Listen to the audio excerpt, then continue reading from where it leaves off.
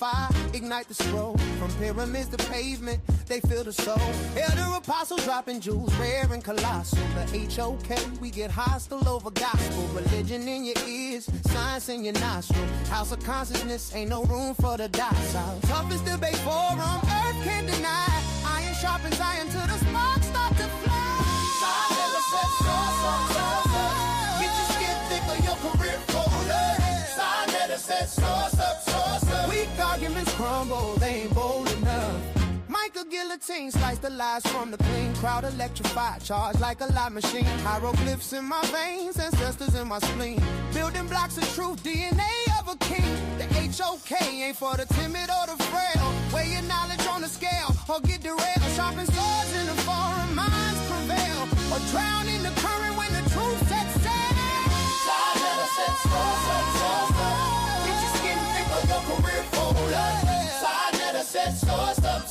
Weak arguments crumble, they ain't bold enough. I never said so. Get your skin thick or your career folder. I never said so. Weak arguments crumble, they ain't bold enough. Iron tongue, every word a blade. Cut through illusions, truth displayed. No retreat, no surrender, we crusade. House of consciousness where legends are made. I never said so. Get your skin thick or your career folder. I never said so. Weak arguments crumble, they ain't bold enough.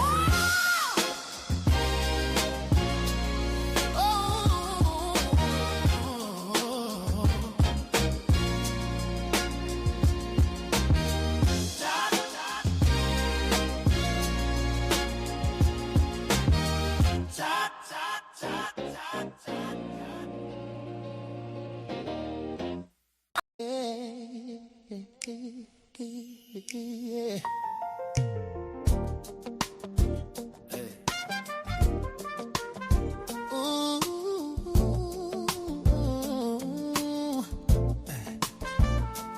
That is for my sisters trapped in religion.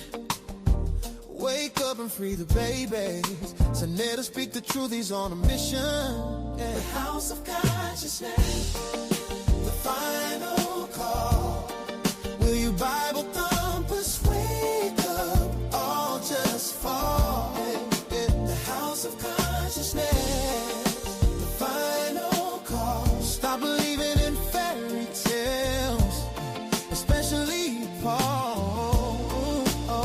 I use the Bible like a lantern in the night, trying to wake up my sister.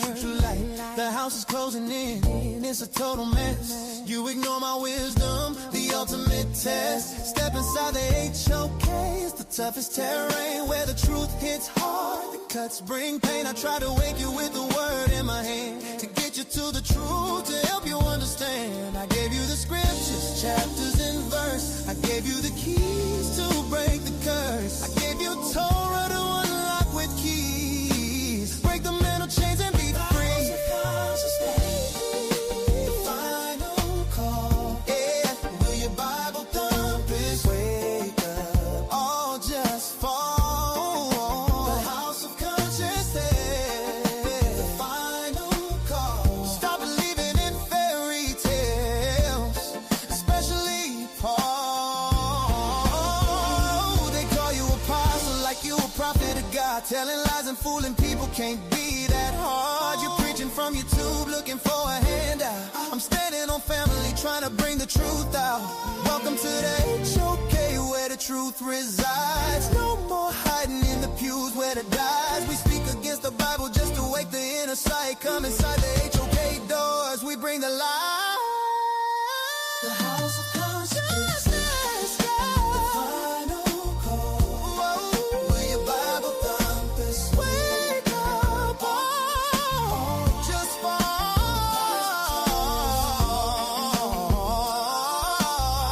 Stop believing in fairy tales, especially Paul. Don't stop, wake the sisters up.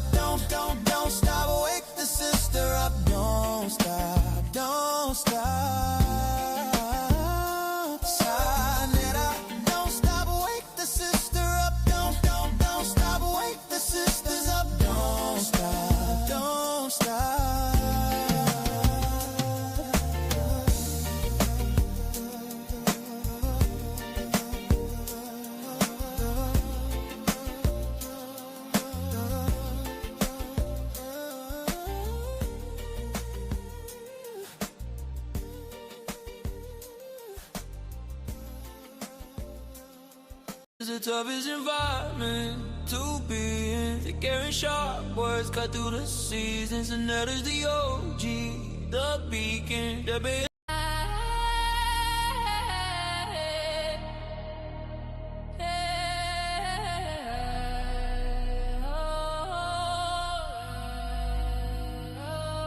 Sonetta the OG, the bass like a chessboard, piece move coldly, Yoda Santan.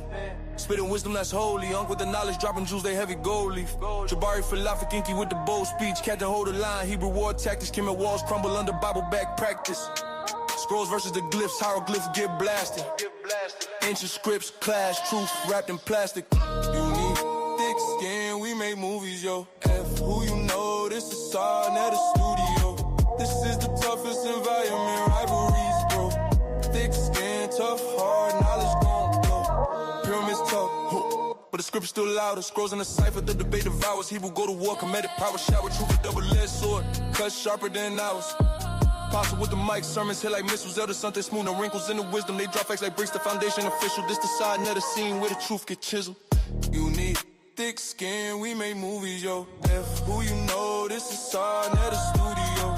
This is the toughest environment, rivalries grow. Thick skin, tough heart, knowledge gon' blow.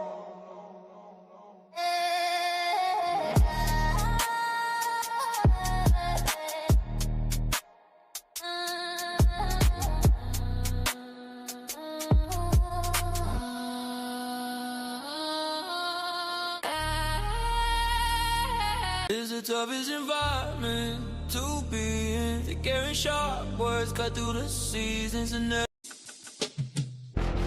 From Killa, the trendsetter. You did it again, man. General, HOK, Field Marshal, and all. None of them can bother dance on the top. Revelation, set the top. Violate the general. Head up in a blood clot funeral home. Anchor the AK, Jabari got the chrome. Heckribus the Harry sending them home. Regina the alley with a Cuban and a galley. Send you back on Nile Valley with a shot in your toe intellectually. How click the link if your scholarship sloppy. More just want make you cry with the truth. No lie, my youth, him a real historian. 21 gun salute for commission. Not a brother, a hustle, a move like him. I left for the black woman at all like Olson, a yarn, a past sister freedom. I the whole panel know what time for Bible thumping. The minute them see me come, revelation set. From Killa the trendsetter. None of them can mother than Sonetta. None of them can mother than Sonetta. Them got a podcast but saw better. Yeah. Coast to coast, we be banging. Coast to coast, we be bringing all this knowledge, we be slanging. In the HOK, we don't do no entertaining. Speaking truth, speaking facts. What the niggas just a layman. Better get on one accord. The future can be yours. Ancestors push you more. We gotta go explore the sciences and math. The future's based on class. You bout to catch my wrath. We turning up this track. In the dark minds of the light. The dark heart still fight. Still can all unite. We gotta make this right. Talk right now. We learn how to stand up and stand proud. No man down. We fam now. House of the conscious, my clan now. From Killa the trendsetter. None of them can mother than Sonetta. None of them can mother than Sonetta. Them got a podcast but saw better. When I look at you niggas, I see what I'm not. Go take him, a little bit of her, mix it with them, I put them in a pot. You still can't get none like me. It might sound the same, but it's unlikely. One white tee. If I lift it up, you niggas gonna see what it gun might be. I thought I told ya. Afro Nation, revelation, we some soldiers. Sonetta put this team together, now it's over. We got the weight of the world up on my shoulder. When you get conscious information, hearts turn colder. Now look at these trappers who rapping the same, so stuck in their lane, systemically, chemically. I'm thinking something is wrong with their brain. As long as they paid and for in the chain, I got nothing to say. They in love with the gang. I traded my gang for change, and now that I changed, a few things still say the same. From Killa the trendsetter. None of them can mother than Sonetta. None of them can mother than Sonetta. Them got a podcast but saw better.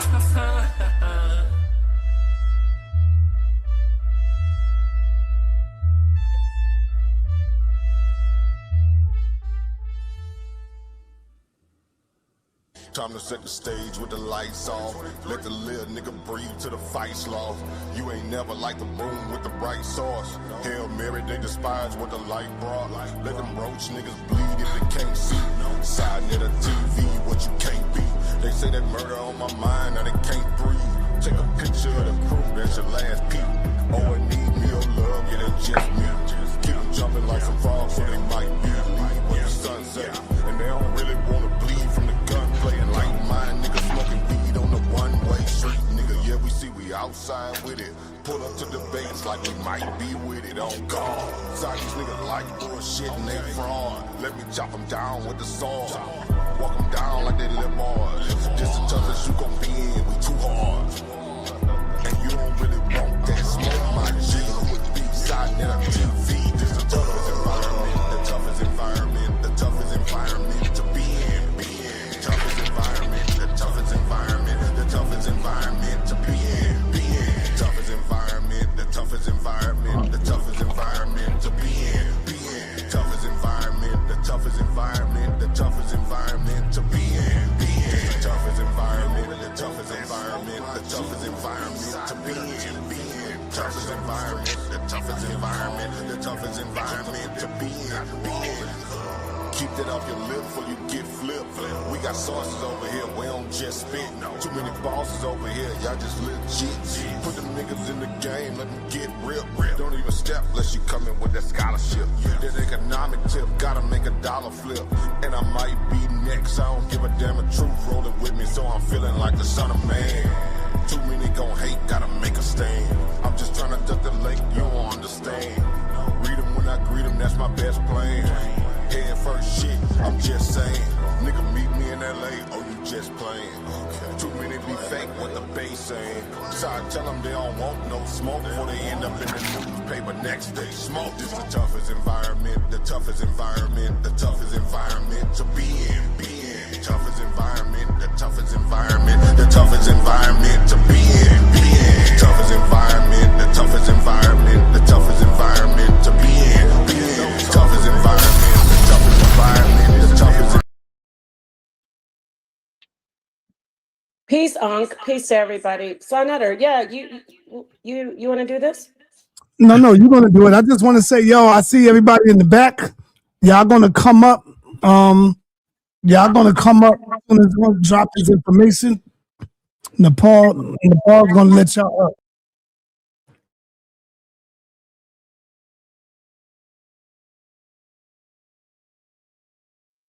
Okay, I'm having a little peace. Ankh, how are you doing? Thanks for joining us. Oh yeah, absolutely. Yeah. Okay, so this, I don't know what happened to the music. It sounded like it went off and then it came back on, but I'm glad everybody's here. That was me. I was playing it. You know what I mean? Oh, okay, that sounds great. On YouTube. Go ahead. Oh, got it. You know what? These are some of the greatest hits. So I just like sharing the music. I'm glad we got to share a couple songs for everybody while we waited for the God Killa, captain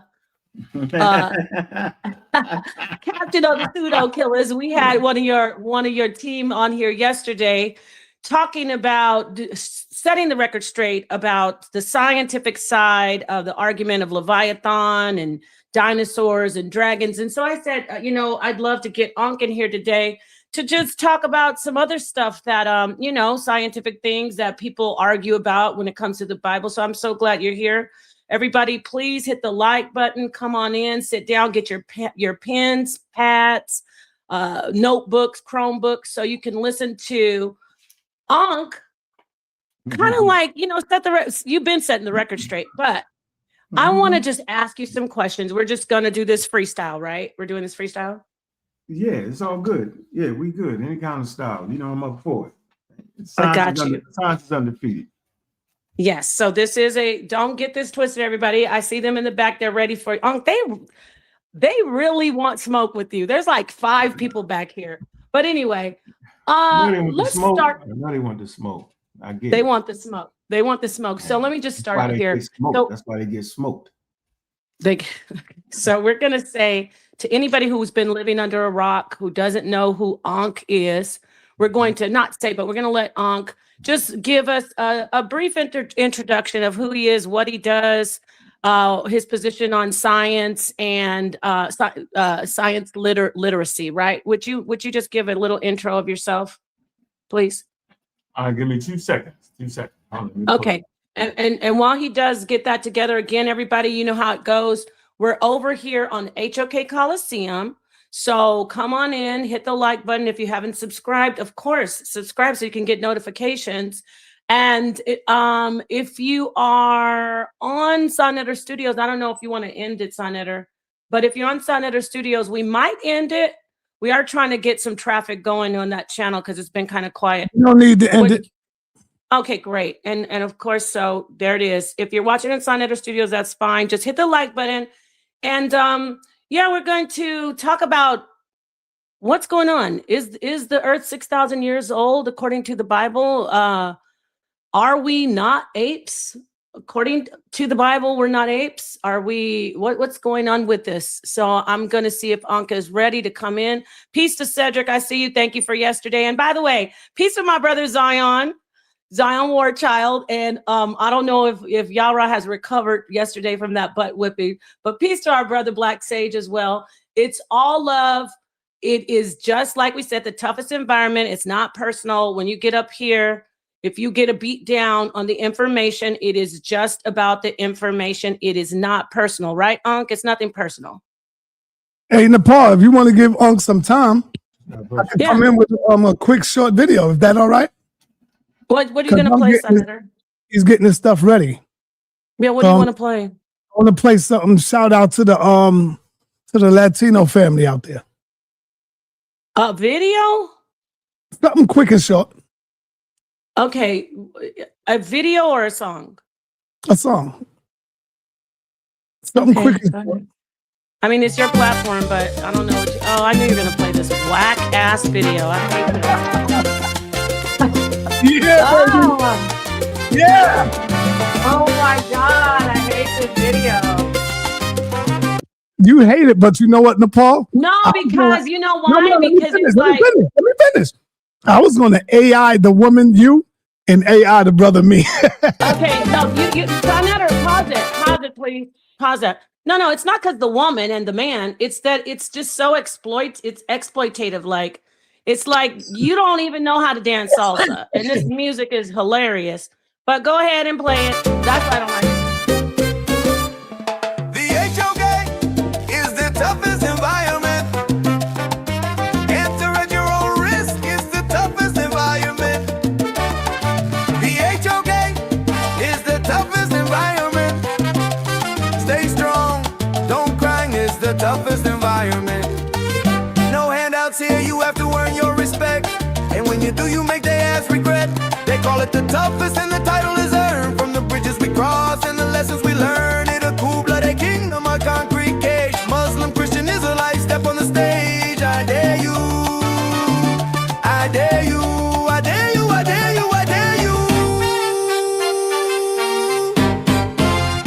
In a cool-blooded kingdom, Sonetta created HOK, where you can't fake it. The HOK is where you fight back. No room for error, no when to attack. Is a master class. How you handle the heat, where the pedigree is written on the concrete streets. Toughest environment. Yeah, we know the score. Locked in on debate and asking for more.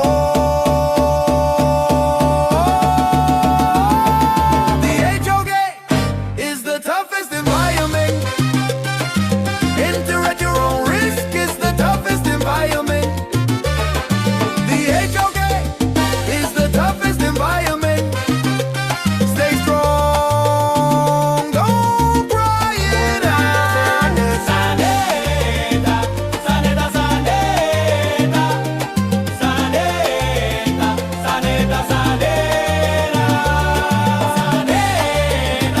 Sonetta, Sonetta, Sonetta, Sonetta, Sonetta.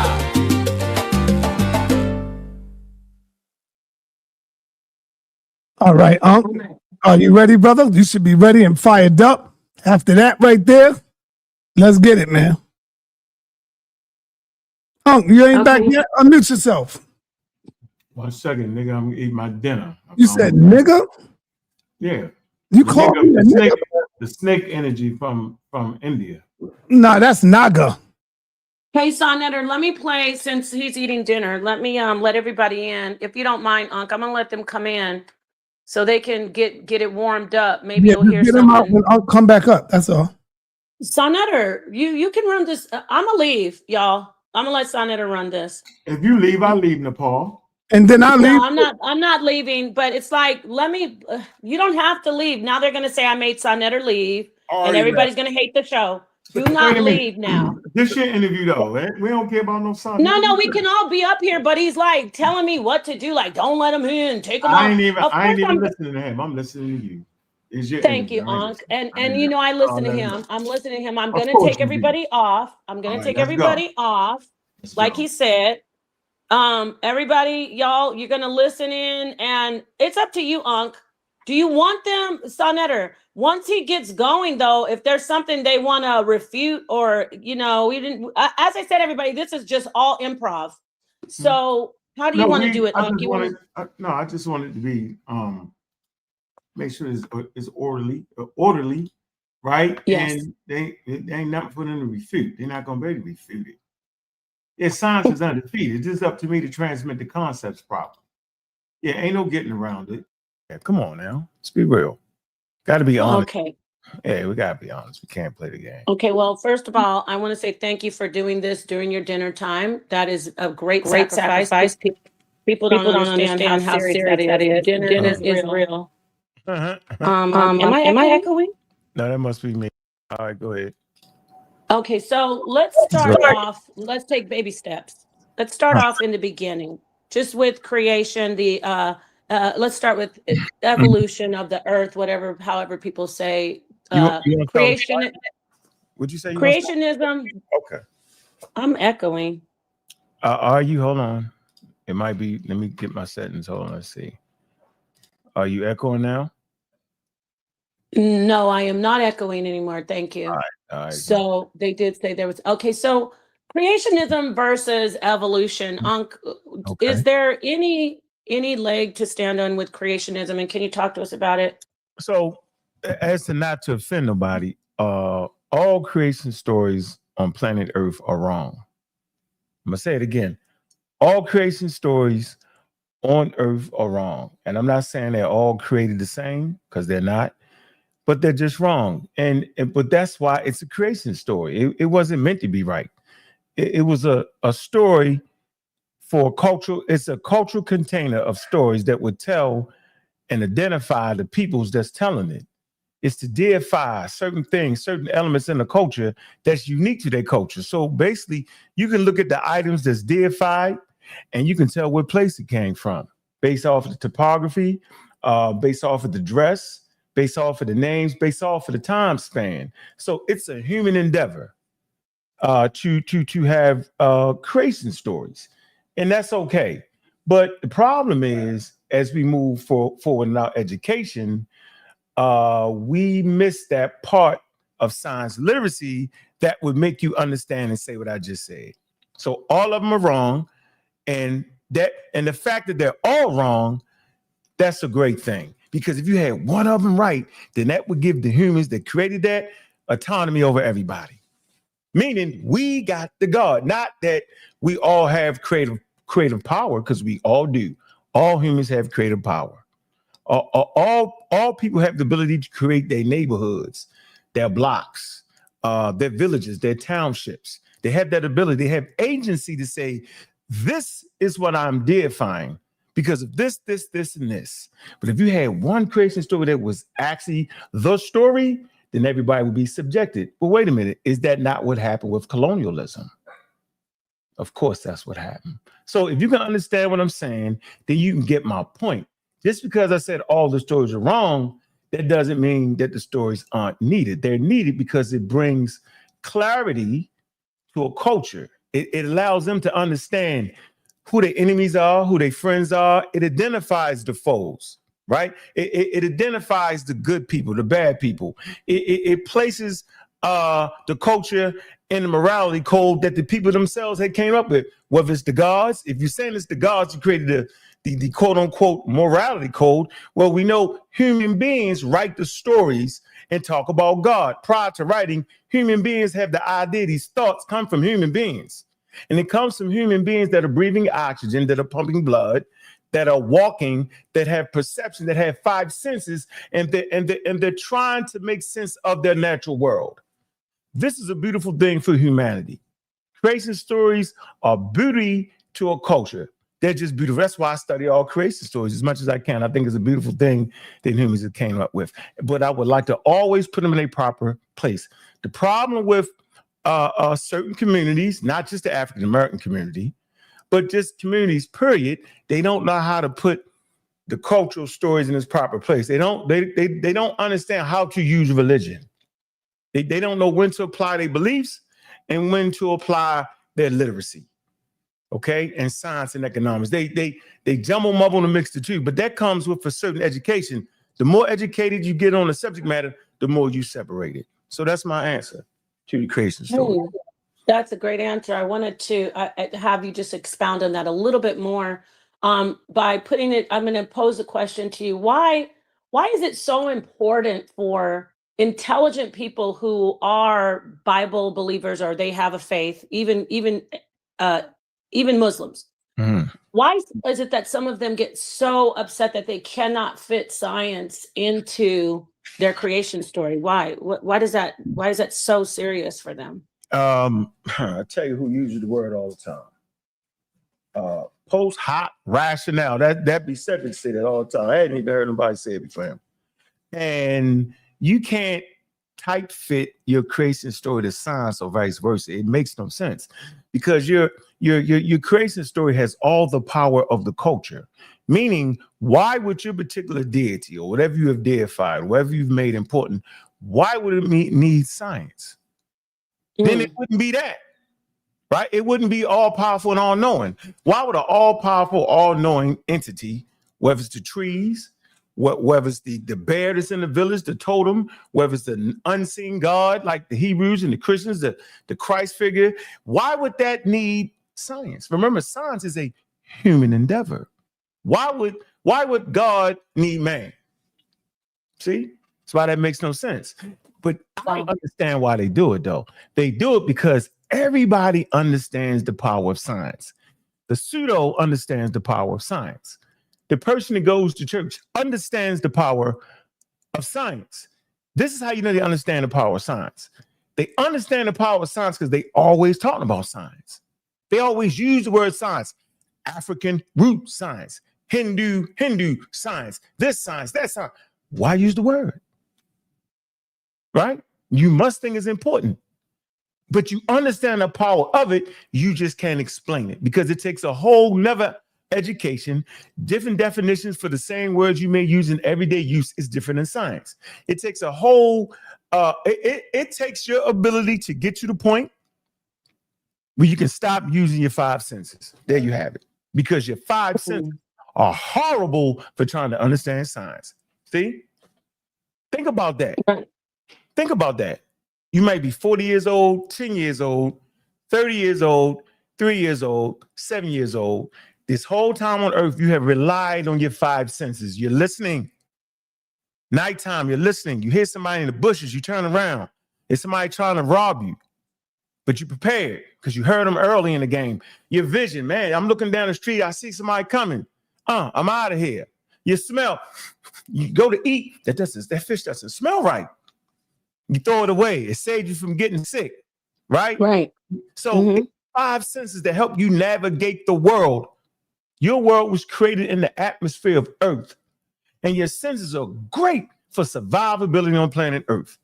But it's horrible when you get outside of planet Earth. Horrible.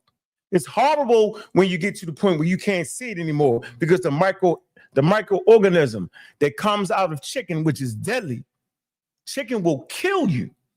Yes. All you got to do, prepare some chicken on a counter, halfway wipe it off. Somebody come behind you, touch it, might scratch in their mouth, they can get sick and die. Yep, salmonella, yep. Salmonella. You didn't see it, though. Well, I went to the store, I bought the greens, I washed them good, but it got the poison on it. You know, vegetables carry some poison sometimes. That's why they have a recall on it. These things, coli, E. coli. Yeah.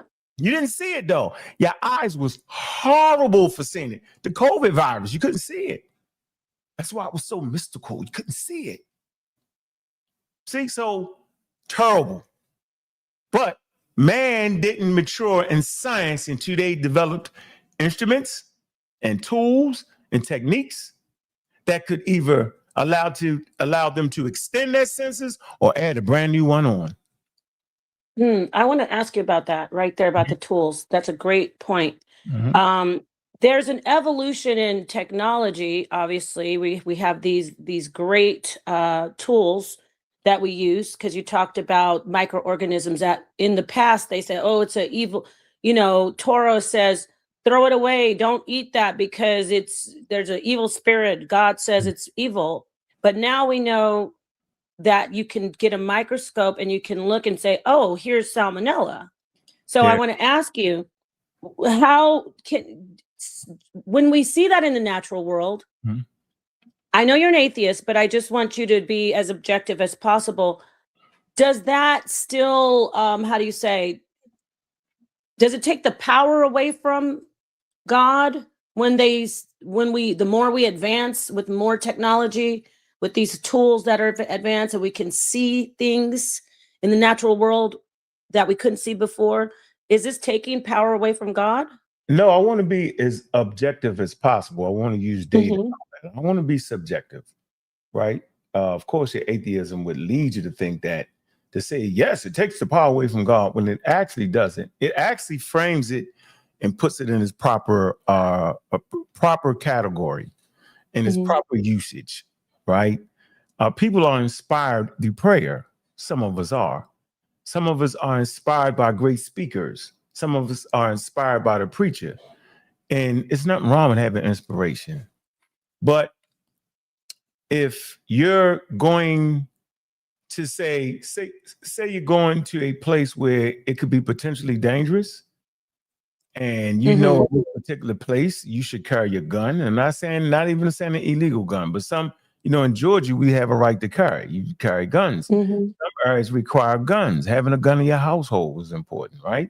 Of course, yeah, here too. The prayer is going to stop somebody with a gun, then you have misused the prayer. You have misorganized what religion and what prayer can do.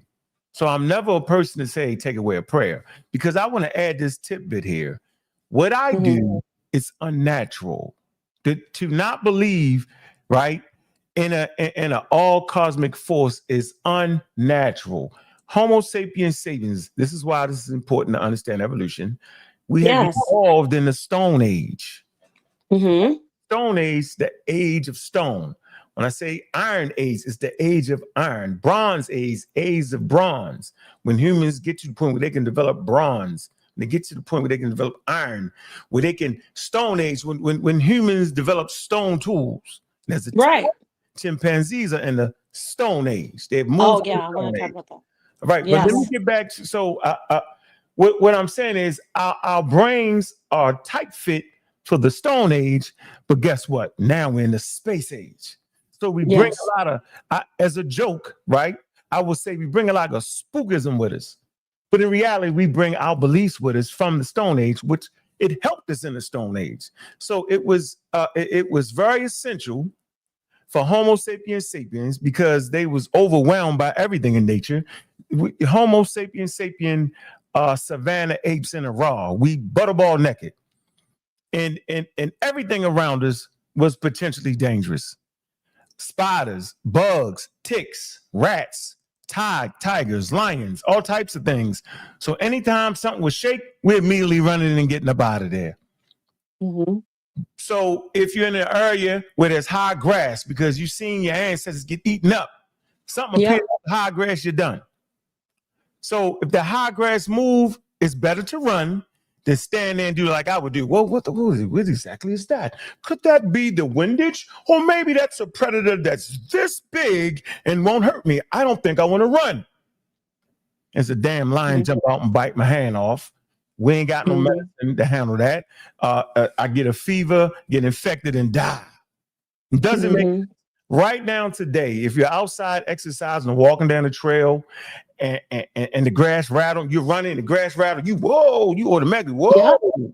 See, if you're upstairs in your house, nighttime, you're getting ready for being some go boom, boom, boom. Man, you go grab your gun. Yes. You go downstairs, it was simply a tree crashed through the door, fell out. Right? So you humans will never make the mistake, okay, and call a shadow a human, but they will always make the mistake and call a shadow a human. Extrasensory is what we have, developed in the Stone Age. Simple as that. We got the space age, and people can co-opt that with your religions and tell you anything. That's why the internet is so hard. The internet supercharge your beliefs. Can you repeat that? I want to ask you a question. We're 1 second, Zaquan. I just wanted him to repeat what he said about the shadow. Before you do, I do want to say this. I'll write that down. He will repeat it, Zaquan. Thank you. But I love that you talked about this, because I was just talking to my children are very into science, and my son was talking about things that we think that we just naturally, well, it is natural to us, but it's epigenetically encoded in our DNA, a lot of stuff, right? Like, for instance, when you said, when we jump at something, that's not, I want to talk about the personality, or actually the characteristics that we picked up over time as people, like how we're afraid of the dark. We just think, well, all people are afraid of the dark. It's because of our environment that we were in, right? For thousands of years. So you can put a pin in mine and repeat what you said, but I want to come back to that, where we can start really unpacking the fascinating things about, even how you said when we smell meat and we know it's stinky, it's because it used to kill us when we would eat it, right?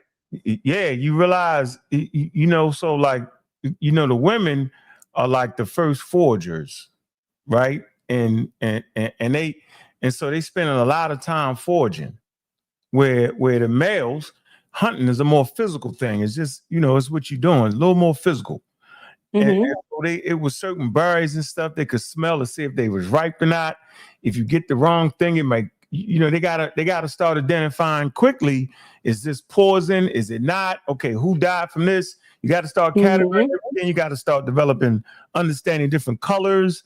Nature is giving you signs based off of color. Certain animals are giving off colors. We're dangerous because we had this color.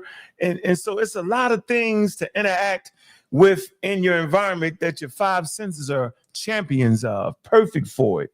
Smell, all that. You got, your smell is heightened, right? You got to smell. You can smell things coming.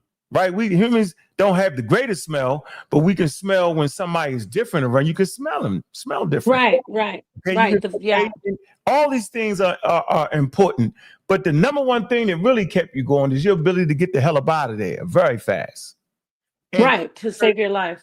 So it's certain genes that actually interact, and those who get away fast enough, right, will live longer to have valuable offspring. A valuable offspring meaning you made it to the age of reproduction to pass on those genes. And so more people with the genes to get the hell up out of there, and I'm making it simple, right, lasted long. And so over time, the population was full of people that was getting the hell up out of there and was believing everything was trying to kill them. Those that were super, super inquisitive, there wasn't a whole lot of them. It was some making it, but it wasn't a lot of them. So the population has always been this way. It's always been the believers. It's always the believers and the non-believers. And no, by the way, the non-believers aren't really all non-believers. What I'm saying is, I just don't believe in a God, in an all-powerful thing. But there's a lot of other things I believe in. So I still carry those genes of believing. So you can trick me. I believe you love me. Right? We didn't all have men and women that we loved. You believe they loved you, but they actually didn't. They were just trying to get you for your money, or they was hanging with you because of your influence, but you believe they loved you. So you know what I mean? So but you actually believed it, and you could feel it, and you would say, "Man, I know she loved me, man," and then she run off. See? Wow, this is great. So when I say I'm a non-believer, I don't mean that I don't believe, and that's the mistake the other side made. So you saying you don't believe in nothing? No, I'm saying I don't believe in your God. That's it. It's like people they're not thinking, right? So all humans believe because it's the natural thing to do. The unnatural thing to do is to fight your beliefs. It just is, and that's why it's hard for us to recover from 350 years of slavery. Right? Because those processes, Europeans had time to develop those processes at their own daggone speed. Where I'm working in the field, you illegal to read. Only thing I can read is the Bible. I mean, the natural thing to do is just stay real super religious with it. That's why Africa had such a hard time, right? Because it was underdeveloped. You need time to develop. You need to be able to fight wars. You need to have fights with different groups. And the best group that thought the best, maybe the group might not even be the best fighters, but they just outthink the people with the best weapons. They outthink them. They outmaneuver them.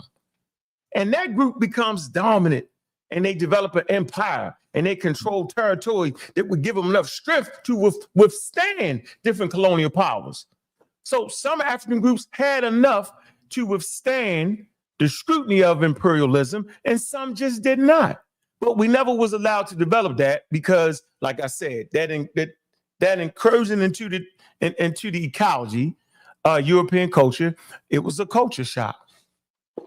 What you want me to say? Mm-hmm. So, wow, I mean, thank you.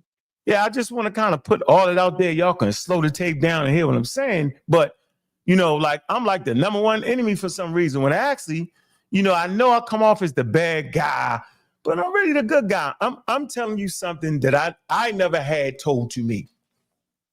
Yeah, I didn't have this. I had all I had was Dr. Ben and them, Sick Anthony Diop's and them, John Jackson and all the other, and then a whole list of super pseudos. I had to work it out with myself. I had to see what the hell is going on. Got tired of getting tricked. You know what I'm saying? I needed to cool. I realized that believing about everything wasn't cool. Believing that we was the greatest people on earth, but couldn't verify what parts of that we was. Believing that the African floated across the savannah and did no wrong was blameless one. That's how it was the blameless one. They did nothing wrong. The Europeans was the meanest devils, and we did none of that. We was gracious in the way we did. Yeah, that's a hell of a mind. You know what I mean? You had to balance it out. The only thing what I realized was, man, to catch everybody lying, it's something called science gonna catch you lying. Science gonna beat you to submission. The more you fight, it's like quicksand. The more you fight against it, the more you get submerged. The more you go home by yourself when ain't nobody around, you like, damn, I didn't even make no sense. But let me get back to you though. The thing was, human beings will never make the mistake in calling another human a shadow, but they will always make the mistake in calling a shadow a human. This is based off of evolution, the way we have evolved. You get tricked all the time. You get it? Is that what you were asking? Okay. You get that? Make sense to you? I'm not sure I understand. You talking about your reflection? No, not your own. A shadow of anything.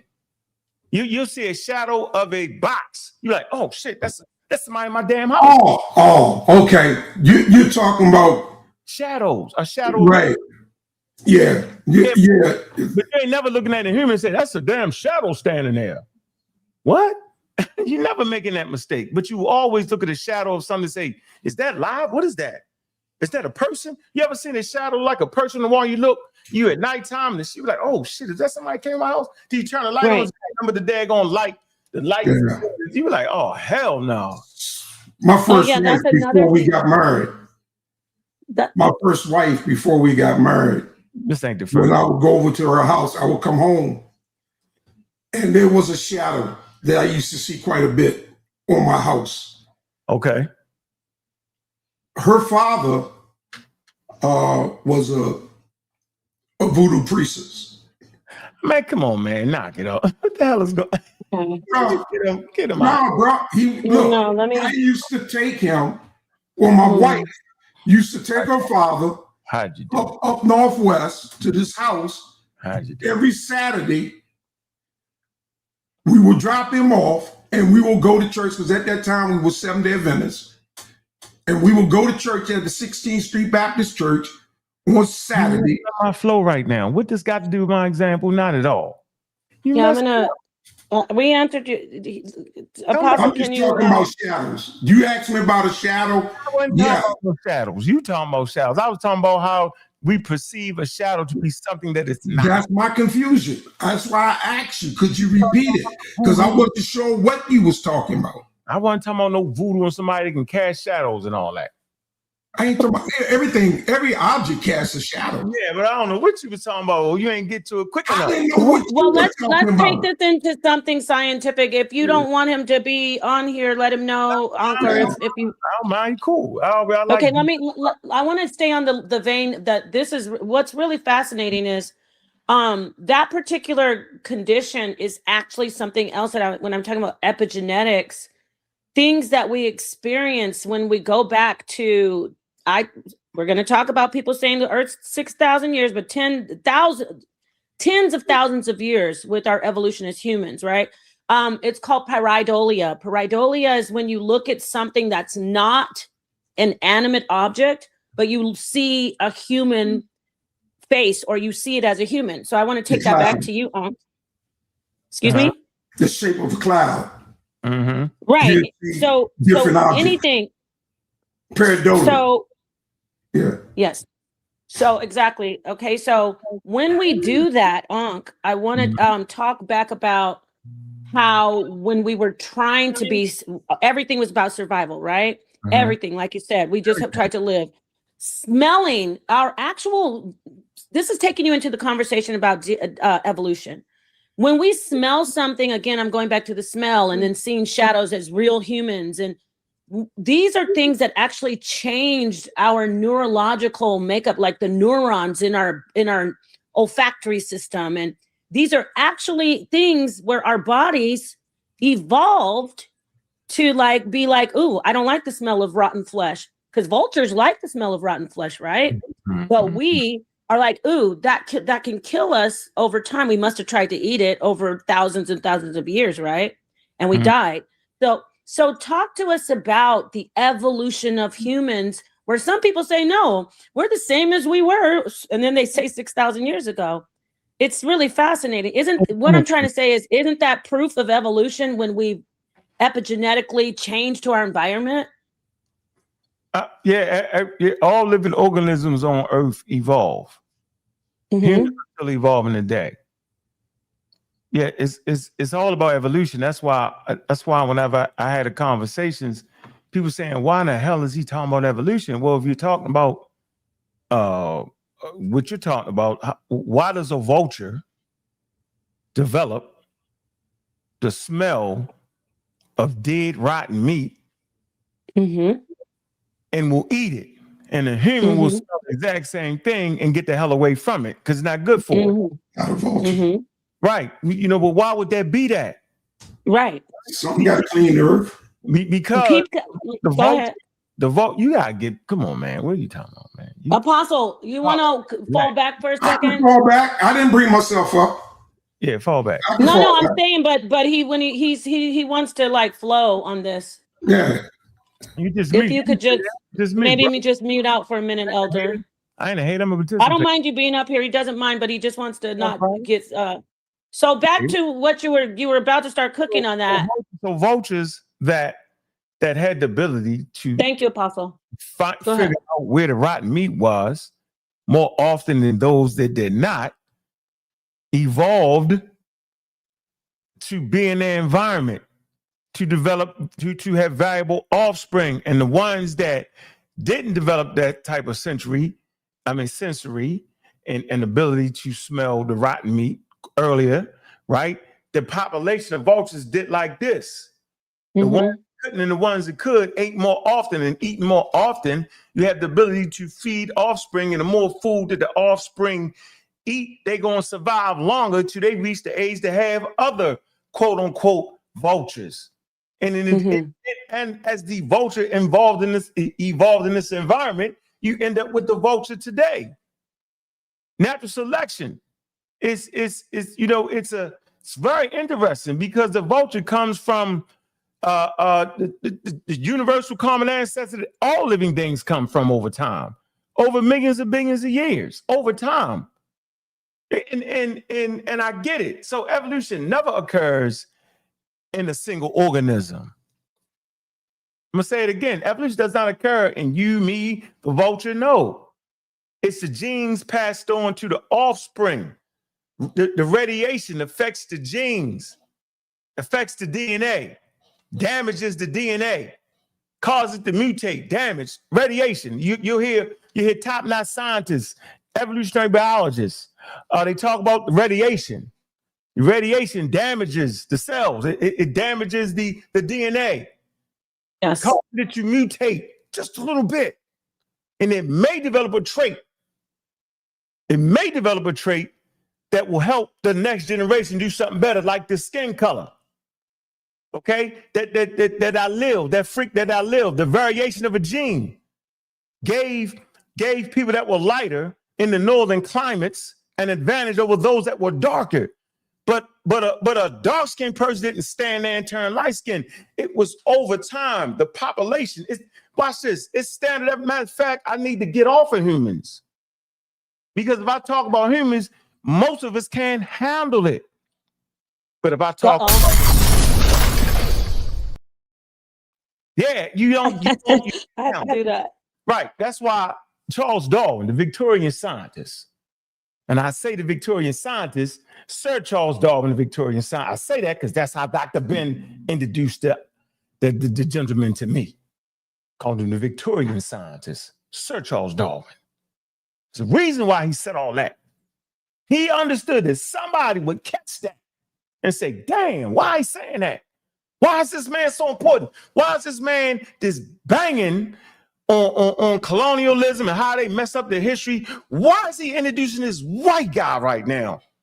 In the beginning of his book, why is he showing you fossils of ancient man? Not even Homo sapiens, just ancient human males and females, different, look like monsters. Why is he doing this? And we all looked at the first 2 chapters in Dr. Ben's book, and none of them was read. She was like, I want to finish that shit. And we went right to the religious part. But back to the skin color. You thought I forgot. My point is that radiation, as humans migrated out of Africa, okay, the mutation of dark skin or dark brown skin that allowed you to have valuable offspring because it protects you from a harmful UVA rays. Radiation, again, was surrounded by harmful UVA.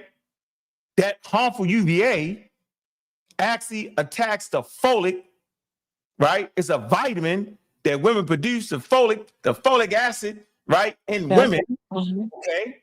It attacks that at high rates where they start having miscarriages or start having babies that have spinal bifidus, right? Start having babies that are born too early and then they die, okay? So over time, those that were a little bit more darker got protection just enough to have a baby.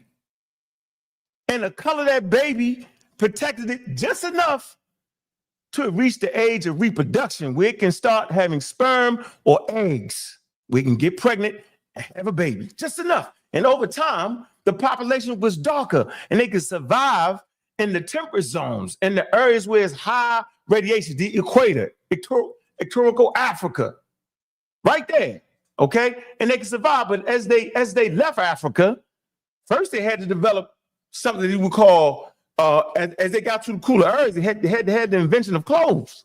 Because remember, we naked now. Naked for the majority of human beings have been naked for the majority of their life on Earth.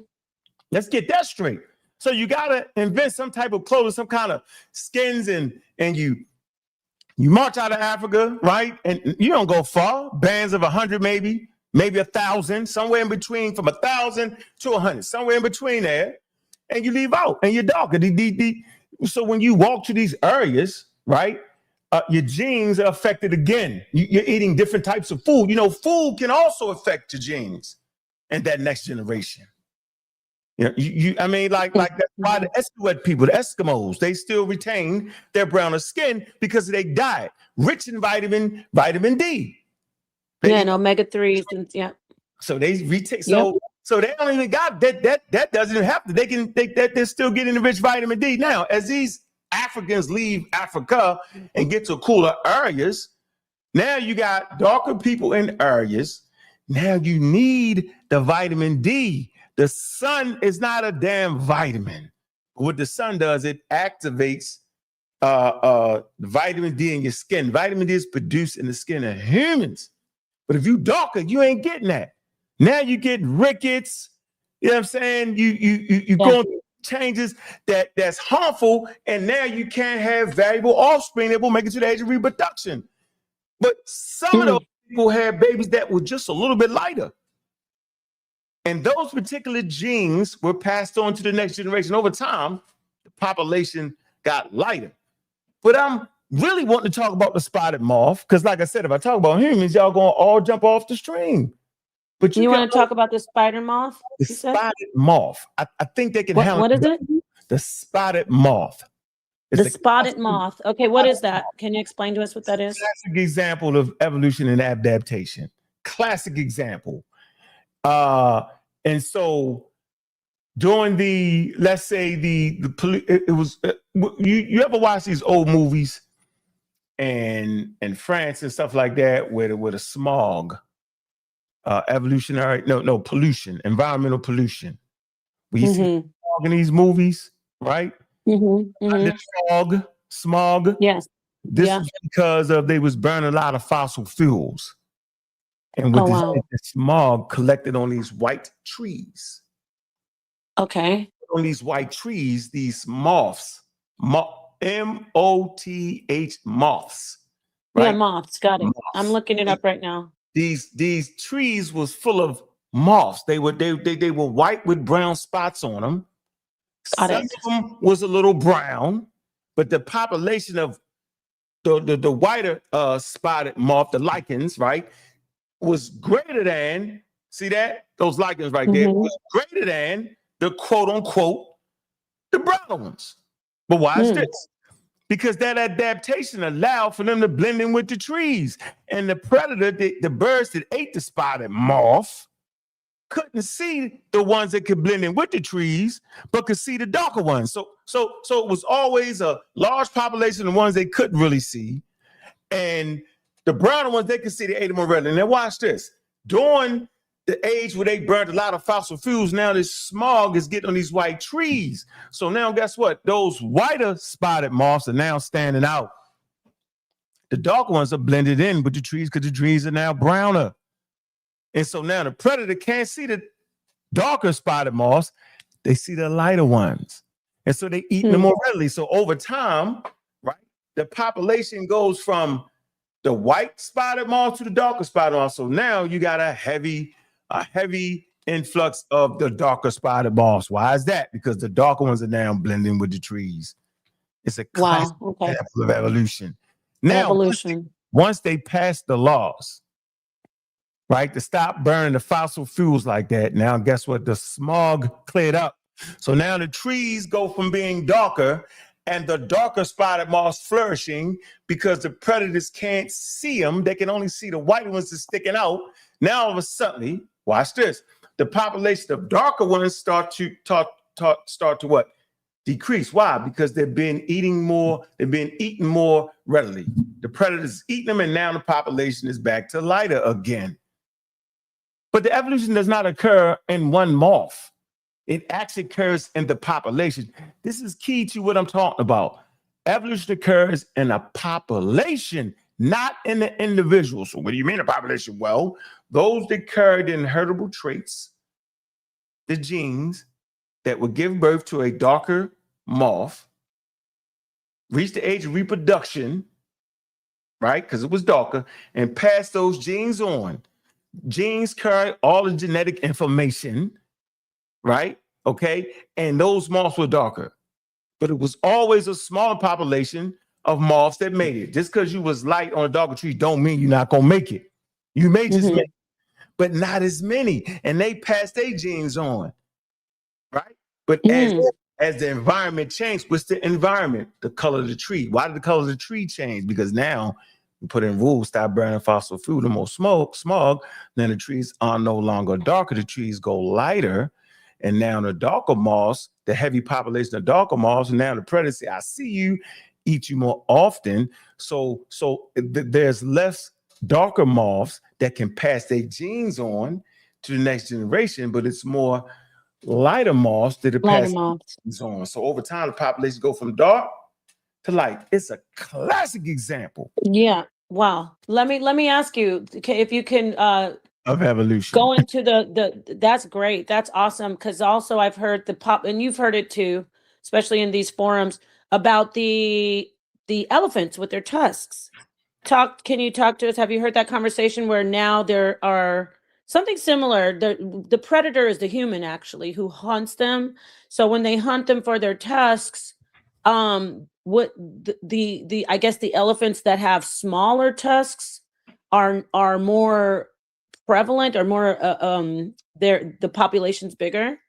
So now there are less elephants. I mean, correct me if I'm wrong out there, anybody, but I've heard something similar, that now there aren't very many elephants that grow those very long curling tusks like they used to. They're just very short. Oh, have you heard of that? No, I haven't heard of it, but I can kind of, let me guess at it. Okay, please. Let me guess at it. So you're saying the population of the population of elephants, those bulls with longer tusks aren't there no more. What I would be thinking is, since humans hunt the big bulls with the longer tusks, there are less bulls that will pass their genes for having long tusks in the population of the daggone elephants. So over time, the ones with the smaller tusks, right, is having sex more often than the ones that got killed with the big tusks. And so those genes that produce the smaller tusks, the population go like this. See, I can basically understand it. I'm not sure, but I would guess that's what that is. That's it. I got to drop the bomb for that. So let me show you this. Exactly. That's what it is. So that's evolution. That's evolution. So look, share my screen. Let me show you this. All right. So but people will argue, Ankh, they'll say that's not evolution. Okay, well, it is. It's classic Charles Darwin evolution. Right here, the peppered moth evolution. It said evolution of the peppered moth in an evolutionary stance of directional color change in the moth population as consequence of what? Air pollution during the Industrial Revolution. It says the frequency of dark-colored moths increased at that time. An example of industrial metalasium. It say later when the population was reduced in response to the clean air legislation, we call it the Clean Air Act, the light-colored form again predominated. It say industrial metallism in the peppered moth was an early test, of Charles Darwin's natural selection in action, and it remains a classic example in the teaching of evolution. See, that's what I'm doing for y'all. I'm giving you an account university. Wow, that's awesome. Right, this that's great. All right, it's right here. I didn't know anything about this. This is really fascinating, and it's all because of it's based on environment. Yep, look at this. See, make it big. Yeah, wow. Yeah, see? Oh, yeah. And look at so there's both of them right there. Yep. The lighter one and the darker one, right? Yeah, so you can barely see the lighter one. You can see. Now suppose this tree got smut on it, then you wouldn't be able to see the darker one. And this is kind of like a sore thumb. It's a classic example. So it's not that the moth right there you're looking at evolves, is that the eggs that the female have will carry the genes for that dark color, and that next generation will be darker. But this lighter one right here carry the genes, right, that will produce the light color.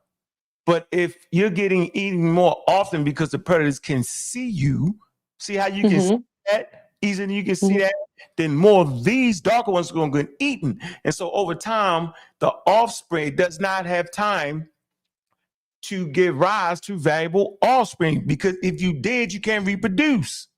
It's crazy when young black men on a regular basis get killed before they have children. Think about that.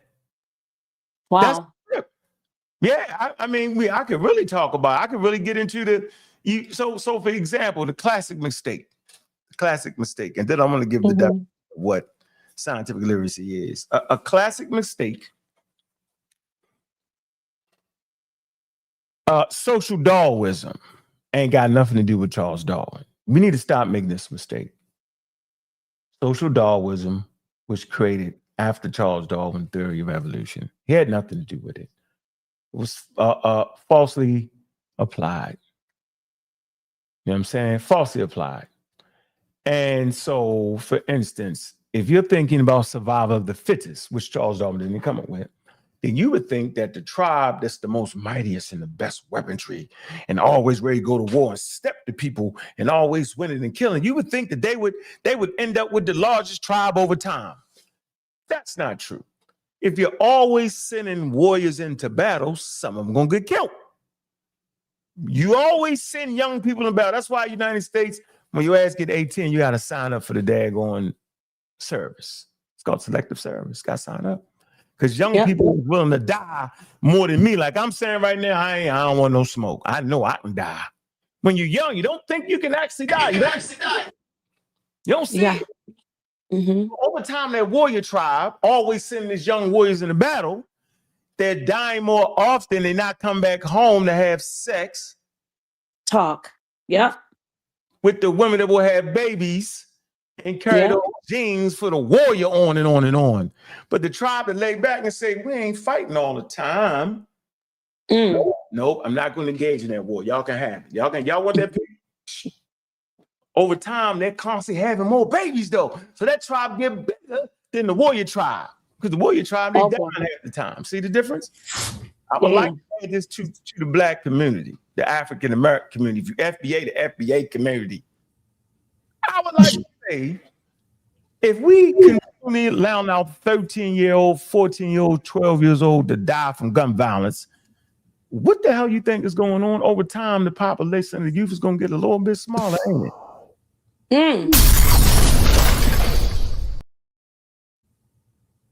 Like, we got to relax this, man. We got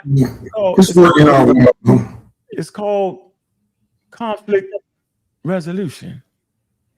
That's why the European is the minority on the planet. No, stop, man. Can you leave them out?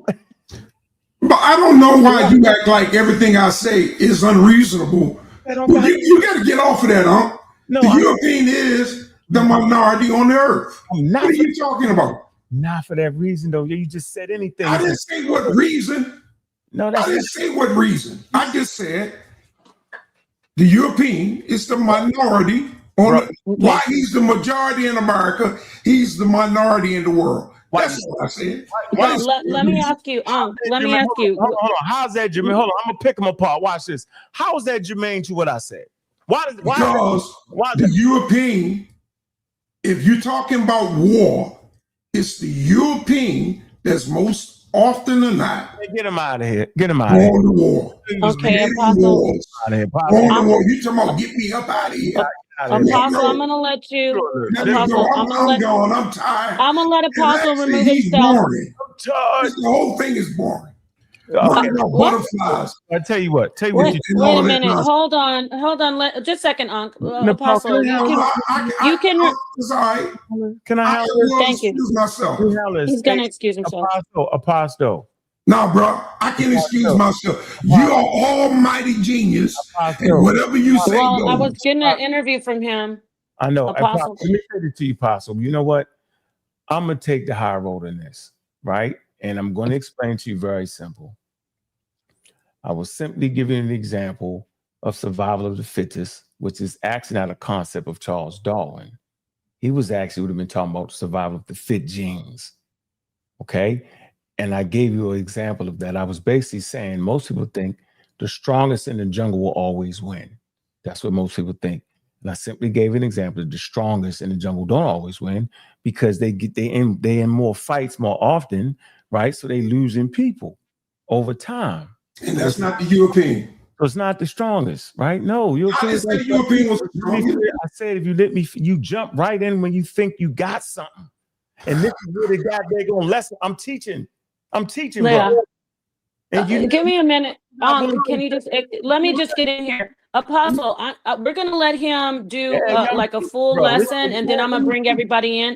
I'm teaching, and he removed himself. I didn't kick him out. Apostle removed himself. So, and I didn't bring myself in. The hate is in your heart. No. Apostle. I brought you in because. Yeah. Go ahead. I brought you in because you had a question, sir. I don't care. I'm saying I brought you in. You came in with the ignorance though on purpose, willful ignorance, because you never would have listened. Why is that willful ignorance? Because whenever you come on, you talking about that Bible, nigga. I'm like, nigga, I ain't talking about no Bible. I'm like, hey guys, that's your problem. I'm like, gentlemen, them damn bastards. Hey, Pastor, you need to only talk. Did I mention the Bible? Well, the show is a challenge, but I just wanted to get him to the Bible. You should have though. Well, no. Apostle, can you not hear me? That knows science. No, you don't know. You know, there's an island out there that used to have nothing but mice. Excuse me. There's an island out there that used to have nothing but rabbits, and it was beautiful. But the European came over with his ship. Give me 1 second. And his rats, and the rats flooded the island and started eating what the rabbits was eating. Till the rabbits started dying. And the rats even fed on the rabbits. So there's some bright genius said, well, let's bring some cats to kill the rats. But they brought the cats, but the cats killed not only the rats, but the rabbits. This is your people, bright thinking, scientific minds. A rat wasn't in America until the European came and brought the rats over here on their ships. Venero's wasn't here until them same guys having sex with sheep came over here and having sex with the native population. And then they came with their blankets of smallpox. And you got an entire nation of people gone. Really, yo, you just overtalked the lady. Look, man, I'm gone. You are almighty, most knowing, with your ignorant ass. Apostle, what's going on right now, Apostle? I know we're about to smoke, but let's try to let the brother. He brought me back up here. You got some food right here, yo. That's how bananas you are. You got food right there, Apostle. I'm not yelling at you. I have man. What's that right here? What's that?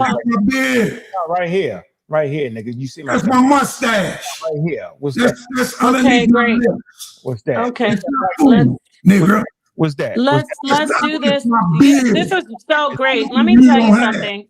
The information that was coming out, and we're gonna get back on track. Hey, this is the toughest environment. You know, nobody has soft skin, but we need to really get back on track. Paul, I'm gonna get back to this, and so go back to that point about the male population is very intriguing. I want to go back to why bringing in Europeans was not germane. And he's wild with that. Since Europeans fight the most wars, then that's why the Europeans had the smallest population. That's not true. Right? That's not true. The majority of Earth inhabitants live in the temperate zones. Right? So based off of the skin color map, the majority of people on planet Earth are darker brown anyway. People of color outnumber those who live in the higher zones, zone 3.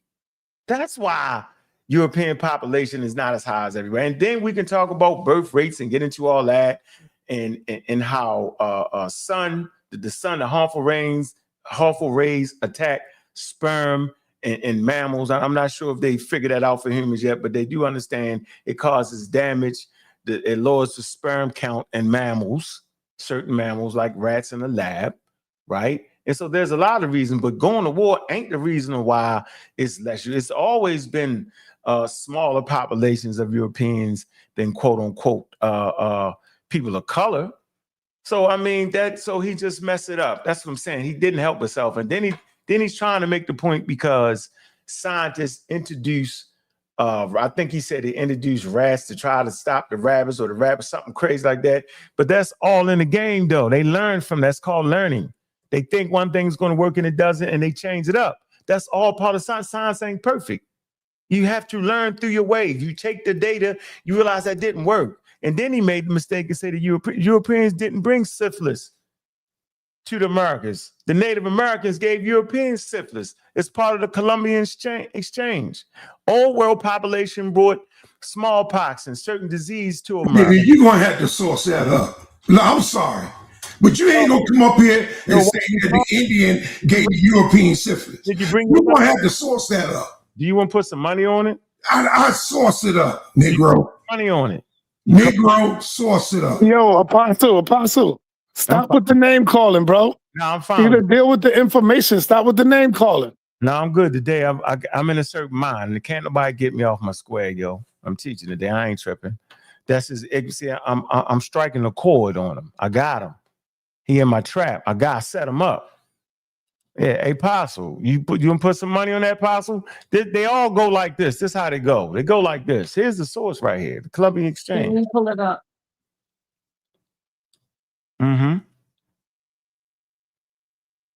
Yeah, this is we all understand that. Let me see if I can find the Columbian Exchange, also known as Columbian Interchange, was the widespread transfer of plants, animals, and diseases between the New World, the Americas, and the Western Hemisphere, and the Old World, Afro-Asia, and the Eastern Hemisphere. From the 15th century onward, it is named after explorer Christopher Columbus.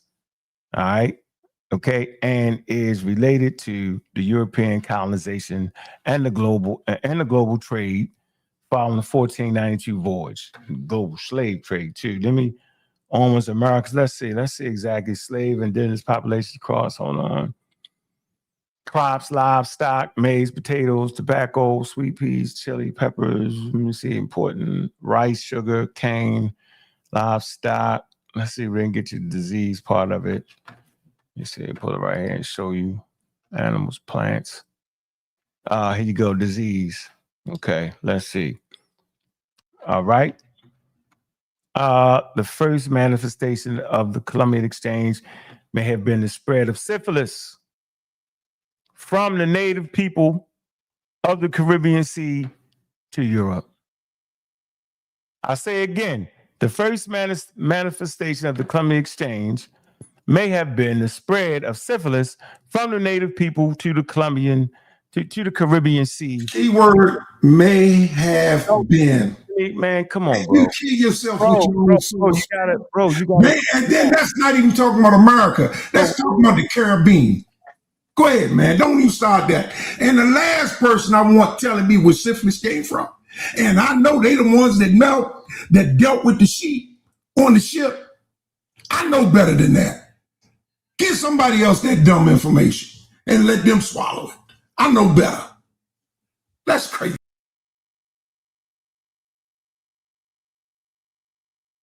Okay. Are you still needing this? I can take it down for you if you're done with it. No, I want everybody, y'all can read through the whole thing. Let me give you the source of this. And and at the end of the day, man, look, it is right here. The topic is debated like a lot of different topics. But for you to think that the native population didn't have any diseases, that's your fucking ignorance. You're just ignorant. You're crazy. You can never learn. You're stuck. You're stuck. Right? You think that human beings don't carry diseases because that's what I said. But I know this said may have been. So you're saying, so you worry about this may have been, meaning that they don't know. So and you brought the source up that may have been. And you want to think like you so smart. I'm saying why I guess a may have been is not at all. I'm saying why a may have been. Why I'm surprised that you bringing a source that says may have been, and you're trying to pass it off. That's true. Why you? Okay, let's talk to him. Let's let him. Let's let one mic prevail. I'm saying in about 5 minutes, I'm gonna cuss your ass out. Yeah, let's not go. Let's not do You that. done started that. I'm just He already dropped the F-bomb. Hold on, Ankh. Sonetter. This is a great show. I'm saying you overdoing it. Nah, you. Yeah, let's do this. Can I take the mic for a minute, Apostle? Yeah, you can have it. Look, Sonetter. Talking is bringing me back up here. Lying. Okay. You're lying. So now who may have been? Okay, Apostle, just get some information. Apostle, just grab some information to refute it. That's all you gotta do. You got 2 strikes, Apostle. The next time you yell and scream in my face without a source, I'm gonna cuss you out. That's not gonna happen. Yeah, that's not happening. He's not gonna do that. Because it's not gonna happen because this is a great show, Ankh. I don't want it to go as far left to where. Hold on. But what he can't do is act like I'm the sucker in the box. Now I'm calm and I'm chilling. But he's not me. I'm not yelling at him. I'm cordial. Right. I disagree. I disagree with the source. He know I got 50 more sources to back that up. But this show ain't about syphilis and its origins and all that. I'm not yelling at you. I talk loud, brother. Sonetter, are you there? You come here, Sonetter don't got to be there. I'm right here. No, I want him to talk to Apostle about just like taking it down a couple notches. Yeah, all you got to do is tell him, Nicole. He's gonna respect you. Tell him, make him respect you. Can we calm down? No. Okay. Listen. You got to make him respect you. Simple as that. He's a grown man. I can't make him do anything. Yes, you can. On your show, you can. All right. I don't want to get off track. If he want to be on your show, he got to respond. Oh my goodness. He got to respect you. Okay. Can I then listen? Can I say this? Can I say this? With Ankh right now as a guest, he is talking about evolution and science. So, Apostle, can you show a source to refute the information? That's where we want to stay on track. Remember sourcing up. Yeah, I use his own source. I use his own source where it says may have been. That lets you know they're not saying for certainty. They don't know. I'm saying common sense. I know what they were doing with the sheep on the boats. Remember, they didn't have women on those boats. So everybody know where that disease came from. And for Wikipedia, him to pull up a Wikipedia article where these white folk are sitting up here lying, not wanting to tell the truth about their people and what they did with animals. They came over here and infected these people over here with smallpox, alcoholism, and everything else. And they brought death to these people, and that's why they are a minority in their own country. Hey, They're still living on reservations. Nepal, can you get him out? He don't got no. Yeah, I'm out of here, man. He goes out. He has managers, so he's coming back on his own. I know, but he lied. No, hey, Nepal. All you got to do is tell him you appreciate it and you respect it if he don't come back on your show right now. Yeah. Don't come back on her show, brother, if she don't want you there, man. So I didn't say I don't. No. It's not that. He needs to be respectful and just do the information. And he's old. He's an elder. So let's. But once he put you in the back, you got to stay there until she bring you back up, Apostle. Yeah, he put himself in the back, so he's not okay. It's not focused on him. I wanted to get back to. You want an Apostle to respect you or you don't, Nepal. No, you can't put her in this situation because you bulldozing her, and she don't want to look unladylike and cuss his ass out like you know she can. So it's either I got to do it or you got to do it because she's trying to be ladylike, bro. Right, I got you. I'm trying to be ladylike, okay? But I would not cuss him out because we're going to get back to this compelling information that you were talking about with the males. That's what I wanted you to get back on. Well, I got to finish. Now he make it seem like I ain't got no sense, and I don't like that. You want to bring in Cedric because other people are backstage too. Cedric just came in. If you want me to bring him on, let me make this point. Go ahead. This comes from the Columbian Exchange, right? We did the whole Columbian Exchange, right? I came down to this portion right here with the syphilis, right? I did this. He don't like the word maybe, but he read the damn Bible. It's all full of if and buts, or maybes, or could have beens, or might be. I thought I saw it. The whole Bible is full of that. Okay, so we come right here to the history of syphilis based off this article. And then you deal with the available data on it. So now let's see how crazy this man is. So we come down here, right? The origin, they say the history of syphilis has been well studied, but the exact origin of the disease was the source of debate until the archaeological and genetic evidence showed, look, conclusively, it originated in the Americas. So now what he gonna say? Syphilis originated in the Americas. Ancient DNA shows, but European colonialism spread it widely. So it was the colonial powers that spread it widely. It's another source right here. Ancient genomes reveal deep history of treponemial disease in the Americas. The Journal of Nature. What is he talking about, bro? Who he think he talking to? Running disease, he's lost his mind.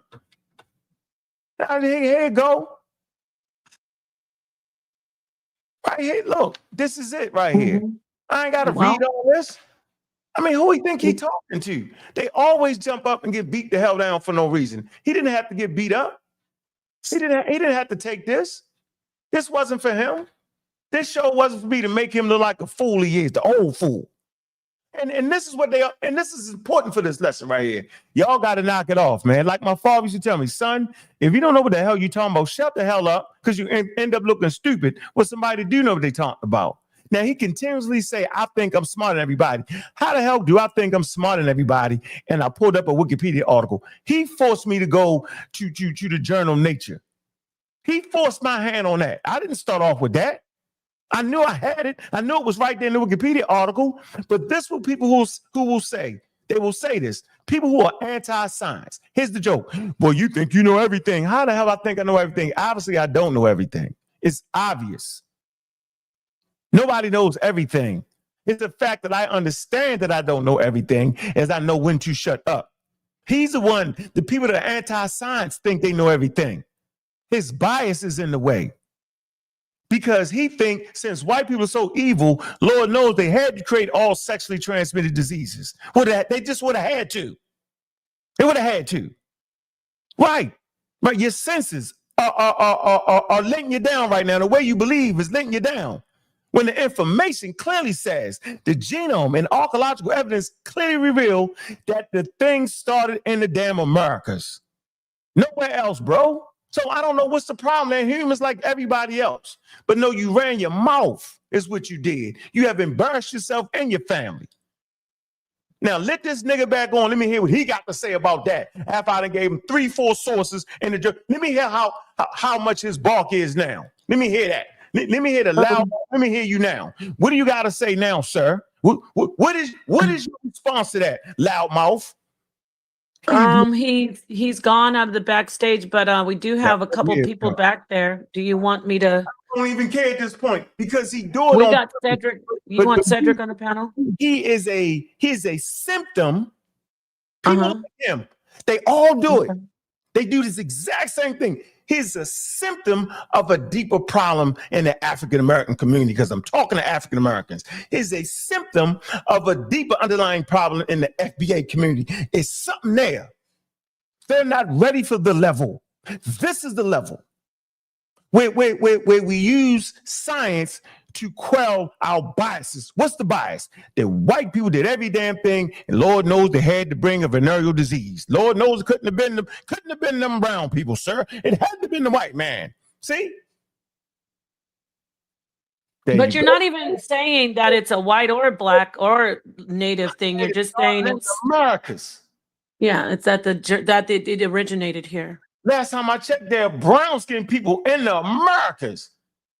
There's light-skinned people in the Americas prior to any Africans getting there, prior to any colonial people coming there. Last time I checked, the skin map verifies this, because they're under the same conditions as people all over the world. If you're in heavy radiation areas, your skin will be browner. If you're in Canada, your skin gonna be lighter. If you're in South America, in the deep, it's gonna be dark. If you're in Mesoamerica, it's gonna be dark. If you're in Florida, it's gonna be darker than people in Maine, than the natives in Maine and Canada. What the hell is going on? Science requires you to think. The Bible requires you to believe. Two separate things. But you can go ahead and flip over. And you can separate the two, correct? Like you don't have to just do one or the other. Right. People bring them in opposition. They don't have to be. They can be, I'm a scientist and I'm a religious man when I go home, my family believe in Jesus Christ. When I'm in the lab, I'm a scientist. Look at these comments. Miss Napa, don't reframe what he's saying. He's drawing a color line. Okay, I do want you to get as much time as you need. Why do you think he said that's interesting? No. Yeah, I wanted you to address that. Yeah, go ahead. I'm drawing a color line. Yeah. Well, nature knows no color, right? Joel A. Rogers. He wrote the book. Deep. Nature knows no color line. So humans draw. So he's saying I'm drawing a color line. You never said the Native Americans gave us syphilis. You said it originated in the Americas. So then they probably raped Native American women and got syphilis from some of them. Or whatever. The thing is that you're right. You're right. One thing I do want to say, Ankh. So all of us, we're so hypersensitive about race. We need to start being more objective when it comes to the facts and science. We all heard that stuff about sheep, right? You heard that, right? Yeah. So anyway. So here, I'm going to show you. Here, I'm going to give you a basic. When science comes out and says, look, we found the origin of this disease. It is what here it is. It was. We got to be able to say, oh, okay, then I thought. Just like today, again, if just indulge me for like 10 seconds, again, with my children, we were eating something and then my son's like, are there regions of the tongue that can sense certain types of taste like umami and salty? And then my daughter said, no, that was just a myth. Science has discovered that that's not true. So remember that we used to think, oh, the tip of the tongue can taste salt and the back of the tongue can taste sweet, but information updates. So I just want to say that. Go ahead, Ankh. No, hold on. I'm trying to get. Okay. And as we sit here and let him catch up with it, he's going to bring up his information. We do. Again, I want to remind you, we have people backstage whenever you're ready. I just want everybody to be respectful, though. I don't want this, he's just bring the sources. Source up or shut up. But I'm actually teaching, though. You get my point? I'm teaching. Yeah, of course. If you're not up on it, then don't worry. Just learn what you can handle, what you can't handle. Spit it out and use it for another day. It's actually not a big deal. You know what I'm saying? Like it's a cordial thing. It's not a war. It's not a beef. You're gonna know some things and some things you're not gonna know. Some things you're not going to be able to comprehend, that's okay. There's plenty of things I don't comprehend and understand. I say it. Well, I don't actually understand that. There's nothing wrong with that. Not at all. The issue is when, your opinion is your opinion.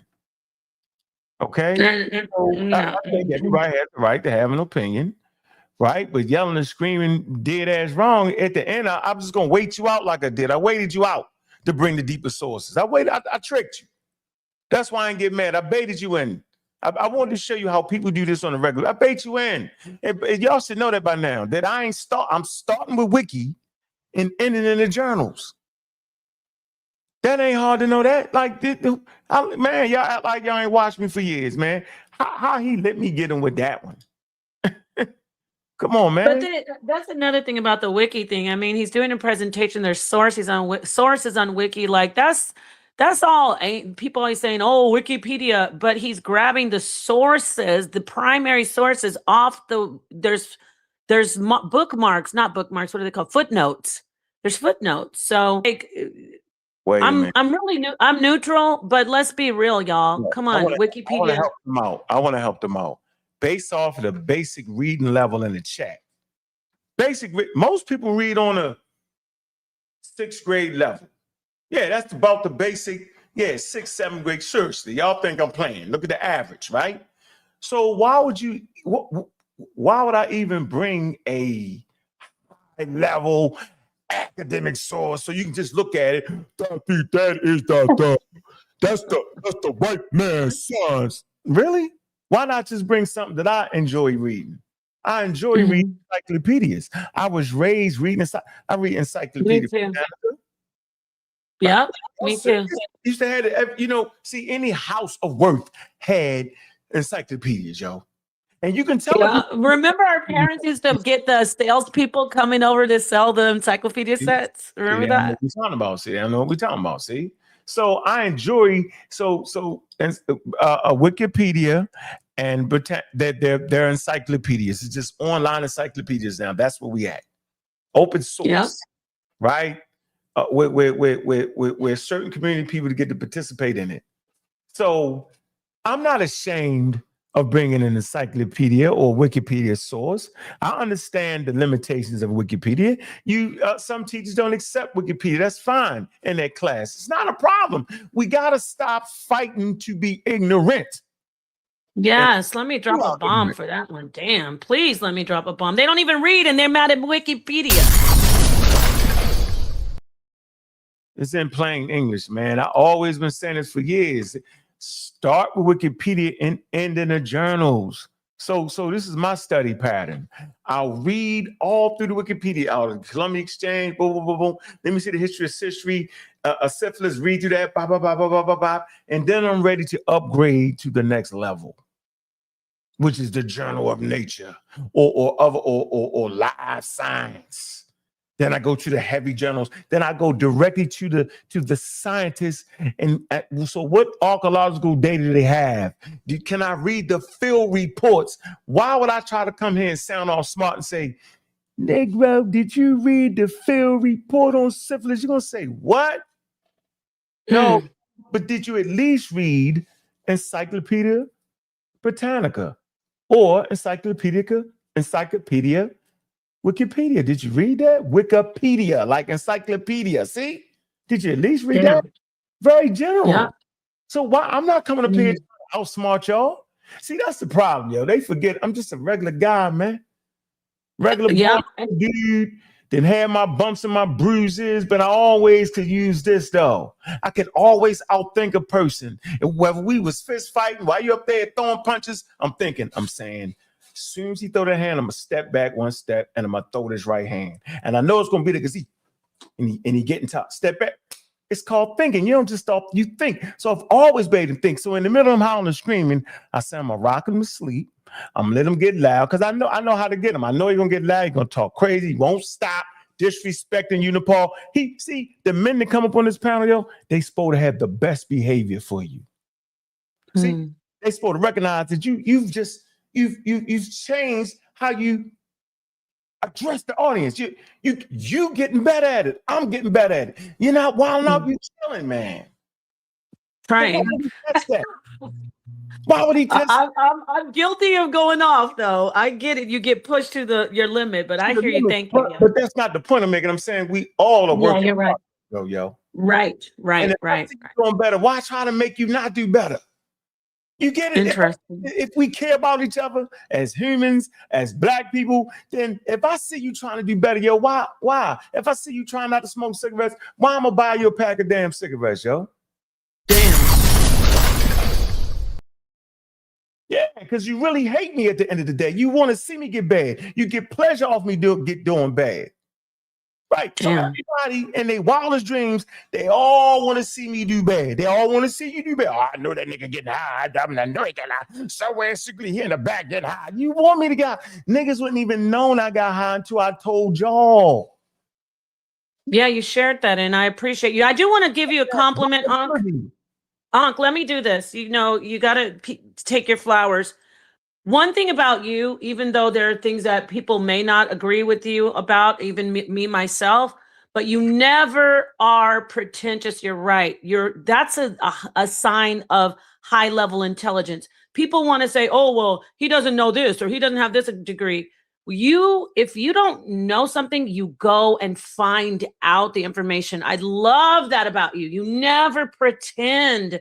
And that is something that lets me know, okay, this person is on a higher level of intelligence. That is a great thing that you do. So I wish more people would do that. Just be like, okay, I'm gonna find it out. So when you do bring information, Ankh, it is definitely hard to refute it, if it can even be refuted at all. So I want to say that about that. I do want to, I'm sorry to stop your flow, but I do have a bunch of people in the back, especially one of your pseudo killers. I want to let Cedric and Moses and everybody up, but yeah, and Apostle said listen, Apostle, you get very passionate. The information that Ankh presented, it looked like it was solid. So if you have information, like I said, how Ankh goes and gets information, he researches it and comes back swinging. If you have information showing that syphilis did not originate in the Americas, please, Elder, feel free to bring that. But all the name calling and telling him he thinks he's smart, that's projection. He is smart, obviously. I want to fight to be smart, though. We should all, as African Americans or FBA, whatever you, or as a Black Hebrew Israelite, or as a pretendian, or whatever you think you is. Let me take back the pretendian. If you think you're Native American, at least be an intelligent Native American. I think intelligence is what we actually seek, right? Emotional intelligence. That's what the youth is missing. A person will say something to a younger guy, right? And then he trying to shoot you because the emotional intelligence is not there. His conflict resolution is not there, man. So we need to work on our intelligence. It's okay to be intelligent. It's okay for Black women to date intelligent men. You don't gotta always date the gangster. Not saying that you do, but I come from an environment where you the women look at the niggas with the big cars a little bit more, or the slick dress dudes, or you know what I'm saying? It's got something to do with the danger, but I'm here to say, bro, that ain't what it is. Go for somebody that's intelligent and is smart enough to know, let me stay with her because I got her pregnant. Let me help raise my kid. And damn. With her. Gotta drop the bomb. That's called intelligence, because guess what? That baby she's carrying my gene pool. She's carrying my everlasting life, because maybe the baby she's carrying may have babies that will have babies that will hold babies, and thus I never die because my genes is still there. So this is something they don't think of, though. They don't think like that. Hey, guess what? If I can get it after all I've been through, everybody in the audience can get it. And guess what? Being scientifically literate does not mean you quote unquote lose your damn religion, yo. It don't mean that. It means you learn that the sun didn't just go va-va-voom, or the earth ain't 6,000 years. You still may believe in God, but you say God made it, you know what I mean, 4.2 billion, whatever the hell. The universe started 13.7 billion years. Just say God did it. But your head. And don't forget, we're not the same as when we first. We've evolved as a species. They don't believe that. A lot of people, and I'm saying for the Bible believers that say, stop evolving. So let me tell you what scientific literacy is, and then let everybody speak. Let me at least give you that. Okay, sure. Go ahead. That's my man right there. Lone Wolf. I call it Lone Wolf. Put that on there. Oh, Zion. Yeah. No, I call him Wolf. I call him the warlord. He's the warlord. Go ahead. Zion warlord. Yeah. Yeah. Which one is okay? I see it. All right. Okay, so let's get right here. This is from the National Science Education Standard. This is 1996, Chapter 2, Principles and Definitions, National Academy. Dr. Oyama Yacht, she goes there and she speaks regularly. If you don't believe me, you know I got it. So right here, scientific literacy. See if I can make it a little bit bigger for you. Can we blow it up? Yeah, I was going to ask you if you could blow it up on the right. Great. That's great. So scientific literacy is the knowledge and understanding of scientific concepts and processes required for personal decision making. So let's stop right there at the comma. Scientific literacy is the knowledge and understanding of scientific concepts and processes required for personal decision making. So basically, the more scientific literacy you are, the better decisions you will make in your life. Let me continue. Participation in civic and cultural affairs. Is this not big for us? So the more scientific literate you are, the better you are prepared to deal with your cultural practices and civic duty. Cultural affairs, participating in civic duties. So you ain't just running out there like a nut for any old cause. You start to understand, and watch this. This is the big one. Look, in economic productivity. Once again, economic productivity, meaning you know what to do with your damn dollar. Should I buy these Jordans today? Or should I put $10 a month away and maybe 6 months later get the Jordans, and it didn't stop me from paying my rent or my bills and my gas bill? Mm-hmm. How many pairs of these should I buy? Should I invest this in maybe Bitcoin? Maybe I should instead of buying my kids 3 pair of Jordans, maybe I should buy 1 pair and invest the rest in Bitcoin. And by the time they come of age, they got some money. Wow, yeah, that's great. But see, it's economic productivity. Okay, so that's simple. That's all I'm asking out of y'all. And y'all fight me, and all I hear you say, and I'm gonna finish with this. The worst thing you can say to me, but that's the white man's science. You come with the white, you're an agent. I say, no, I'm a free agent. Mm-hmm. Science does not belong to white people. And the fact that people would say that shows me that you are ashamed of yourself. You're not only ashamed of yourself, you give credit to a group of people that don't even fucking deserve it. White people do not deserve to have science all to them damn selves. I teach a class, I teach a lecture. Let me clarify it up. I lecture at Morgan State. They pipe me in and I give a little lecture. Southern University, give a little lecture. Pick up the Dr. Oya Mayan.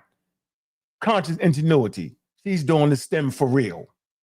And I talk to them, okay, about science and science literacy and the origin of STEM, safely fixed in Africa. So you can't say it's the white man nothing. It's a human endeavor. It has been through time and everybody got a chance to add on to it. So educate yourself, right? Educate yourself through your ignorance and stop fighting with your ignorance. I'm done. You can open up the panel. He won't answer that question though. He in the chat talking, but he won't bring no source, no archaeological evidence and genetic evidence to say that syphilis didn't start in America.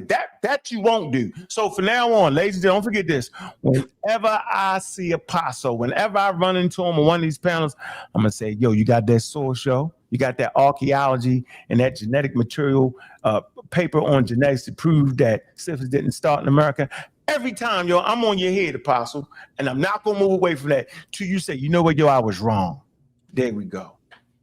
Wow. And again, it's all about the information. It is not a personal situation, Apostle. So please don't make it personal. I guess I want to thank you, Ankh. This is great information. While you were talking about scientific literacy and how it makes our lives better, those are great points. You know what I was thinking about? The current thing that, and I don't want to get into talking about it with the ICE girl. I just want to make a point about science. When they're like, why did he do this and why did he do that or why did that happen? Even if you're scientifically literate, right? You're gonna know that a car that's almost a ton of metal could really hurt a person, whether you mean to or not. I'm talking about the lady driving. Like, you're gonna make better decisions, right? That just came in my mind for some reason. Like, if you understand science more, you're going to make better life choices. So I absolutely appreciate you doing this, Ankh. I know you teach it over there on the Community of Skeptics. I know you do it on Dr. Ma'at's channel and Pseudo Killers. But this right here, what you're doing, this is something we need desperately to be repeated over here. We got to stop with I agree. We got to stop with the white man this, the white man that. So I just came in to give my stamp of approval. Go ahead. I want to say hi to Afro Hair Science. Serious sister, another serious sister in the community, man. She always showed me love, always been one of my biggest supporters, whether it's, bringing me to Cleveland, Shout out to her, man. Her endeavors, man. She's a businesswoman. She first helped her community. She also helps communities in Africa. Her and sister Juju, with the program they put together over there, man. That's all inspiring to me. So I appreciate when they say, you can't keep it unless you give it away. Hey, yo, let me say something to you, brother. Mm-hmm. What's up? And Nepal, you can fall back on giving them too much kudos. You're giving them too much kudos. Don't give them too much props. Okay, baby, 1 second. No, I'm only joking. But let me say this Malik Tenney, honey, I got to tell this person back. Malik Tenney, turn on your camera. Go ahead, Senator. Okay, I got to say this real quick. Apostle called me about 5 minutes ago, and I was agreeing with Apostle. I was wondering if it's okay. I was agreeing with Apostle. So he tricked you? Huh? He tricked you? No, he didn't trick me. I was agreeing with Apostle, and I told him I'm going to come on and tell you that you were wrong. But before I did that, I said, nah, let me go check the facts. And you were right, brother. It was the Europeans got it from the Americas. You were right. That's all Apostle had to do is go and do the fact check. So I just checked it, Apostle. I told you I was going to come up here and correct Ankh. But before I did that, I did the smart thing. I said, let me go and check this and look it up. And Ankh was right. They got it from the Americas, bro. Yeah. They had that. America had it way before the Europeans even came in there. Right. Yeah. And that's a sign of intelligence. You went and checked it out. You see, we're looking for people to have a bunch of doctorates and PhDs. Yeah, that is also a definite sign of intelligence. But when you go and double check the information, that lets me know, okay, this person is on a serious level. So thank you. Ankh, did you want to say something before I go ahead and bring everybody back, everybody in? Bring it back on. As long as they keep it on science. Yeah. Excuse me, Nepal. Who's that? It's Malik. I work in a government facility. Is it okay if I keep my camera on?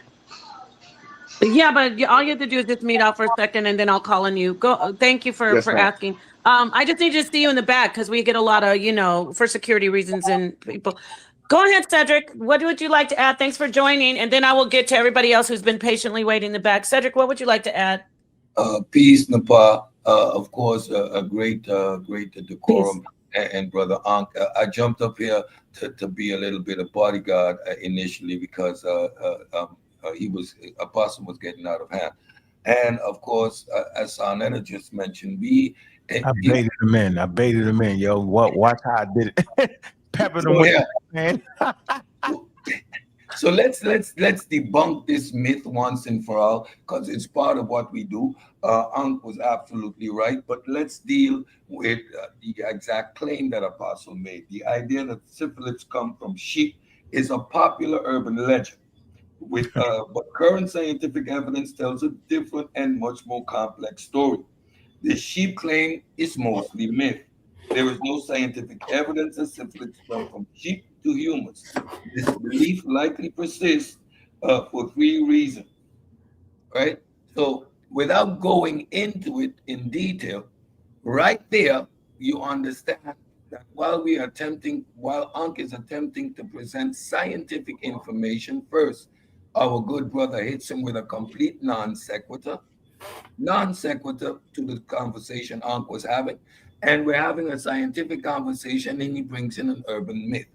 If this isn't evidence that our good brother is outdated and no longer has any type of say in these type of conversations, then now it is evident, right? Because the argument itself was completely utter ridiculous. It's an urban myth. There is not even a zoonotic jump. The fact is, syphilis is a common virus, a common bacteria that is germane to humans. It belongs to us, always have and always will. Our modern form of syphilis that is on our skin is JAWS. Right? Humans naturally carry bacteria on their skin. Your immune system always keeps it in check. Right? Syphilis developed thousands of years ago, and as a matter of fact, in the Americas. So that conversation is dead. Well, is that all? I didn't want to interrupt you. Yeah, that's pretty much it. And I appreciate you bringing that fact up. That is, it is a disease organs contract. So I get it. Thank you, Cedric. Let's move on to Moses. I know you've been back there, and then we'll get to Rakufu and in order. Moses, what would you like to add? Did you enjoy the presentation or actually the lesson? Yeah, most def. I really don't push back on any of Ankh's scientific information, only when he associates us with, the straight-haired people, with the Asians, the Europeans, the Indians. Then I have pushback, but that's not the reason why I'm on here. First, let me say this: Nepal, Ankh, everybody on the panel and people in the chat, ancestors' protection be around the Creator's righteous children resurrecting as gods on earth. Nepal, I appreciate you for bringing me up. How much time you gonna give me? You gonna give me a minute to rock with? Yeah, I'll give you a minute. And I think, I don't know what happened, if he had tech difficulties, but Ankh dropped off. Hopefully he'll come back. Okay. Yeah, I'll give you, let me see, you have some slides in the back, right? Yeah, because I gotta show sources with Ankh. You know how that is. Okay, well, go ahead. Let's get started and try to get through them at least a minute. And if you need a little bit more time, I don't want to, because people waiting. But yeah, go ahead. I'll put up this one that you want me to present right now, the first one. Is that the first? Yeah, it's the first one. All right. So I'm gonna start my clock right after I Sure. Right after I read what Ankh's show is about. It says Ankh, the God Killer, speaks on evolution, human apes, and everything scientifically opposed to the Bible. Okay, so now I'm starting my time. All right, so my thing with Ankh is he has a name that's associated with East Africa. So I wanted him to look at the Bible and see where it's taking place. And I know a lot of people have already seen these slides, but I don't really get a chance to talk to Ankh. But as you can see, Ethiopia at one time at least around the 1600s, you see that it was most of Africa. And then in this next verse in chapter 2, you see that Assyria is mentioned, and there's the territory of Assyria. So now let's go to the next slide, Nepal. All right, so I'm showing this slide because this territory, Canaan, the Bible further goes on to say in Genesis chapter 13 that biblical Abram had settled in the land of Canaan. The reason why this is important for somebody. Hold on. I think 1 second. Just pause your time. Is that you, Ankh, who's saying something? I'm back. What the hell? Did I drop off into a distant galaxy somewhere with the Bible just popping out nowhere? What in the world is No, he asked if he could show these slides. It's only going to be 30 more seconds. No, he was gone, man. I got to start all over again. No, you don't. I've seen it. He doesn't want you to. Okay, so hold on, Nepal, just to make sure. What did I say at the very beginning, Ankh? You said that all the area was called Ethiopia. I don't know how that's germane to this conversation. I'm sure. Listen, he didn't hear everything that I said, Nepal. I reiterated what your show is about. Your show says Ankh the God Killer speaks on evolution, human apes, and everything scientifically opposed to the Bible. And the point that I'm trying to make is somebody with a name like Ankh that is associated with East Africa should be able to explain the Bible to his people from a scientific standpoint. And you don't. So I'm here to show you how you deal with people like Apostle so that you don't have to keep going back and forth with him on stuff because he don't understand the Bible from a scientific standpoint. So now let's go back to the slide that shows Canaan. Well, give me 1 second, Moses. As much as I don't mind showing it, but he is a guest and this is his presentation, his show. So if he doesn't want me to show the slides, you can come in and do your whole show. You can do a show. So the only reason I'm showing slides is because Ankh is all about sources, and I'm trying to show him sources, but he don't want to see them. Right? You don't want to see no sources, Ankh. That's not a source. I'm not finished though. You cut me off before I even made it a minute. You cut me off before the minute was up. Right. I didn't want to dirty up my presentation. I'm not dirtying up nothing. You're not giving me a chance to show people the science in the Bible. Not fair. You can I don't play fair. Yeah, let's not. He doesn't want this. He wants us to be just. There's no science in the Bible, bro. But you're not even letting me show that to you. I don't got you because that answers is already. We have already answered those questions. But that's a falsehood. That is a falsehood, and you can't prove it's false if you don't even know the information that I'm getting ready to show you. You don't know the information. Okay, all right. Let's do this, Ankh. Since you don't want me to show no slides, let me ask you this question: as a person with the name Ankh, which is a name that is associated with East Africa, do you or do you not agree that the Greeks obtained their knowledge from Kemet? Not all of it, some of it. All right, okay. Now you say some of it. Now you say okay, cool. Enough of it though. Okay, all right. So you say some of it, right? Yeah, right. So based on that answer that you gave, the Greeks getting some of their information from Kemet, it says that the Greek philosopher Annas, I can't pronounce the dude's name, but this dude has the philosophy or the hypothesis of panspermia, which is the beginning of all evolution on this planet. They learned that from Kemet, that they got that from East Africa. Our ancestors in that territory was studying astronomy. So that's where the whole hypothesis of panspermia starts from. So do you disagree with that part? No, that's incoherent. I don't understand nothing of what you're talking about now. And then the reason why you don't understand because you won't let me show no sources. No, I don't understand that. I don't know what you're talking about. So can I show a source for panspermia? 18th century term and talking about the Nile Valley, which is a 4,500 BCE civilization, bro. Like it's the most ridiculous thing known to man right now. But that's you're being incoherent. You're acting like I'm saying something that don't nobody know. You just said that you just said that the Greeks got some of their knowledge from Kemet, and now you're acting like you didn't say that. And people got stuff from the Greeks and from the Romans, and it all leads to right now when we looking in your face saying, yo, knock it off. So you're telling me to knock it off, even though you know that Kemetic people studied astronomy. And so you're basically telling everybody on this platform that the understanding of life on this earth did not begin with panspermia. That's what you're saying. I'm saying is I don't know what you're talking about. It's incoherent is what I'm saying. And the reason why you don't know what I'm talking about, I tell you what, why don't you look up where the subject of panspermia started?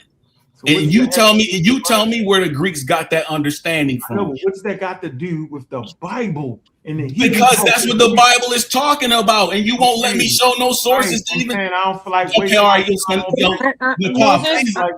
I'm gonna need to move on. Let me please at least show this man with the word. As I said, Moses, it's not about me. It's about his show and having respect for the person who takes their time to come in. But you, Moses, you can come in tomorrow if you want and do the whole presentation and address it.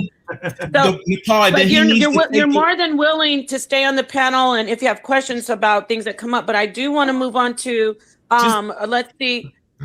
Just remove the Bible from your subject. You got the Bible and don't even talk about the Bible. And if you don't want to see no sources, that's all I'm saying. Let's move on to Suntan. Has his hand up. Suntan, do you mind turning on your camera? I know some people have their cameras off, but y'all, if you can have your camera on, turn it on. That's per Sonnetter, not even me. I'm leaving mine off because y'all see me all the time. So, okay, let's do this. Suntan. Thank you, Moses. Suntan, what would you like to add? Hey, Paso, do you got a soul show for you talk to me? Yes, I do. Yeah, go get that soul. Okay, great. I got it. I don't have to go get it. I got it. Yeah, go. Do we want to? You want to skip Suntan and move on to him? Let me do mine real quick. Hey, love you, bro. All right, I got a fun fact for you. Fun science fact. When you did your analogy about quicksand, did you know, this is a fun fact, did you know that you can't sink to the bottom of quicksand? No, why? Talk to me. All right, here you go right here. All right. Present that for me, Nepal. This is a fun fact for you, Let's see here. Because I learned a lot from you, big brother, little brother. Right. Okay, there it is. I think, Apostle, can we take yours down? Yeah, I already took it down. I don't see. Who put it back up? I took it down myself. I don't know who put it back up, but I took it down. That's okay. Let me put it. All right. Keep Got doing it. Keep doing that well, what's going on here? I don't know. I took it down again. You took it. Okay. That's not my real source that I want to show. That's not you. That's mine. Yeah. Oh, okay. Delusional. Okay, you ready? The body will not fully sink in quicksand because humans are less dense, about 1 gram LM than quicksand and around 2 GM LM, causing you to float, usually only sinking to your waist or to your chest, but you can get trapped in it by the thick sand mixture that becomes harder to move as you struggle, potentially leading to death, exposure, hypothermia, or tired by not being swallowed. I just thought I brought that because you had brought up something about you brought up Uncle an analogy with quicksand, meaning that somebody, if they ain't got their stuff together, they'll just sink. Yeah, you singing. Yeah, but you didn't know that you can't really sink people. That's a myth. And when they show the cowboy movies and the hand be up, and they be sinking in quicksand. Okay, just make you think you can sink all the way. I got you. Yeah, but you can't. That's it. Okay, keep on teaching, man. I find it enlightening, man. Keep it up. All right, appreciate it. Thank you, Elder Santen. Now let's move on to Rakufu. We have a couple other people. Let me take this down. Rakufu, thanks for waiting. What would you like to say about the lesson we had today with Ankh? I think he's gone. He's not here. My bad. Okay, moving on to Rebel Ra, and then I see you, Ashe. Rebel Ra, peace, brother. Hey, blessings every time. Yeah, Apostle. Y'all get a captain problem tonight. Bless you up every time. You don't know. And yeah, man, bless up yourself, Napar and everybody else. The one called Suntan. The one called Matrini Bridging up in the corner there, everybody. Yeah, man. The fans, them, and everybody in listening same way, Ankh, I want to give you a little wrestling. Probably you terminology. How you said it, probably that's not how you probably really want to say it. But I going off of your balance when you normally say Darwin couldn't have known everything, so there have to be stages to understanding and knowledge. Of course, yeah.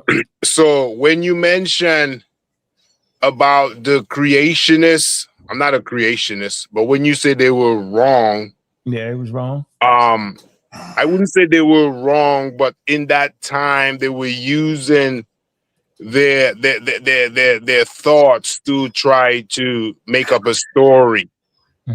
Because it's not like they had a test or something and they were like, hey, which is the right or the wrong answers? I mean, they kind of made up stories. Different cultures made up their stories as they go along to prove to themselves like their understanding of the environment and what they lived in.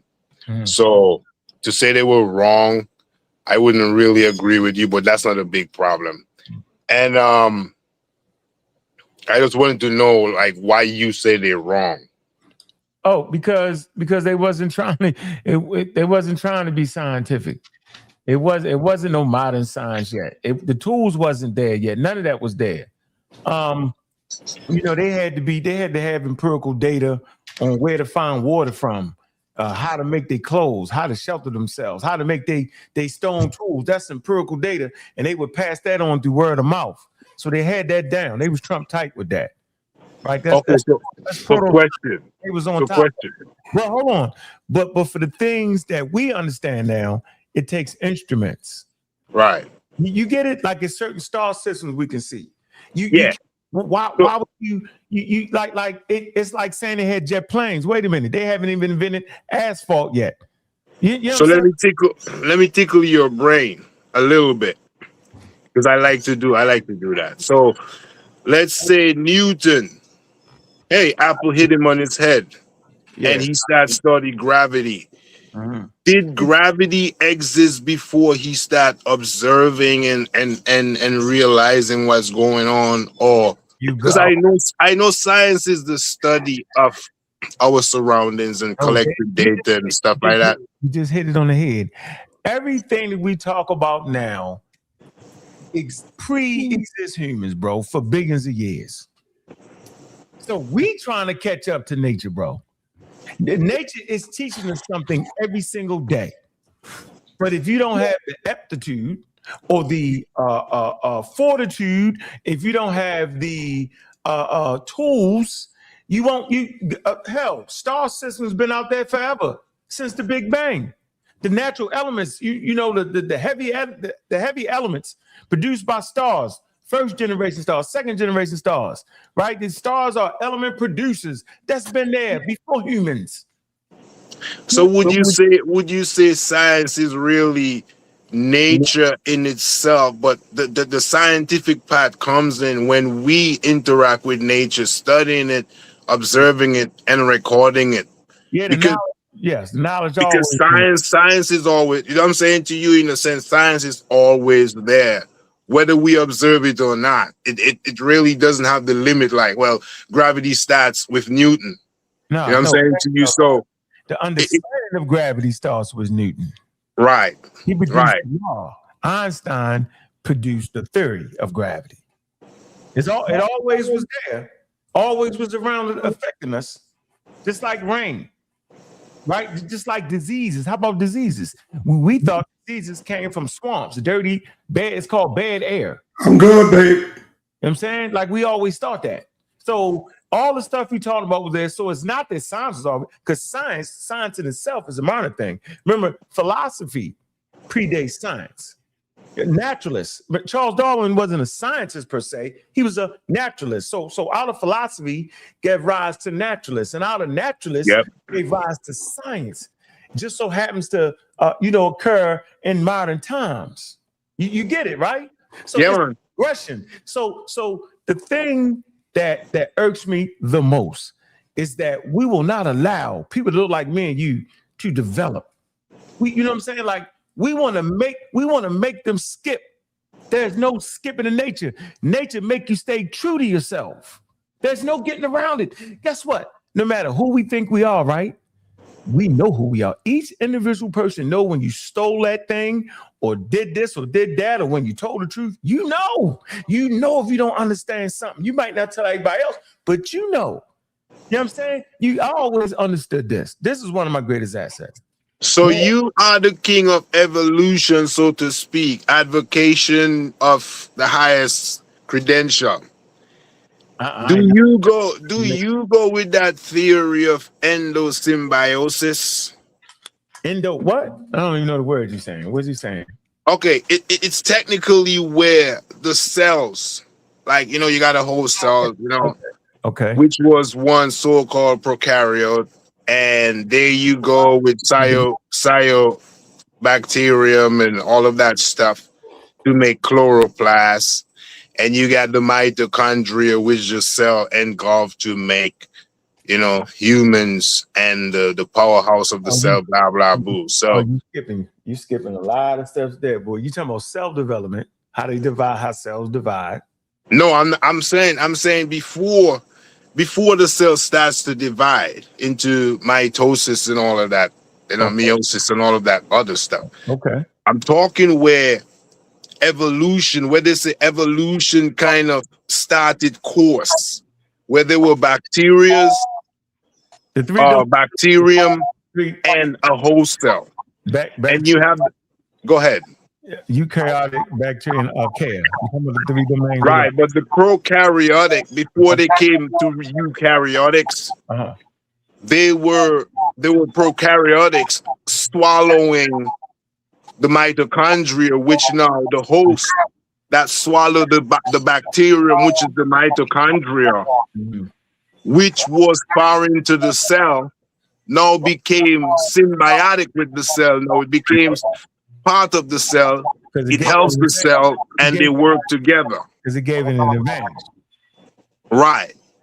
So, science have traces of that, but there's a theory that explains symbiotic theory, but I really don't go with it too long because symbiotic theory. The cell always tries to kick out alien to itself, and it's like how these things became just part of the cell, but became the central point of the cell.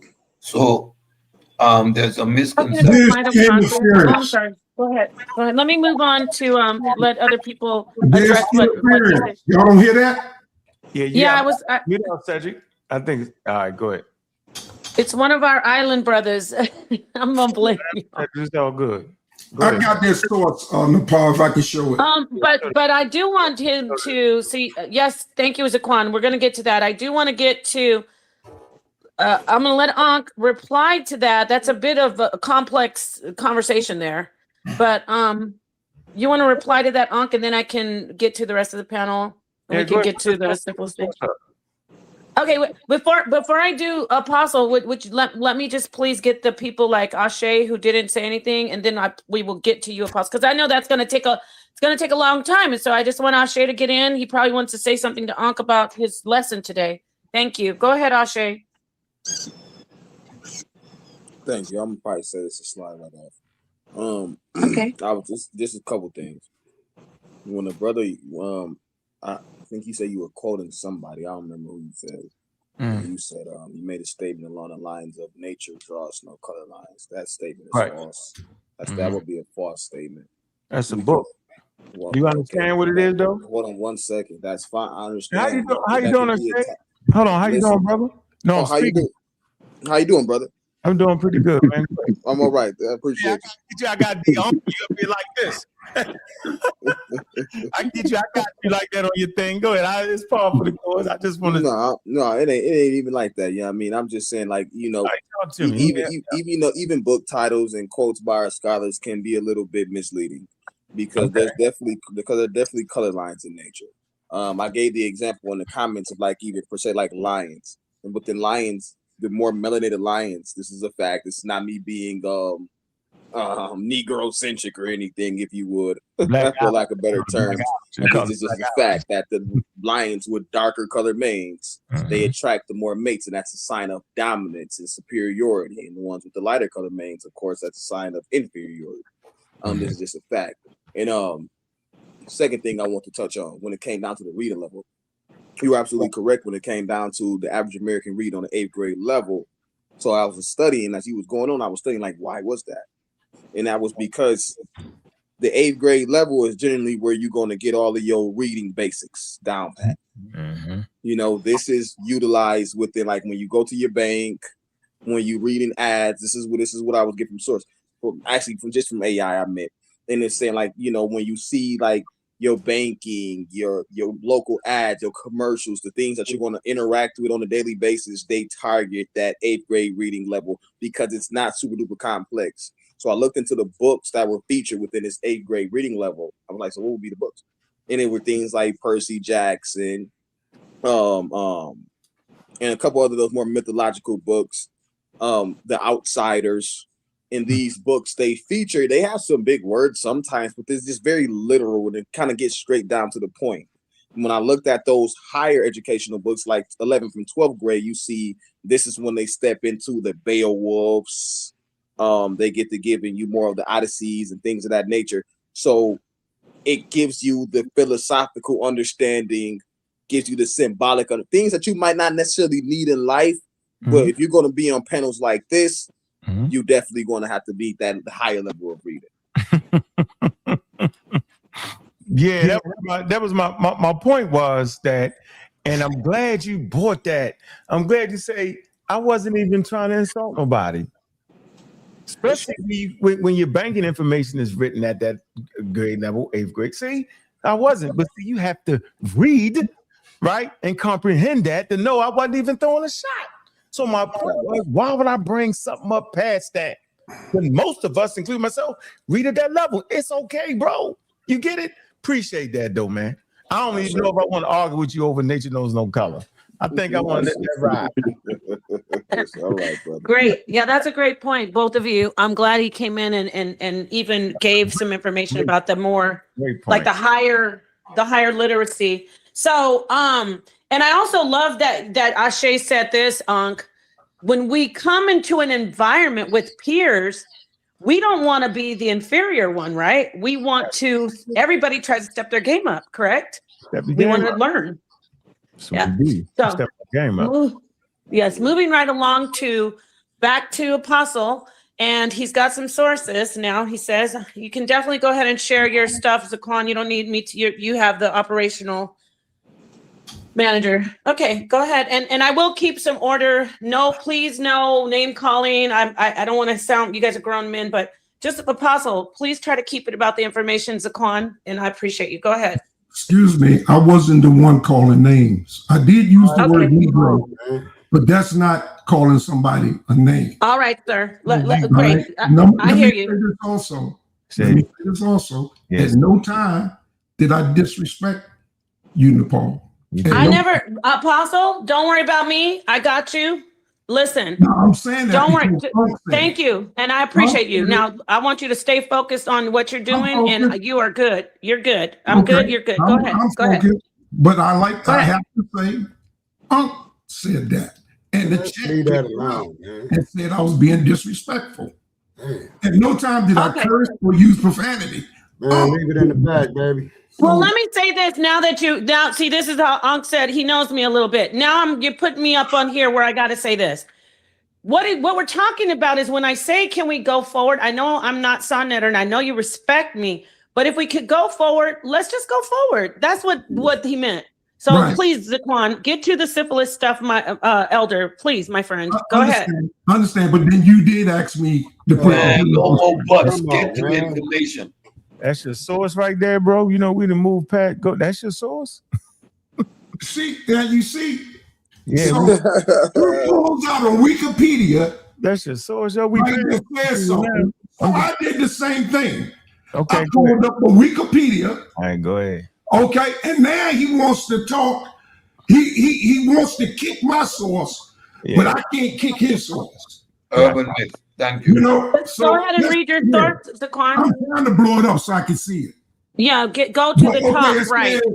It says the first occurrence outbreak of syphilis in Europe occurred in 1494.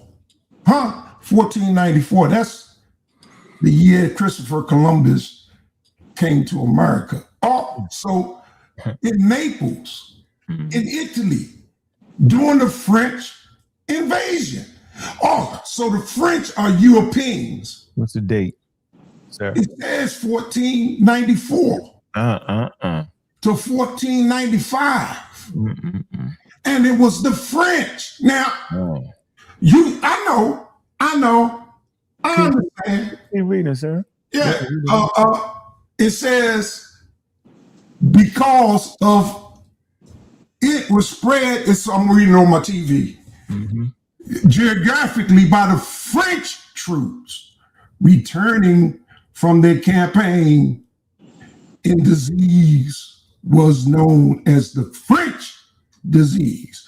Now, the French did come to America during the Revolutionary War, but perhaps they're the ones that spread it to the Indians. Did this man just say perhaps? So now I got Cedric running this show. I got all these people talking where I should be the only one talking. I know. Right? Go ahead and read it, yo. I should be the only one talking. Yes, sir. But it's something about facts. And when you show facts, how people act. What? Okay? So here we got this disease being called the French disease. And the French are Europeans. They went out throughout the world, conquering and being just annihilating people. So they come back to Europe, and then they spread their filth in Europe. At the same time, just so happening, Christopher Columbus, who did not get off the ship nor discover America, but he discovered the islands surrounding or supporting near America. But it was the native that gave them the disease. I guess the natives gave them the smallpox. No. The natives, I tell you what the natives gave them. What did they give them? Corn. Showed them how to grow it. Okay. Mace. And then they introduced the natives to alcohol. How about yellow fever? Smallpox, yellow fever, and all the rest of it. You know, the thing was dengue, yellow fever. Now I got all these people talking. The point is, yes, I pulled up an article, that same article in Wikipedia that I pulled up. But I went beyond that article because here it is here. The history about yellow fever, and you equated that to well, I don't care what that right now. Right now, I'm dealing with syphilis and how the French. Let me stop sharing this because I got one more thing to share. No, keep that source I got one more thing to share, and I'm going to share that. And that's this year. Excuse me. Let me get back to pulling it up. Goodness. So we saw that the French did it, but Unc didn't mention them. He only mentioned the Americas. So what's the source for that? Let's see. It's Wikipedia, just like your source. No. I want to do like you told me. I know. No. If it was good enough for you, it's good enough for me. Tell me where is the first overview. The first recorded outbreak of syphilis in Europe occurred in 1495 in Naples, Italy, during the French invasion. Now I slid over here and I saw what it said. But then I really thought about it because the French was here in America, down south in Louisiana. Man, read that right there. It's right. Yeah, I see what that says there. That's what you said. No, I ain't say that. Would you guys say that? You see?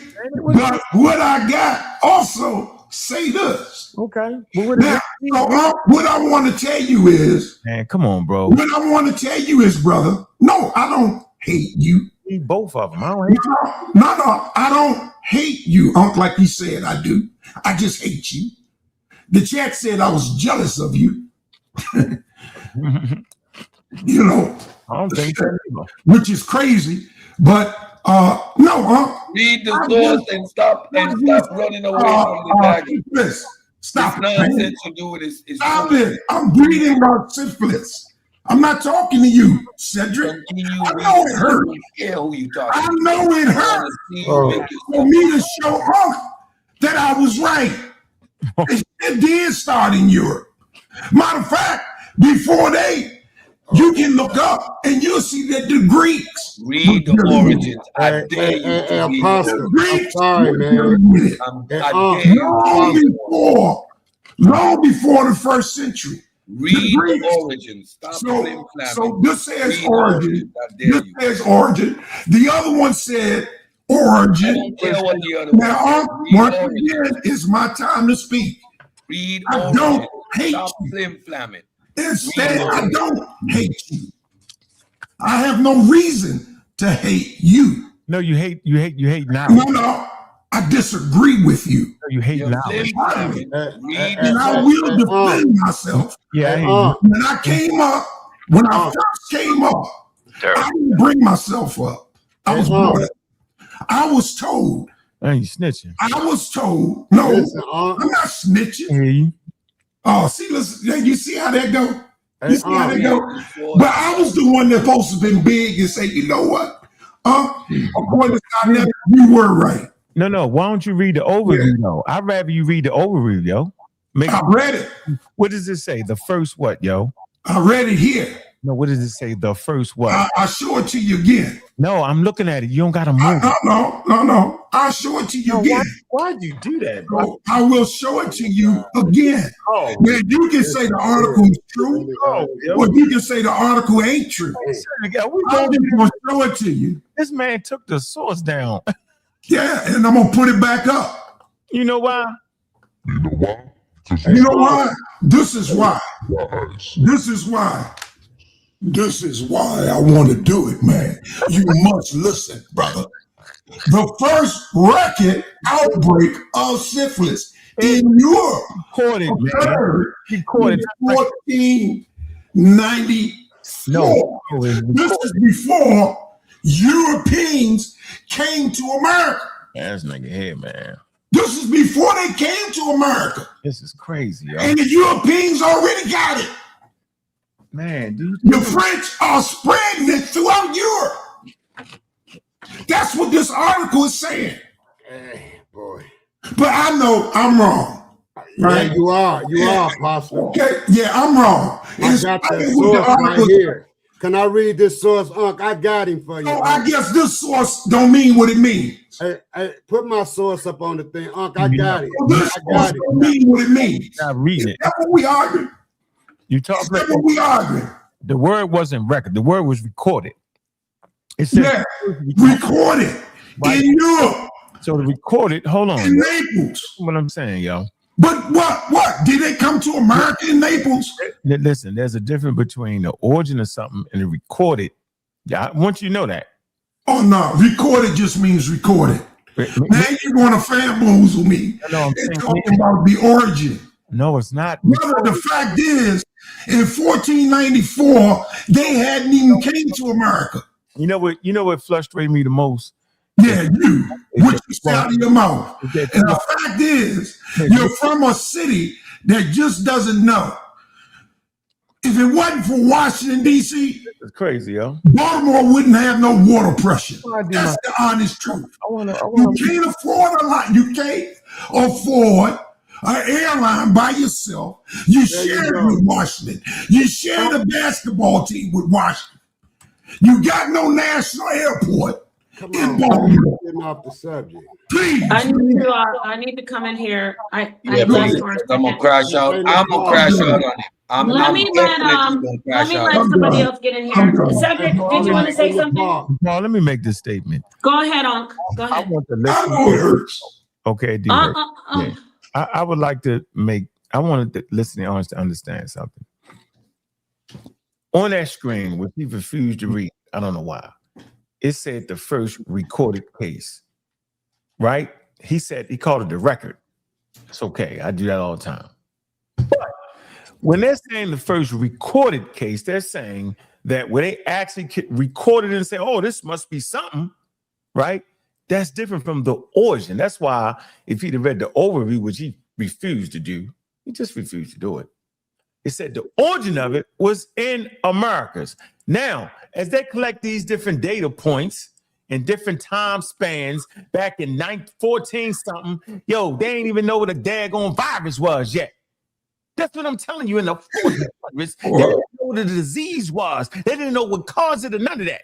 And they didn't know what a white man was. They didn't even know what a yellow was. Shut your ignorant ass up. I had enough of you. First of all, you're up here being a fraud. You're up here being a fraud. You're derailing the conversation. Come on, man. You're messing up You're refusing to read what you read because you're a liar. You don't have to do that. Listen, let him talk. I had enough of you. Oh my God.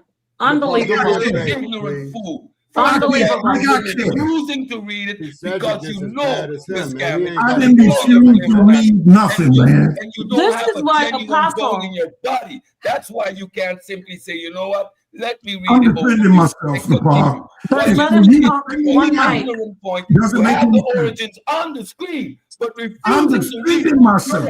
But you want to say me out. Hey, Nepal, could you share my screen? Hey, this is for I'm you. not sharing anybody's screen until I say this. Nepal, please. No, let me say this, Suntan. Let me say it. Damn it.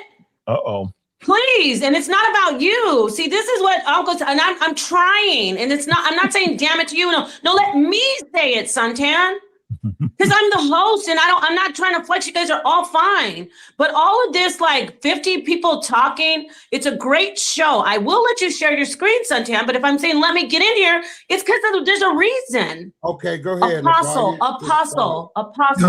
Yes, ma'am. Please, Zaquan, do not. When let's all share the mic and let's take it easy. That's all I wanted to say, Suntan. I'm sorry I flashed out a crack. Just come on. Now I'm gonna go back to the person who's doing the show for us. Then I will get to you, Suntan. I want to get some order. I just want to recalibrate. Sorry that I raised my voice at you later, particularly. You fine. Okay, Ankh, to get things back on track. Good Lord split you. Yeah. Everybody go to their corner. I don't Okay, hate go you. ahead. I just disagree with you. Why are you talking? Okay. I'm just gonna go jump off the top of the. I'm gonna go to the top of my roof and jump. No, you don't. Okay, Don't do that. go ahead, Ankh. What would you like to say? I'm trying to let people know. You got to be careful. Reading is important, right? But comprehending what you read is essential in these conversations, man. At the time, 14, hold on. Wait a minute. I want to get, because he ain't got the document up there no more. Hold on. 14. Yeah, and do you want to share 1494, something? Do you right? want to screen share? Do you want to screen share something? 94 and 1492. So that's 2 years. Yo, it don't take them 2 years to travel from America to anywhere in Europe, first of all, right? But my point was that the first time that they recorded it, what they thought was that. Didn't have to be that at all, because one, the theory of disease was not out yet. They didn't know how diseases started. They didn't even know during the Civil War how damn diseases started. They just didn't know that yet. They wasn't there yet. And that's okay. Okay. Now they said the origin of it. Now later on, as we understand about DNA and all that, now we can actually trace the genome of that ancient virus. And they trace it to the Americas, AE, the Journal of Nature. Here you go. Let me share the screen, man. What is he talking about, man? We not doing Wikipedia no more. He ran his mouth. I didn't. He talked crazy. Man, there it is. Remove mine, Nepal. Yes, but let Ankh share. And let me say, Apostle, this wasn't directed to you in general, but please come back. But just get some decorum. That's all I'm saying. And I'm not saying that to him only. All right, let me fall back. Go ahead, Ankh. It said, look, an American ordinance for T, I think this is palladium. It said the study confirms the presence of in the Americas a deeply diverged lineage for all three known palladium subspecies prior to the first Columbian expedition in 1492, man. I ain't gotta keep reading, bro. This is the Journal of Nature, bro. And guess when the date is? The date is published in December of 2024, yo. And you talking about something first time they seen it in 1494? Might not even have been there. And you howling and screaming like a dang fool for no reason. You just wrong, bro. I'm not even expecting you to understand this. I'm not even expecting you to read this whole article right here. I'm not expecting you to look at this. I don't even think you would know what this is. Do you know what this is? No. I want to click on for I got him. I'm going to click it. I got him. Yeah. I wouldn't expect you to know none of this. You tripping. I don't even know what the hell it is. So why would I do you like that? But I can read and see what it say. Then I can look that up like everybody should be. But you're not sitting here howling, screaming, disrupting the night show. I ain't need all that today. Man, I ain't trying to be smarter. I'm just trying to say, yo, you cannot be in a crowded room of intelligent people and get that off like that. It's blackology, bro. It's telling you the genome predates 1492. Papillium, it predates it. Jesus Christ, man. You gotta knock it off. You gotta stop playing, yo. We not playing over here. You playing. You on Wikipedia. I ain't even you talk so much trash about Wikipedia. I say, I'm gonna up the level on them.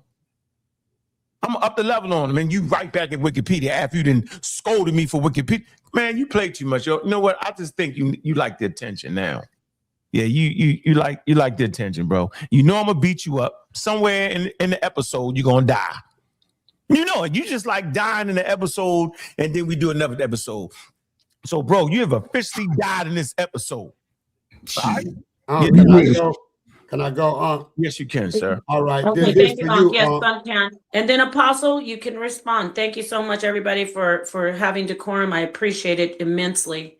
Go ahead, Suntan. Your All right, share the slide is up. screen. Hey, now see, this is the thing. And Apostle, and you know, me and you is okay. I got this off your source. The history of syphilis has been well studied, but extract origin of the disease and the source of the debate and the archaeological and genetic evidence shows exclusively it originated in the Americas.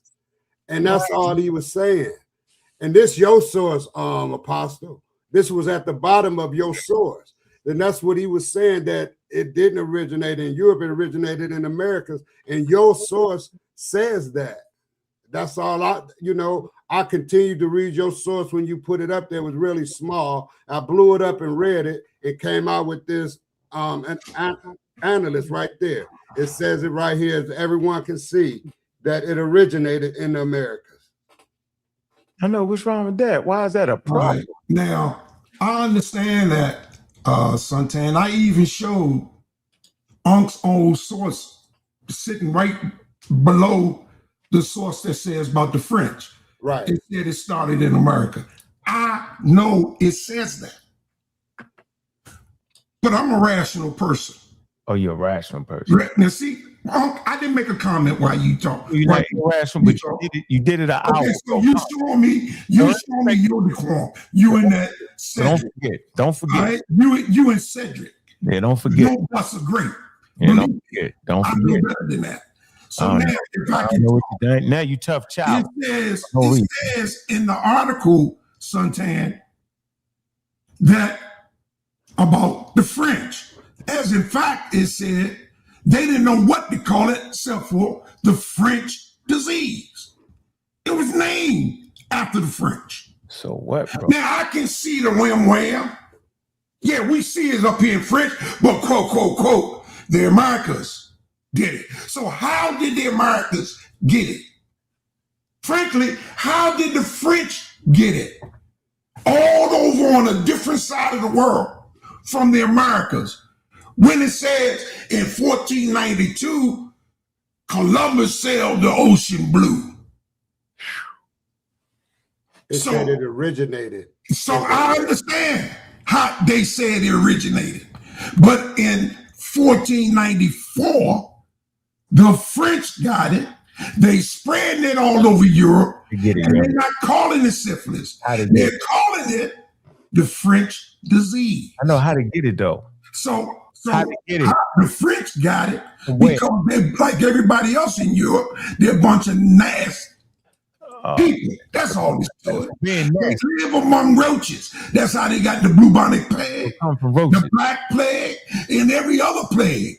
Yeah, man, you just in Europe. Yeah, you just ignorant, yo. So I know I'm ignorant. Yeah, but the fact is, you can't stand it that your own source called it the French. Now, I didn't make that up. I asked you a question. You can't explain that away. What I asked they called it the French disease. What I asked you was, that's what they knew about it. Why did they call it the French disease, though, bro?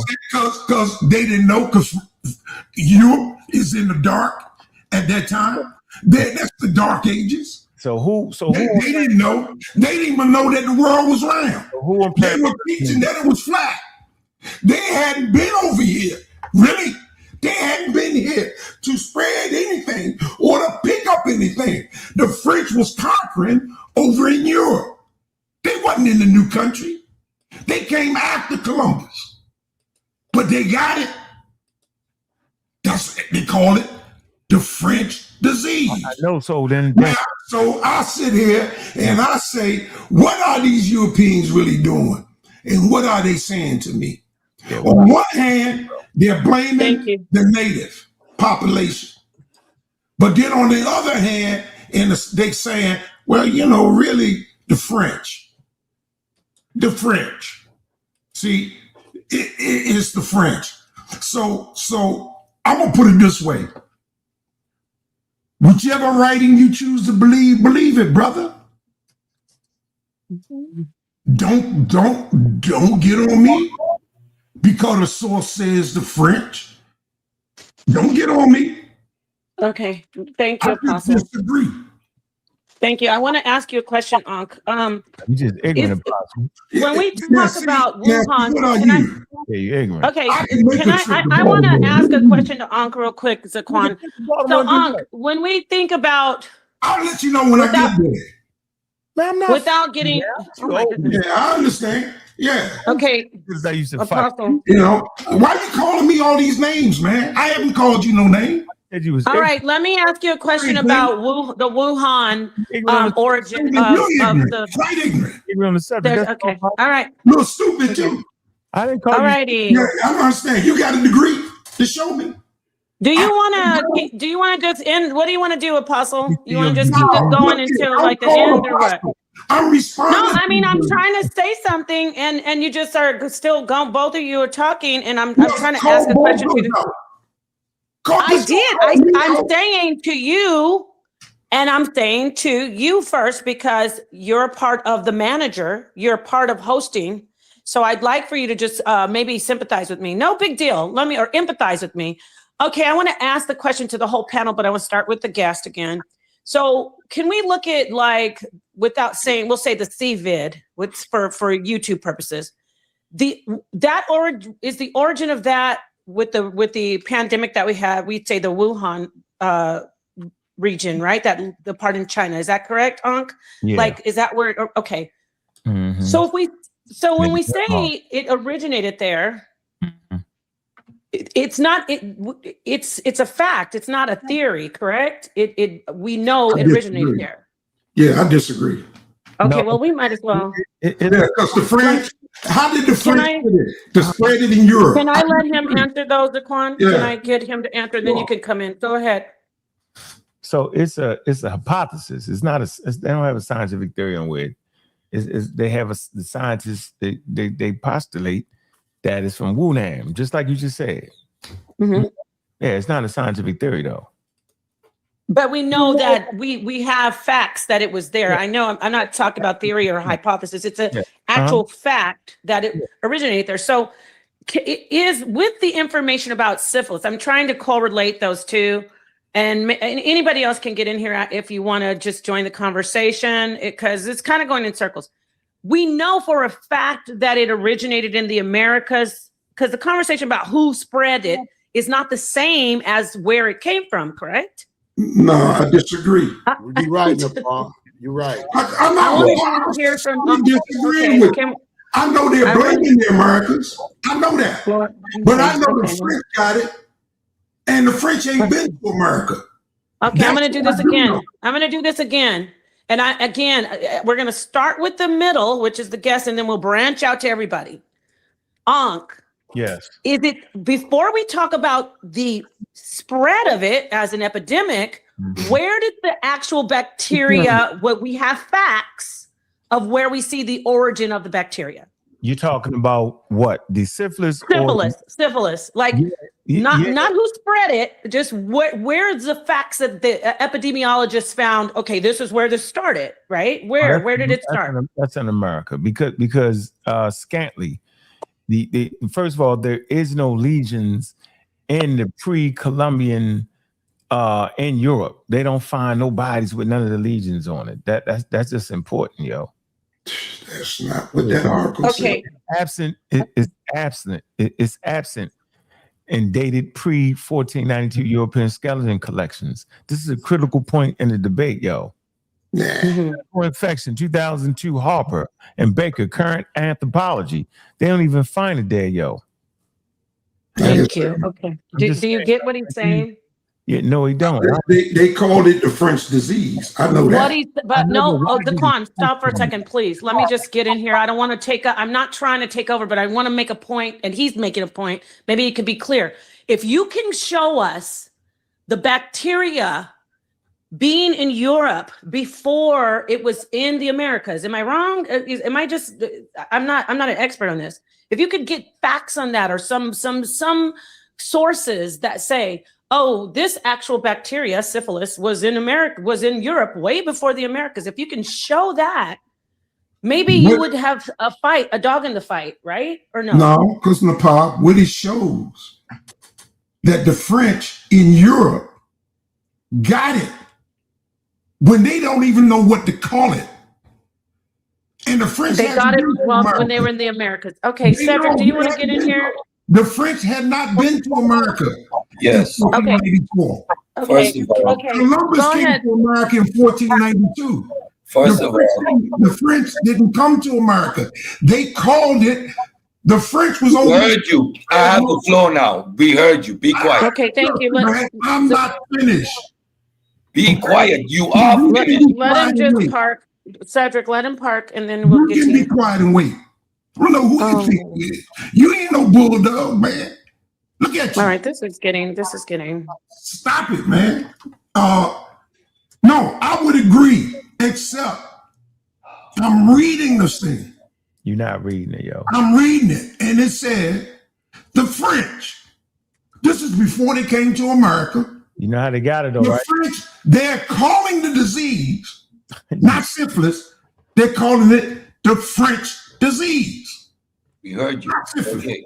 We heard you. They're calling it the French disease. Why? We heard you. The French. Mute your mic. We heard you. If you give him 1 second, Cedric, he's gonna keep going if you do that. So let him just park his car. Look, man, stop trying to act like a bulldog when you just don't respond to that, please. Stop it. All right. You don't frighten me. Okay, Apostle, let me move on to him. What I'm saying is the French got the disease. They haven't yet been to America. It's 1494, and they are spreading it all over Europe. Made that up. Okay, thank you, Apostle. Cedric, go ahead. Thank you, Apostle. Go ahead, Cedric. Made that up. Reading is. You read it. I didn't make it. Please, Apostle, thank you. Go, Cedric, thank you. Reading is indeed fundamental. If you look at the article that he held up there, it gave a range of dates, 1491, between 1491 and 1495, I think, right? There's a range. Why? Because it's not an exact date. However, his whole premise is rooted in a fundamental flaw. He fundamentally believes that this bacteria was transmitted or that there was a zoonotic jump. First of all, if you don't understand the evolution of this particular bacteria, then you wouldn't understand what you're talking about. First of all, it didn't contract it from no sexual encounters with any sheep. So your origins there is fundamentally wrong. This is a bacteria that lives with human. It's just a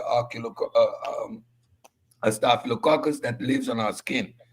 Eventually, over time, based on our changing of environments, it developed into the sexually transmitted form, which became predominantly evident by anthropology and genetics in the Americas. We have Colombian contact from 1492. We have Colombian contact. And when you look at sailors, they are not from a singular nation. People go to the Spanish and Italian ports and they join the ships. They come back and they spread out to their communities. When we see the prevalence of it, when we see that it becomes a problem in society, at that point, the transmission has already taken place. You cannot use an outdated a piece of narrative to argue a modern position. What you're doing is disingenuous because you're fundamentally flawed. You're stuck with an outdated folklore and you think you have some evidence. And just like your failed, your flawed methodology, this is classic confirmation bias. We know what the French said in 14, so what? What does modern science say? And that is where we are. You forgot the subject matter that you're dealing with. Your belief and your outdated nonsense is not relevant when we're having a modern conversation. So your sheep nonsense, which you started with, is outdated, a folklore foundation in modern science. We know that this is a bacteria that developed alongside human being, and it became evident in the Americas. And from there, it spread through contact, through post-Columbian contact. Now, Apostle, just admit that you're wrong, an idiot, a dumb fool, don't know what you're talking about, and get the hell out of here and stop wasting our time. You're wasting a good conversation on a moot and irrelevant point that you interjected in the beginning because you were on a non sequitur, which took the whole conversation off of the point that Ankh was trying to make, which was, if we continue to kill our young black men because they don't know how to resolve conflicts, eventually our population is going to diminish because all our young men are not reaching the age of reproduction. That is a good point. I'm glad you brought that back. I do want to say this before we go. Whoever you are backstage, I cannot see you. You need to turn your camera on. I said that because that's how it goes over here.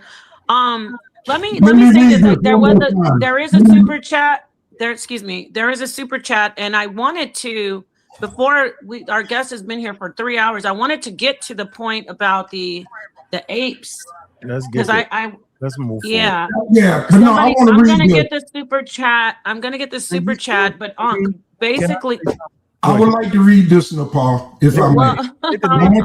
Just a quick thing. I ain't gonna read it. Honestly, I don't want to do this anymore, Apostle. I don't want to keep on going with the syphilis thing. I should be get to respond to what this dude just said. No, because you know why? Because you've already responded, and the show is not gonna keep going on and on about you. That's the same source that we've been using. If you can find a source, says it's not an outdated source. It's not from yesterday.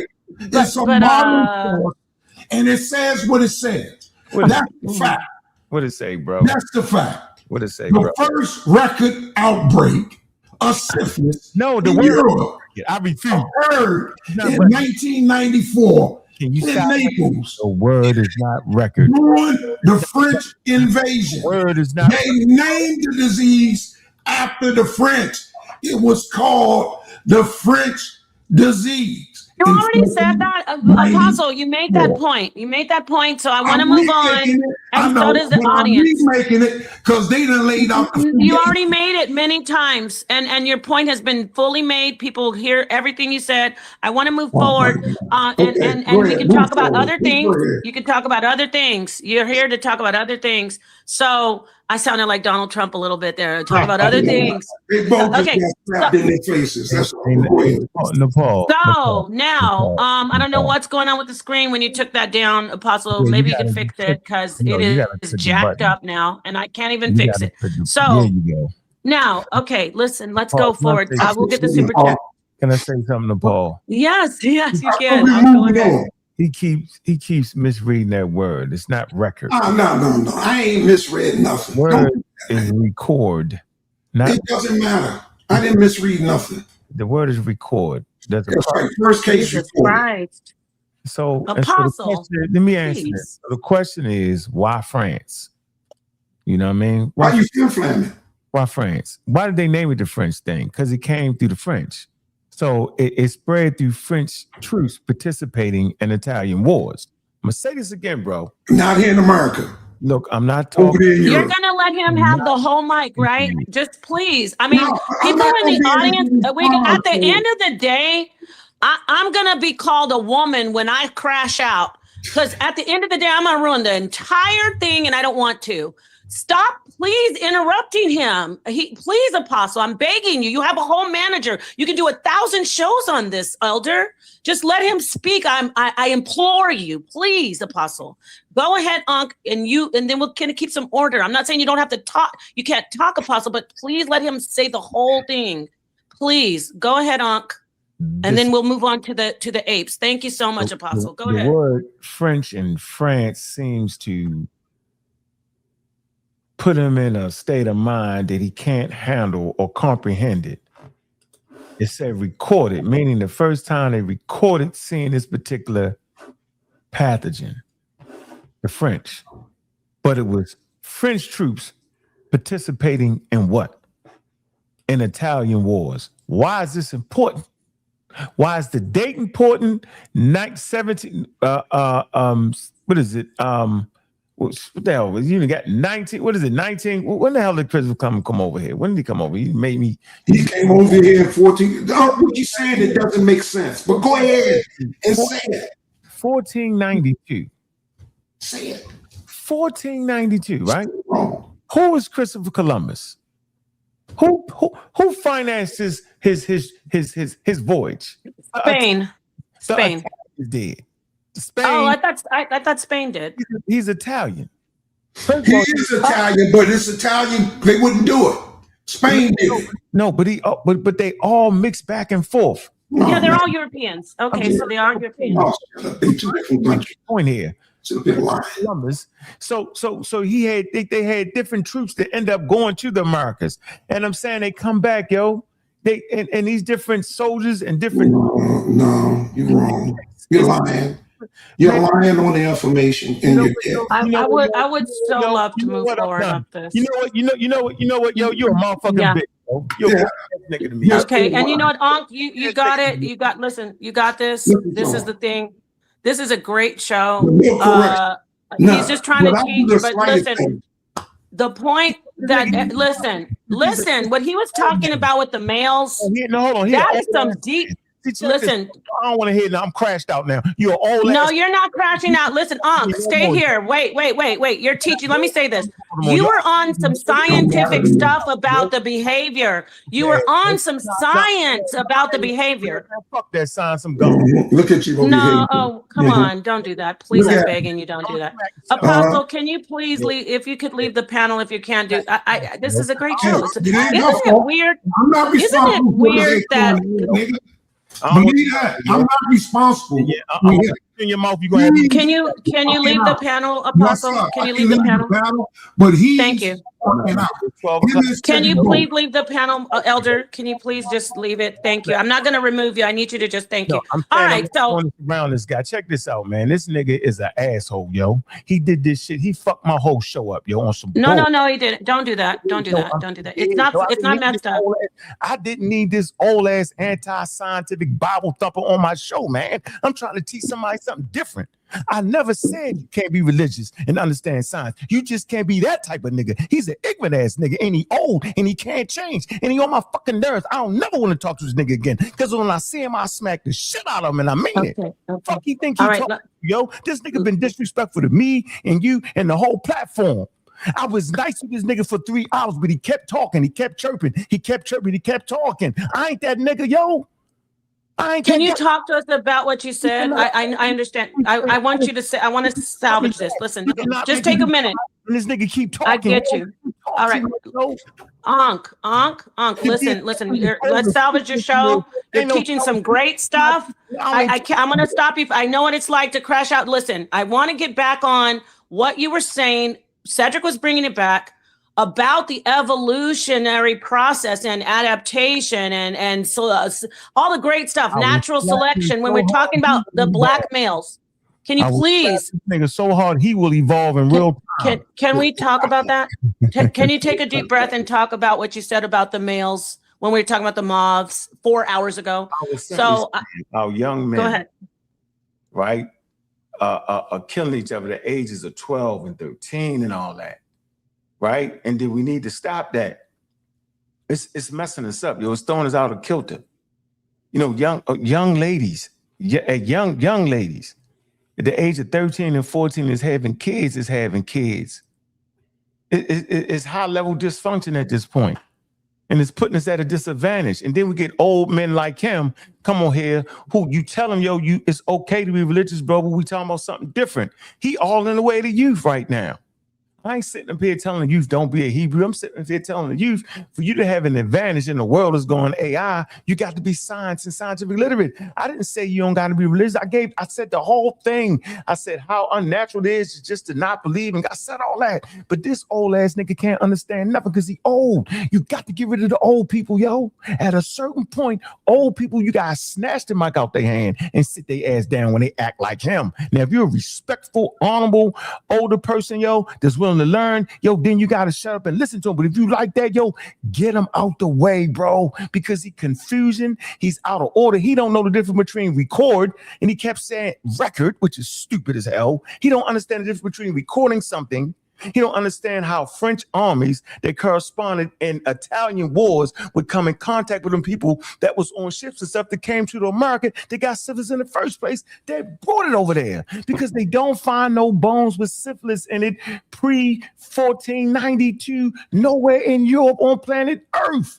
That's why, nigga, because you don't understand it don't mean these youth don't understand it, bro. It's the stupidest thing ever. And he kept saying it, and he kept saying it to where if he was in my face real, I would have to slap him.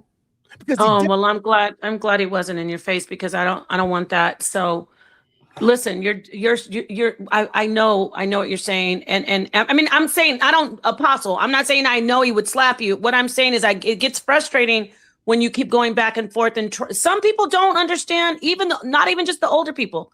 Some people just will not see it because of that stigma. Remember, and I don't even want to say her name because I don't want her to act like I'm attacking her, but remember the one person that was like saying that we aren't primates, and no matter how much information we gave to her, she continued to say it's scientific racism. So I want to kind of bring you back to talking and teaching, because you're doing a great job, about stuff like that, when it's just people are so afraid as Black people, they're so afraid of science and hearing the truth because they can't accept it. Syphilis had to have come from the white man. So talk to us about scientific racism and how to delineate. You got bitch ass niggas in the chat talking crazy. You got ignore them. Up here. You got niggas. Young Pharaoh, what they don't know, I ran up on that nigga. Go ask him. I ran up on him and SETI. Please don't read these trolls. Please, you're an excellent teacher right now. Please, I'm begging you to focus on your teachings, because you got this. I'm saying don't carry my name. Right. I'm gonna delete the comments, y'all. I can't do everything. I've been trying to. So Ankh, back to talk to the Black, talk to our people about science, how we're so afraid of science because of scientific racism. This has been an example of get away from old ass people, yo. And when I call you old ass people, I mean people who refuse to think healthily, who refuse to listen to anybody. Then you old. You can be 15 and act like that, then you old in your ways, because those people don't make it on earth. Only those that listen and take time to learn make it on earth. Those who didn't heed the warning, don't drink that water. Right, there you go. Water. Get back on that. Yeah, about survival. Survival. I'm gonna drink it. No, you're not listening. You drink it anyway. This is the craziest thing ever. He liked that for no reason. Ain't nobody beat up on this stupid ass religion. Nobody did none of that till right now. You don't have nothing, Apostle. All you got is a wild ass book. And you keep trying to make it scientific. You keep messing with me, dog. I don't get on your show and mess with you. I'm trying to give something healthy, and you done turned it into a shit show for no reason. And you disrespect the sister, because I was like, man, don't do it like that, yo. And you don't deserve to have no keys to the car. You just crashed it on purpose. Because you can't do what I can do, you mad. You can't even read, bro. It was clear. It said the French, the reason they named it the French, because the first time it was amongst the French army. Now the army is important. Why? Because armies travel, my nigga. Sailors and armies travel from different places. And so at this juncture in time, they have a system of traveling on sailboats. Prior to that, it wasn't no exchange. That's why I brought up the Columbia Exchange to verify and show you how evolution works. But you mess up the lesson. I want to talk about the old world immunity and new world immunity, which would fix our Africans in America pre-Columbian style, if you at least understood that. If you can understand the Columbia Exchange and the syphilis and the yellow fever, okay, and the malaria and the different diseases that was transferred back and forth, then you can understand why there wasn't no Africans in pre-Columbian times, because they would have had old world immunity. They would have got the natives just as sick as the Europeans did if it was contact prior to that. Or if you're sitting there thinking that the indigenous people in America was Africans, then they wouldn't have got sick because they would have had old world immunity. So they would have already had the old world diseases. So when the old world diseases arrived with Africans that was enslaved and Europeans, they would have already had the immunity because their immunity would have came from the old world. That's why none of that don't make no sense. But old ass apostle keep getting in the way of that. Let me say this to you, Ankh. Take a minute, maybe just take a deep breath and relax because you are going through this right now. I just want to say this to you and everybody, though. This is a debate community. Like some people are in the chat. Don't look at the chat. But some people in the chat, like he's trying to debate you. But debating isn't just, and I have respect for you, Apostle, but I got to call it like I see it. You can't just keep saying, well, it says the French. Well, it says the French. You got to come with something else. He already knocked that down. You got to come in there. So it's not that I'm babying anybody or stopping somebody from having smoke. This is the toughest environment. But if he already proved from what I saw that you were wrong and you don't have really hard evidence, you got to go get something else. So what I'm trying to say is, yeah, thank you for bringing the smoke. But he proved that his information is stronger unless anybody, not just Apostle. I see a lot of you cheerleaders in the chat talking about, oh, Ankh, you bring the information showing without a doubt that syphilis was from Europeans before it was found in the Americas. Okay, that's all I want to say. But can I please hear you talk before you go? Because you've been up here a while. Talk to us about this other thing. We had a super chat, $5, and they said, you know, we're not, you know, are we primates? Are we apes? This is another can of worms that Black people cannot get over the fact that we are also apes. Can you just touch on that a little bit before we, you know, close out? Because we've been up here for a while. I'd like to hear from you, please. Share my screen and I'm going to get it. There's a reason why we can't get it. Thank you so much. Thank you. Okay. Share my screen. It's because of this right here. We can't understand it because we homo ignoramus. We are willfully ignorant at times as the human beings. Blinders of denial. Information. Misinformation. I believe that. Small brains unused. Got your earplugs in. Comfortable club. You comfortable with it. Facts repellent. You repel the facts.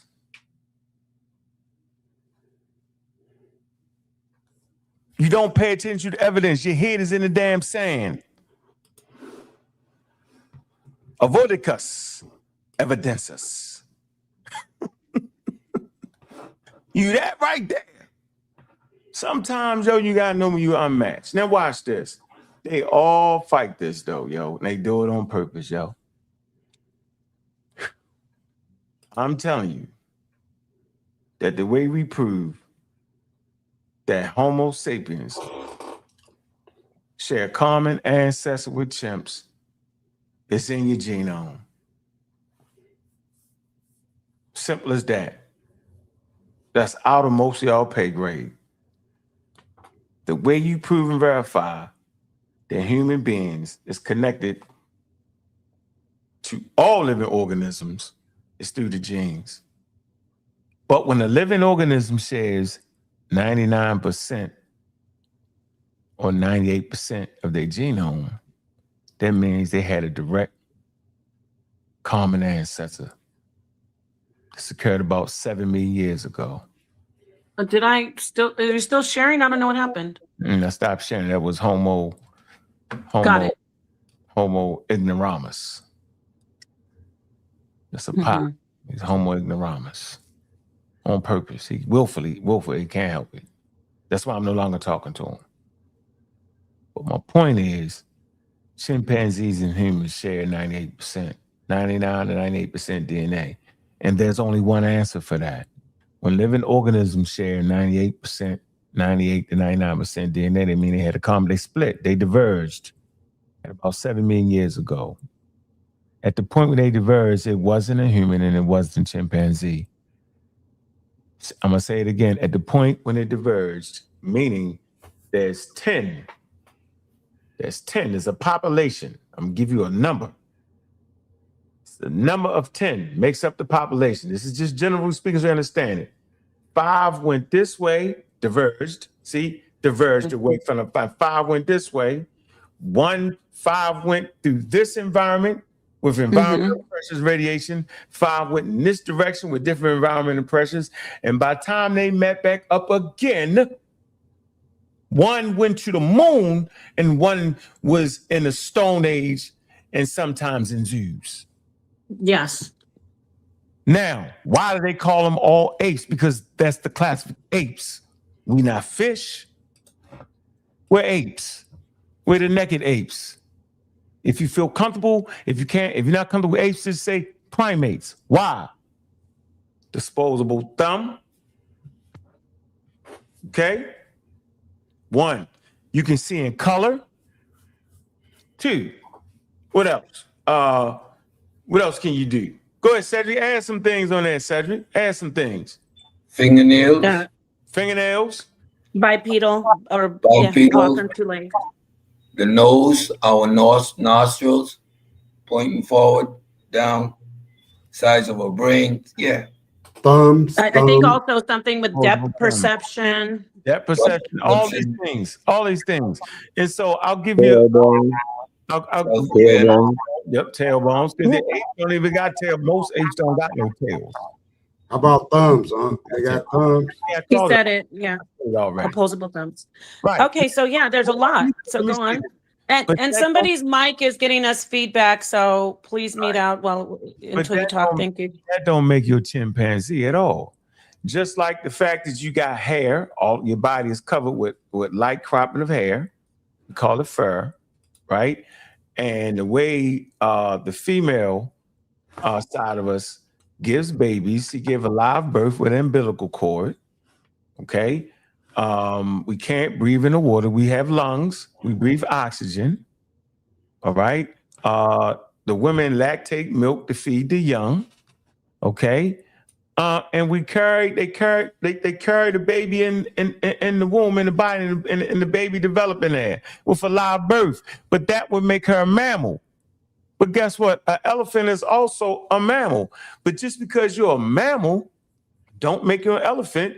And just because you're a primate, don't make you a chimpanzee. I can't say that no more clear than that. I can't give you a better example than that. If you can't handle that example, then just take your time. But don't jump in the conversation acting like that's not what it is. Because planet Earth has agreed to that. All human beings, whether you live in the Congo and the Bongo, whether you live in the Caribbean, whether you live in Australia, the scientists that come out, indigenous tribes that become scientists, they all agree on this. They all match up their data. It's a scientifically proven that humans are primates and humans are mammals and humans have a spinal cord. That means we're connected to everything with spinal cords. I don't care what you say out your mouth. It's based off your ignorance is why you do not understand. And we all will be there. We all have been ignorant to these scientific facts, but you can't get around it. The best thing to do is, if you can't beat them, join them. Meaning read a daggone book. That's it. You can't get around it. And if you don't think evolution is real, I can give you byproducts. There are byproducts from evolution, i.e. your medicine these days. We've seen it in real time. Even if you don't want to take a vaccine, you do know that daggone virus was evolving in real time. That you do know. They kept changing the different strands of it, the different variations of the name kept Avicron. Why? Because it was evolving. And every time it evolved, they did what? They gave you a different vaccine. Oh, guess what? Because the vaccine was made to be able to follow the pathogen as it evolved. That's a consequence. That's a byproduct of Darwinian evolution. And now we don't just stand there and let the virus beat us up. Now we attack the virus in real time by changing the weaponry that we're using against it in real time. As the virus change, right, and gets more infectious, the vaccine medicine change to stop it in real time. But we only can do that is because we understand evolution. And the only reason we understand evolution because Charles Darwin came up with a comprehensive scientific theory. And the reason we know it was a scientific theory because now 20 years later, we can change the vaccine. I ain't got to sit up here and argue with y'all over that. Y'all can never get around that with your Bible, with your Quran, with your crazy stories. You can't get, you just look crazy to me. And I sit up there and I walk you into a trap and I slaps the hell out of you every time. You're never getting past that. You can't even tell your kids that. Because your kids is past you right now. Your kids are looking at you like, man, we just learned that in biology class. What are you talking about? And you howling screaming at them.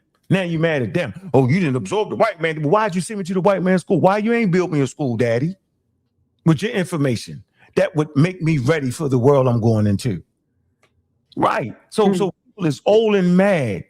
Mad because of pseudo killers teach science. Mad because the community is skeptic respects everybody religion by saying, I don't think any of y'all got the God. I think it's a cultural container of ideas. That means I'm respecting your worldview.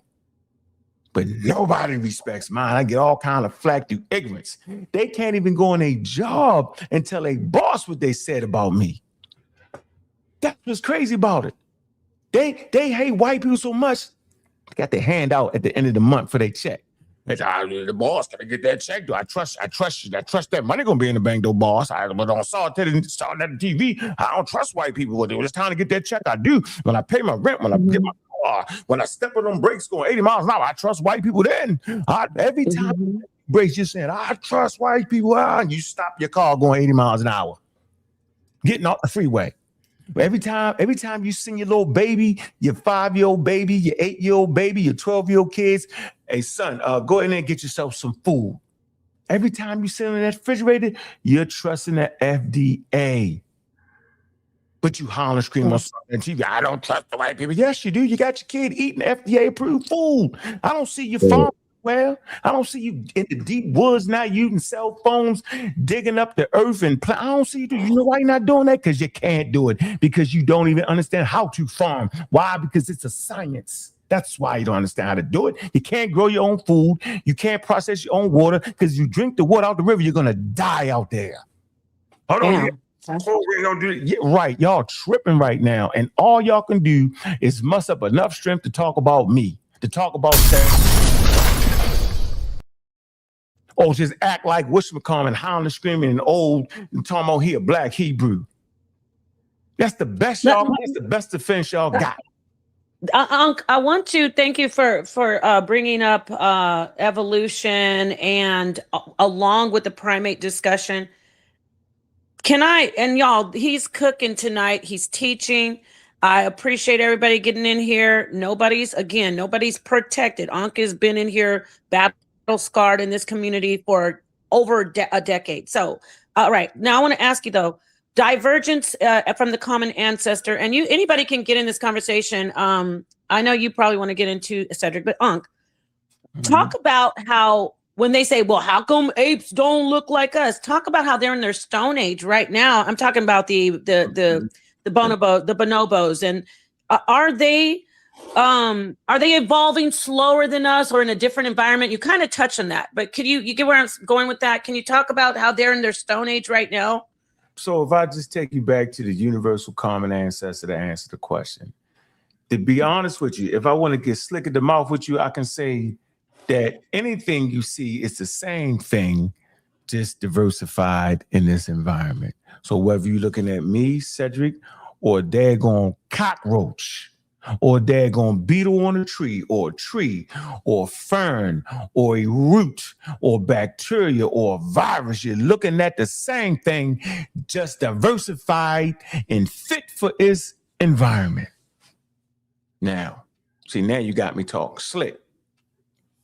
What we do know is all life on Earth is connected. So if you sitting there believing in God, then that should be okay with you. Because if it is a God, so you claim nothing before God, meaning nothing comes before God, meaning nothing comes after God, meaning everything you see is God. So whenever God made the things that you're looking at, which is the universe, God would have had to use itself. pieces of itself to make the universe, pieces of itself to make the sun, the moon, the stars, the humans. God would have had to use himself. So if God would have had to use himself, this is none but God, since God is omnipotent, omnipotent, omnipresent, meaning in all things, all time, all powerful, everywhere, at all times, then if that's the case, then anything you look at would have to be God, right? Well, ain't that what the hell science just explained to you? That there's a universal common ancestor that diversified in this environment. It gives the explanation of why things it explains why things diversify over time and why life on Earth is so diversified. The Bible don't do that. It starts off with a simple thought: God made everything better. But how? Don't tell you how, but science does. So you can keep your little religion, and then you can learn science and leave me the hell alone with that nonsense, because I'm gonna keep winning. You know why I'm gonna keep winning? Because science is undefeated. It's the haves and the have-nots. You want to get in here, Cedric? Yeah. Evolution is a matter of fact. Look around you. Try and understand, why is there a diversity of life? That's what Ankh just said. Why is there diversity of life? I'm breathing, I'm living, that bird's breathing, that bird. Why is there a diversity of life? Answer that question. How did that diversity came to be? And if you understand the concept, the simple concept of natural selection, it's going to blow your mind. If you understand the concept of natural selection, you would understand why we have the diversity of life. Classifications are that. It's a simple, we human beings, we have the necessity to compartmentalize, to classify, to quantify, to codify. And we came up with a system to do that. A human being is a human being is a human being. Whatever group or classification we fall in scientifically doesn't take away, diminish, or do nothing about the fact of the matter is we are human beings. Chromosome 2 fusion is a matter of fact. We can see that in a Western blot. All it would take you is 4 years of college, and you can physically see chromosome 2 fusion. There is no objection, there is no confusion. And like Ankh said, your gods, none of your gods explain the how. All we are doing is explaining the how. When you sit and you ponder, how does that work? We are giving you the tools to understand how it works. If we tell you God did it, it still doesn't provide you with any knowledge, any understanding of how it works. Nothing we say threatens your God. I keep telling people, and I say it in a fun way, but I want you to understand. I believe I can fly. If I believe I can fly, why would I have any issues with what you believe? However, when we're having these discussions, as apostles so vividly demonstrate, the willfully ignorant, the objection just to object, the necessity to undermine everything we understand, to hold on to a superiority complex of your God being the ultimate God. The consequences of that thought process led to the enslavement of Africans, led to the situation and the reality of the world we live in today. America was created to get away from this autocratic form of thinking. Yet here we are battling to survive and stay away from this form of thinking. We get beat up just for giving people the tools. One of the first shows the pseudo killers produced was going through the fact of why scientific literacy is important. It is fundamental for you to be able to make everyday decisions. How do you know that your child has a fever? How do you know that when you're listening to some quack telling you don't use amino acids, when that is a foundation building block of our whole being, that you know that it's nonsense? What are the tools that you use in your daily life to not get bamboozled, flim flam, and hoodwinked? What are these tools? That's scientific literacy. Science relies on a foundation which is rooted in methodological naturalism. It is simply a tool. When we talk about methodological naturalism, you will not hear me say anything about your gods, about any spirit, or any form of belief. It is not relevant to the subject matter. There is no need for the opposition.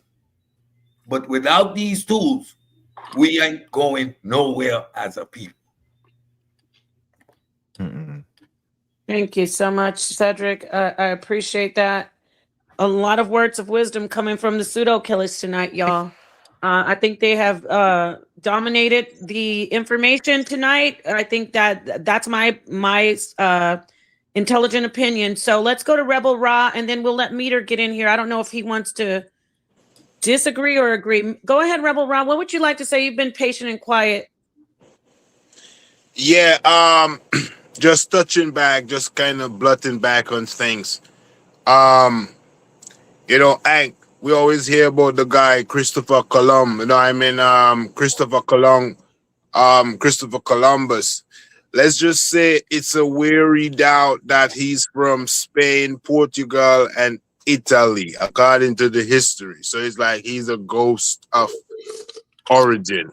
But moving on to the part of with primates, when you check it out, there's a kingdom of, you know, plants, animals, you know, fungi and mold and stuff, and and we come in the animal section of things. Because when you look at our cells, you know, I mean, we store glycogen and all of that stuff, you know, I mean, we have an animalistic cell, so to speak. Correct. So we should try getting away from, because when we say, oh, we're animals, we're primates, people thinking of the animals we see around us, you know what I'm saying? And even sometimes too, we have animalistic behaviors. How animals behave sometimes, we got that, you know, the cuddling, all of that love, you know, you see your dog, your puppy, your cat, all of that stuff, they're showing you. They can't speak, but their actions showing you like they have some form of communication within them and connection to you. Just like Ankh said, the plants, the animals, everything is connected. That's why we all can eat certain plants, and it, you know what I'm saying, it gives us energy and it activates our cell. That's the only reason you can eat plants and animals and other animals is because somewhere down the line you got commonality. That's the only reason you can eat it. No other reason. Yeah, so I just agree with you, Ankh, because me and you and the science boss, as I said to Napar, that I love science to the bone until a little piece have me like, you know, science only can push so far. And we all can say to that, science builds and science destroy. It also in the fact of who's using the science for what purpose, even though we want to be scientific literate, but we also want to show scientific morals in the sense of how we should properly use science, because we find out, it's a question I wanted to ask too. Have we found out where the COVID-19 virus originated? Because it was once said Canada to China and, you know, breaking of labs and monkey and blah, blah, blah. So we were fighting about the syphilis, which is like 1494, blah, blah, according to the info. But I'm talking to something yesterday. So mapped out the genome. Just like you got a pretty good idea where a lot. Remember, most pandemics come from the East. Right. Because of the weather, because they food, because the type of food they eat. They eat a lot of different, you know, animals that we normally don't even mess with. come in contact with. Bats Isn't COVID-19 a patented virus? No, a what? A patented, like it's patented. It's like when you go to the Bureau of Patent, where you have an idea and you have a machine or some kind of mechanism you want to make, and you don't want nobody to steal your idea. You got to go to the patent board, so they give He's saying a you. patent. Is there a patent on it? He's saying, but go ahead. I'll let you answer that. Yes. Why do you think there's a patent on it? I mean, back in the day, I do the research, and I mean, I read every little thing and go and do the research, and found out that there was a patent on the COVID-19. So I know, but why though? Don't you think the person that mapped the genome deserved to get the patent? I understand. It's like the people that make it, because I discovered it. You broke down the first, whoever sequenced the genome, get the patent. I know, but true. Okay, let's use biological war. COVID is a biological war in the sense. No, it's not. It's nature waging biological war on you. I mean, No, listen. Yeah. Did that. You see how serious nature is? That's why you got to understand her. Hold on. That's why the statement right here. Guess what the statement says? This is about Team Zulu. Put that comment up. Oh yeah, hold on. I'll get it. Yeah, Darwin, like many Okay. others. This is what he Team Zulu, you said? Yeah, it says Darwin, Oh, I like see. the other European. No, not This that one? No, the Is it other one. after that one? I can't It's see. They're Darwin, going like too many fast. other. It says Darwin, like many other Europeans, credited with discovery, inventing every high There it level is. of thinking. All right. Okay. Well, that means he actually doesn't understand science, because science is not an out of nowhere thing. It is based off of what you learned prior to it. I'm gonna say this again. If not for Onesimus, which is an indigenous African who was enslaved in America, he brought high-level inoculation science over. If not for understanding inoculation, what is inoculation? When a sick person, say smallpox, develops sores that have pus in them, you take the pus from a sick person and cut a slit in the arm of a healthy person. How much heart does that take? How much understanding does that take? How much observation does it take to know you can do something like that? Right now, that don't even make no sense. But guess what it did? It got the healthy person sick. At this point, y'all trying to get away from me. You would say it's counterintuitive. Why would you take a healthy person, give them some pus from an infected person? That means y'all wouldn't have made it in Africa, because that's exactly what those West Africans did. They took pus from an infected person and put it in the arm of a healthy person. And guess what it did? It stimulated their immune system to create antibodies. And guess what? That person could not catch smallpox again. That's the level there, bro. And guess what? When they brought it to the Americas, because that's where it came from, you can look it up, Europeans were astonished, because during the pandemics, the outbreaks in 1703 in Boston, slave colonies from West Africa understood this. It didn't even affect us like that, because we knew what to do. Guess who it affected? It affected the colonial powers. And they was wondering, why y'all not running around scared to death? They said, oh, because we do this. We understand it. We do this in Africa. That's true. Us in a sick person arm, and if they don't die, they make it, and they never can get affected again. Now, if you catch smallpox just by yourself, you can get it, and if you don't die, if it don't kill you for real, right, then you won't catch it again. But guess what? You have all kind of lesions and stuff on your face and looking crazy. But what they was doing in West Africa is called inoculation, right? They just put a little bit. They control how much. That's how serious they was. I'm trying to tell you that you don't even get to the COVID-19 vaccine without that.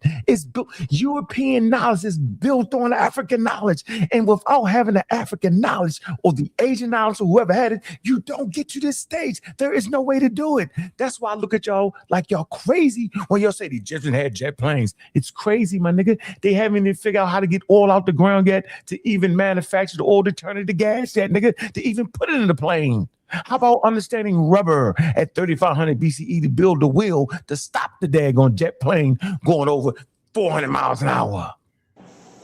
It's the foundation. So there is no such thing as Darwin, like many other Europeans, are credited with discoveries, inventions, and every high-level thinking. No, that's not how the scientists look at it.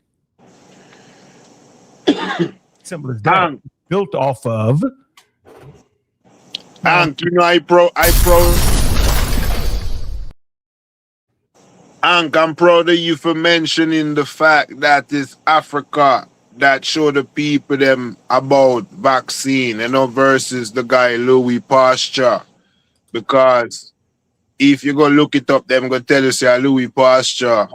No. You know what I'm saying? Build the official vaccine. You know what I'm saying? So I like so you're teaching the people them the real history, you know? No, science wouldn't say that about Pasteur though. No, Edwin Jenner had the first vaccine in 1791, I believe, 1792, I believe. But that's based off of Onesimus thing. Pasteur let us know that disease is something that comes from the outside, right? At that time in history, the assumption was a biogenesis, right? That things would come out of material himself. And Pasteur, through his experiments and later on using the Van Leeuwen microscope, really established the foundation of germ theory.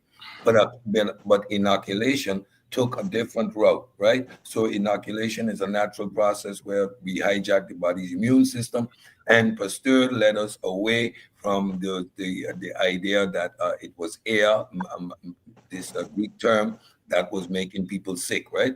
And that we were actually getting pathogens that was causing illness. So the science or history would not attribute vaccines or inoculations to Pasteur. I just want to make that correction. Yep. Okay. Thank you. Thank you. I'd like to bring in, because Ankh, you've been here for a minute. It's almost 4 hours. I very much appreciate you being here. This is a great conversation. It's very compelling information. Go back and listen. I see a lot of people saying, I got to see this from the beginning. Watch it from the beginning. And I want you to come back too, because it's pretty late. Let Meter address you. Go ahead. And I'm gonna finish off with. What were you gonna say? I want to finish everything off with a nice source. Of course, yes, yeah, no worries. I just want to get Meter in here. He's been here for a minute waiting. Are you bringing some smoke, Meter? Because we're sweeping out the ashes of the syphilis conversation. What would you like to bring? No, because I like to ask Unc a few things to let him elaborate on it. Go ahead. Okay. I asked this question before on the panel, but it got pushed up under the rug. Kennedy, the head of the health department, something like that. And what he got a lot of flack off of saying that Black people can't get treated like white people because our immune systems and things are different. What they'll do to a Caucasian as far as with medicines don't necessarily mean it'll work on us. And I'm talking about, they was destroying him about that because they was trying to make it seem like, we are all one people, And so he was like, especially with the vaccinations and stuff like that. And I agree with you totally. I agree with you. I enjoyed everything that you said, but could you elaborate on the difference? Because then it goes back to like the sister that's died decades ago, Henrietta Lacks, and how they still have her genes and stuff still going on. Do you think they're using her genes to weaponize certain diseases against us, though? No, not at all. That's not, no. Mm-mm. So let me directly answer that question. Where do you draw the line between what you perceive to be white people and black people? Do you draw the line of skin color? No. Well, yeah, in a way, but it all depends because you have Caucasians with probably like 15%, African in them or something. So okay, so They still look white. So point I'm making is we can have children with all humans. Don't matter. I'm saying you're just looking at a variation. You're looking at mutated. You're looking at different phenotypes, but under the hood, your genes is what make your heart function, your lungs function. So let's say you have kids by a Chinese woman, and okay, and so now you may have genes from her to help your heart function. You get like it's genes. That's why I said earlier, nature knows no color. That was my point for saying that. I ain't want to get into with the brother, but nature knows no color. Nature not sitting here looking at, oh, you this, you that. Nature saying, I'm going to kill you as fast as possible. That's what nature's saying. Nature ain't worrying about if you black, dark, whatever it is, you better be able to be fit for that environment. I'm talking about genetically fit for that environment. Nature don't care. Nature is what kill you. Remember, life on Earth only occurs because of death.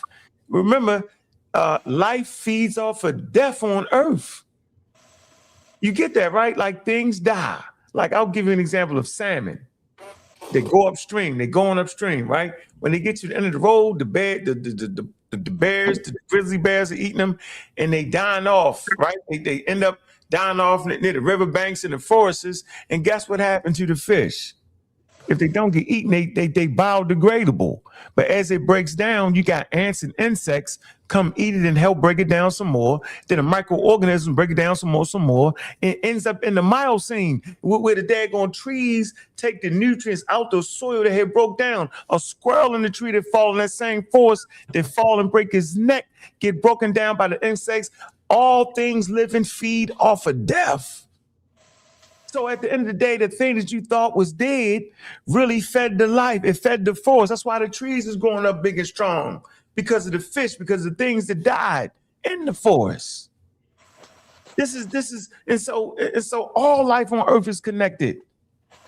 So when you try to split hairs with human beings, all human beings are 99.99 the same. They did a study on high blood pressure medicine. They would say, hey, man, I know we got race-specific medicine, high blood pressure medicine. What ended up happening is that some black people could have benefited off of getting another type of high blood pressure medicine. Not just because we underneath of that hood, bro, it's mix and matchy. It's no way to but see, because I got high blood pressure and I had to go with it because they started me off with medicine that normally Caucasian took, and it didn't work with me. So no, it was no such thing. Do you mind if can I jump in here for a second? Because this is something I do want to bring up. When we were talking earlier about when I was saying how I find it fascinating how environment, even though we don't look at it so much, environment plays such a role on our genetics. So when you look at things like when they say, well, blacks are more affected by diabetes, blacks are more affected by hypertension, it always is talking about community. And that kind of goes back to, I loved what you were talking about at the beginning of the conversation when you first came on, Ankh. It goes back to what I was saying and piggybacking off of what Ankh was saying, environment. Yes, genetics, but then you got to still look at how are we genetics? Stay with me, y'all. Y'all know me. Just let me go and then hear me out. When we look at genetics and we say, well, it's the genes of the blacks. No, it's the socioeconomics of the blacks. The socioeconomics is the environment. So if we take it all the way back, let's just say to the slavery, we're affected differently by stress and trauma epigenetically, right? So that is how our genes would be. But then it still cycles back to environment. What I'm trying to say is, when you hear about Blacks being affected differently by disease, it's usually leading with community. And then they say, can somebody mute out? I don't know if that's you, Meter. Then they'll say, well, what about genetics? But the genetics that we're talking about are still, it's like it's encoded in whatever we've been affected with before. I'm going to park in my car by saying this, for example. When we have adverse childhood experiences, when we're talking about ACEs, those keep on being passed down if we don't break the cycle of whatever. And when you keep on passing that down, it's because you are epigenetically, it's an epigenetic thing, right? It's your environment, it's your society, it's your community, but you still pass it down genetically. So Black people, talking about diabetes and stress and hypertension, for example, they're looking at us and saying, oh, well, it is something genetic, but then let's look at their diet. That's social. So what I'm trying to say is, it's not like, oh, they're different from us and we're so different species. The white people, the Black people, the Asian, we want to start looking at environment and community and society first before we right away say, oh, they're just different species than us. They just have different genes. So, Ankh, do you get what I'm saying? I wanted you to talk more about that, where you were saying that in the very beginning, about environment, right? I said a lot, but can you just take the mic and kind of help me out with what I'm trying to impart? Well, it's not actually a race thing. It's not, because there's no race. That's a social construct.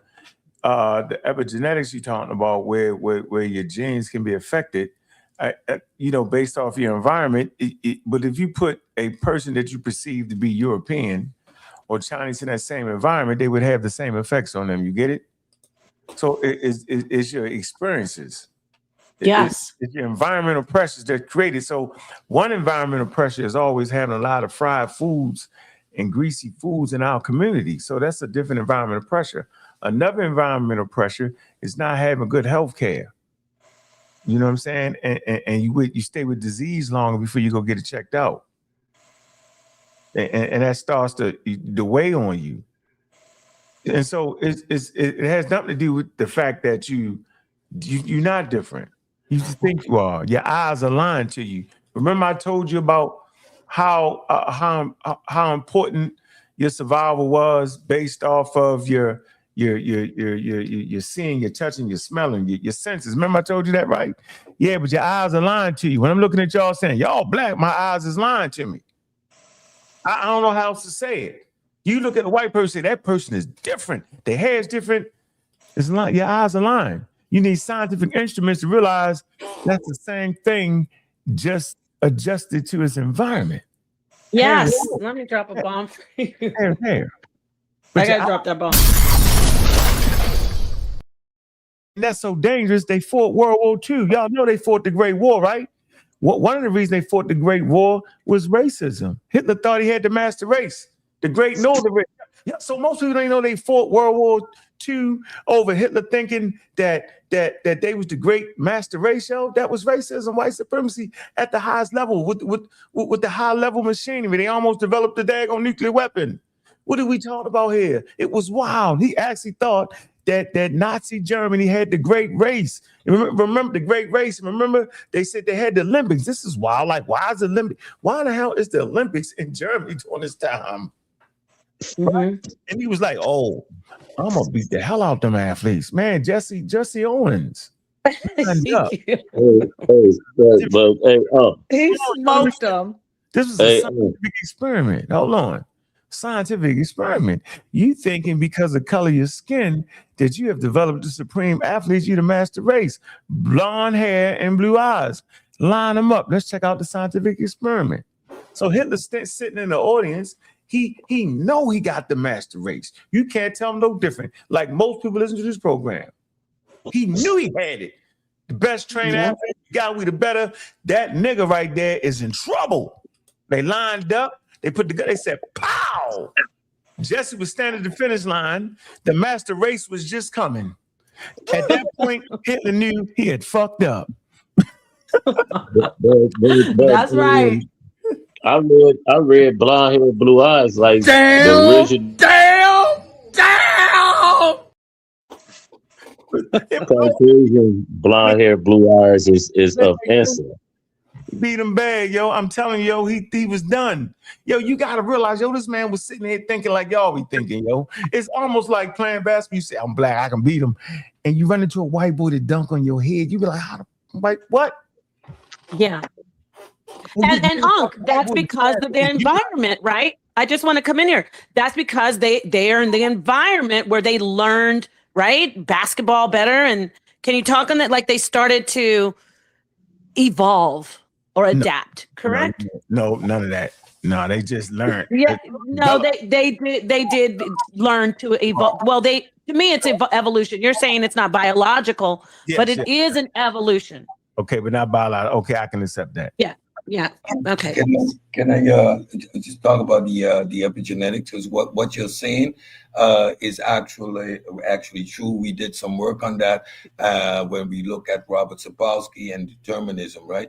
And it goes back generation upon generation. So you have your genes, like you have a biological identical twins. They have the exact same genes. You take each one and put them in a different environment and watch their development.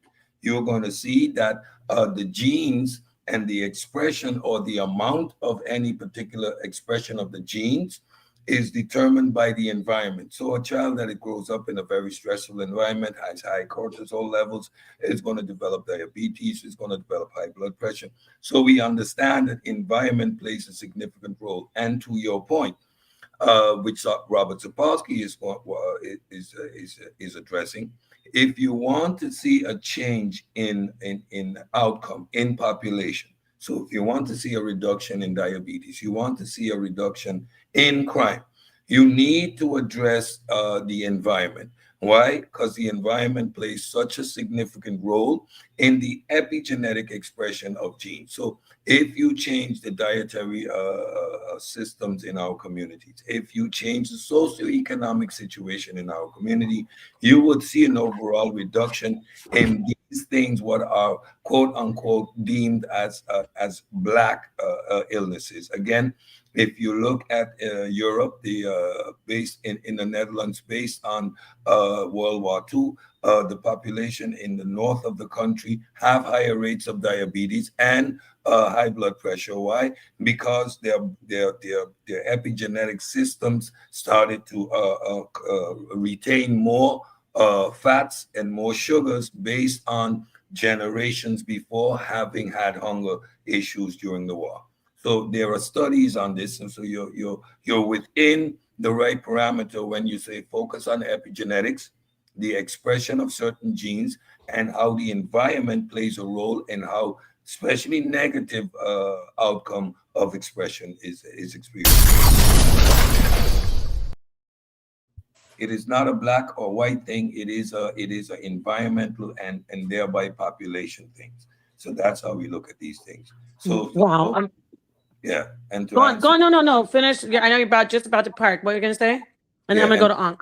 To round it off, no. So to add to what Ankh is saying, there's no way you're gonna make race-specific medicine because again, there's fluency in populations, and if you change the environment, you have a change in epigenetic expression. So no, that would be false and negative reasoning with severe outcomes for these same populations. Oh wow, thank you. And you know what, Ankh and Cedric and all the pseudo killers, I would love to do a panel where we discuss epigenetics more. Because I think that's what I know from Black people, progeny of slaves, that's probably what 60% of our issues with health. Ankh, I'm going to hand the mic to you, and can you answer that, and then do your final closeout? Would you say 60% of our problems with health would be environmental and even like social and socioeconomic? Talk to us, please. I would like to get some actual studies on that, so I'm not just speaking off the top of my head on that. Okay. But it's clear our diets. Diets their diet specific diseases. You know that, right? The way you eat, you kill you. Of course. Diabetes. That's gonna kill you. Yeah. Hell yeah. Yeah. And I think that's important for us to know, having a balanced diet. You stop playing around with out there. Come on, man. You know, I know people that they were vegetarian and playing basketball, to break their toenail fall off. Daggone teeth rotting out because they ain't getting the proper nutrients and all that. All that's, I mean, you got a balanced diet. Fruit, eat your colors, man. Small amounts of meat, man. Red meat, you know what I mean? Don't eat a lot of red meat. I stay away from eating a lot of red meat. Fish, you know what I'm saying? Little chicken, right? You know, get the lot of fruits, vegetables, little exercise. I mean, that's it. But yeah, like big up to Mississippi. Yeah, stress is a huge factor. Oh my God. Oh, hell yeah. Stress is it. That's it. Yeah. Let me put that up there. Stress is the killer. Oh, wow. We said the same thing. Because look at Ankh. Because you'll have people say, well, my grandma ate bacon and she's 98 years old. I think diet and stress are factors because we got the cortisol. There's so much to unpack. But anyway, I just definitely stress. Yeah. And when I say, well, eating, you know, just we have not even evolved to actually handle a lot of the what's the word I want to use? The foods that are canned. Processed. Yeah, 100%. If you have not evolved, the body is not able to handle that. So you're in trouble anyway. Right. Like these packages of ramen, like we can't even. All that processed, the more what they call like super processed, right? So we need to get together and talk about that, and not in a crazy way where you end up like Inky, catch him eat McDonald's. Inky, you heard him. Don't come for us. Let's hear. Damn.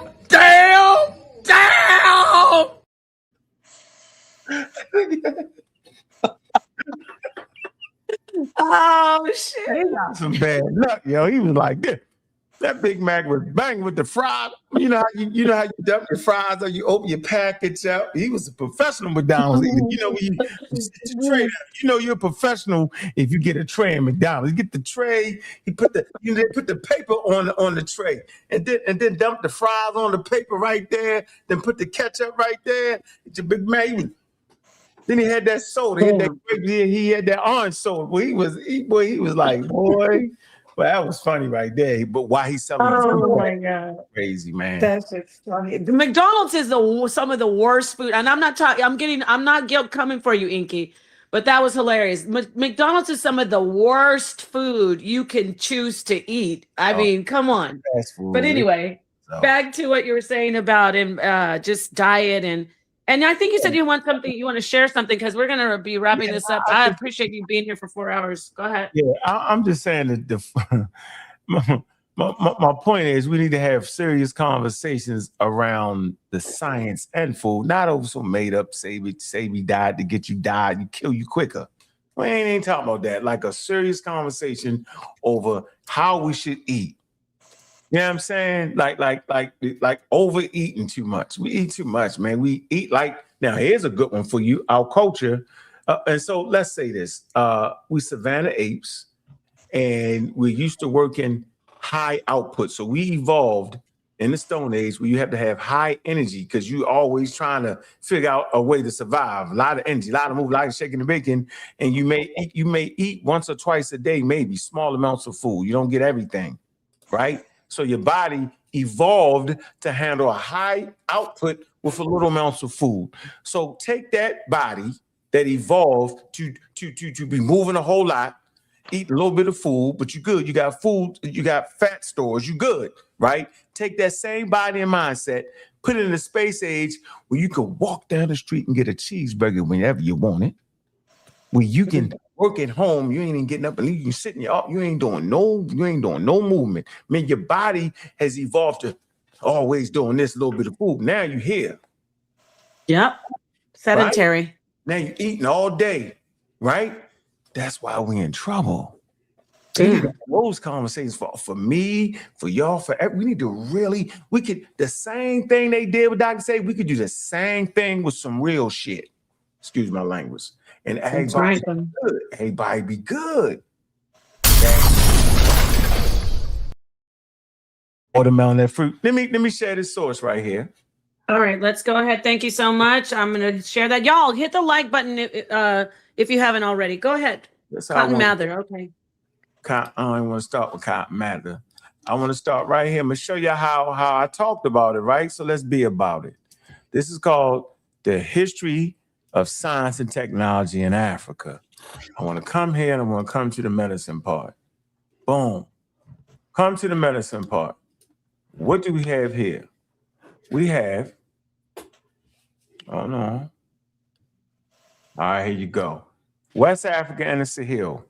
The knowledge of inoculating oneself against smallpox seem to have been known in West, seem to be known to West Africans, more specifically the Ankh. A slave named Onesimus explained the inoculation procedure to Cotton Mather during the 18th century. He reported to have gotten the knowledge from Africa, right? There's a source for you.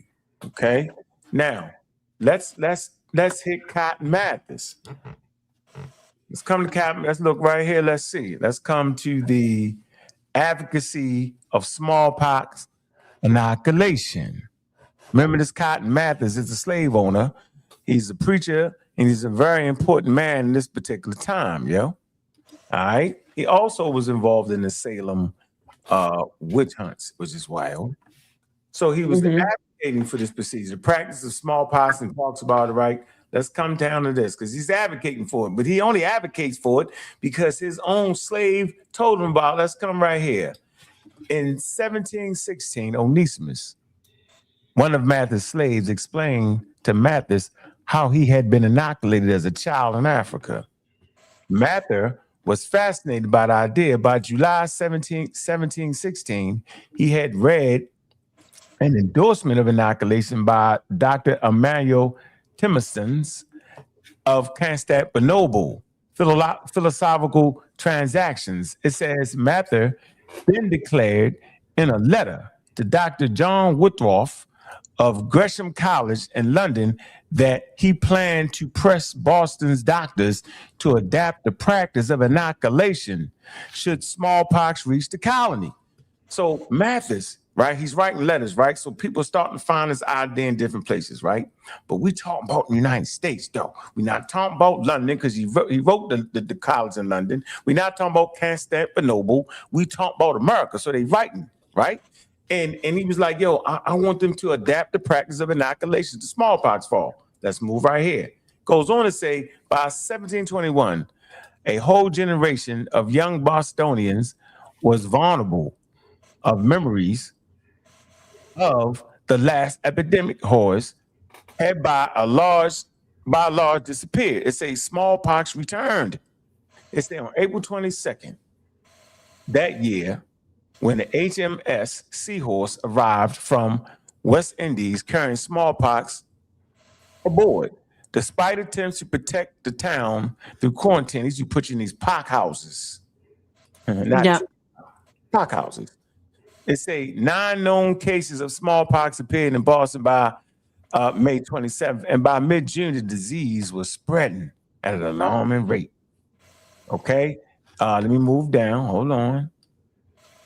Let me move down. I don't want to read all that. Let me move.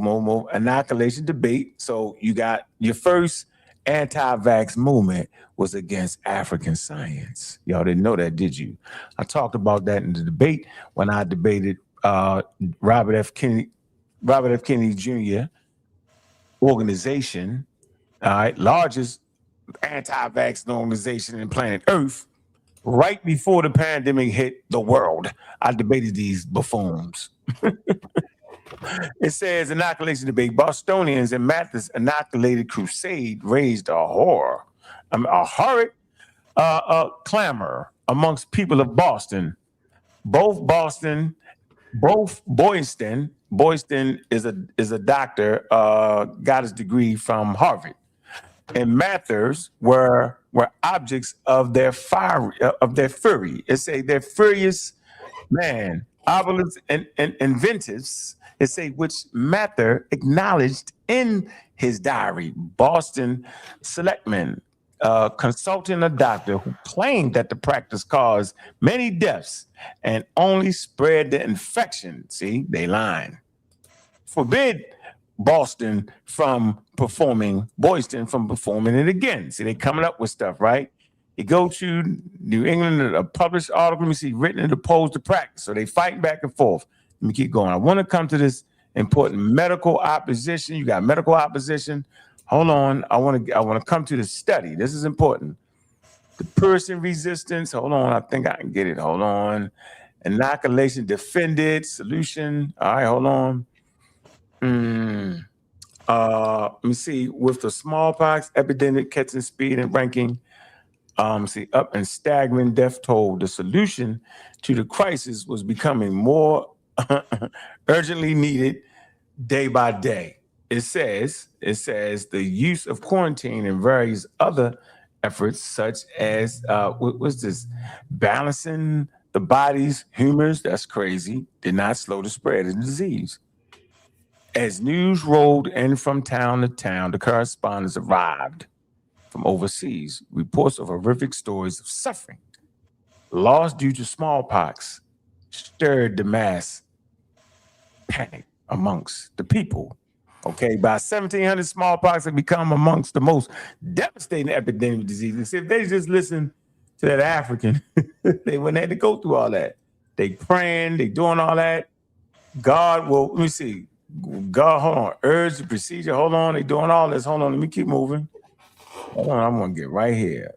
Oh man, the practice not accepted. Okay, while Mathers experimenting this procedure, period in Pastor, let's see, Cooper, the practice of smallpox inoculation was eventually accepted by the general population. Hold on. I think they give the numbers. I want to see if do I got the numbers right here? Man. Shit. Hold on, man. I want to show you where they do the numbers of when they inoculate you, how many people got sick and how many died, and it just made sense at that point to do it. Think right. Hold on, let me. So you're saying with the smallpox I keep saying inoculation. It's a violation or inoculation. Okay. So when you're talking about the risk of helping more than harming, basically, you're going to show us that. Yeah, risk reward because they developed a study, and that's like one of the first studies. Sermons against the private. Hold on. Okay. Yeah, it's crazy. I think it's inoculation. I gotta look that up. Yeah, it's inoculation or violation, but it's really a violation. Okay. So fine. Hold on. And while you do that, I'm just letting everybody know you've been here for a while. Please hit the like. I see Suntan. Thank you, Suntan, telling people to hit the like. This is a great show. Hit the like button. This is great information. Pick out the meat. I never say throw away the bones. Put the bones on the side. Maybe you'll find that you need them later for tools or bone broth. I always say that. So, okay. Let me look in here. Report of inoculation by Timotheus and Jacobus. Let me see. The total physicians urging them to consult about the matter. He received no response. Next, Mathis pleaded in this case to Dr. Boyston. It's who tried the procedure on his youngest son and 2 slaves. So they did that. Okay, 1 grown and 1 boy. It's all received in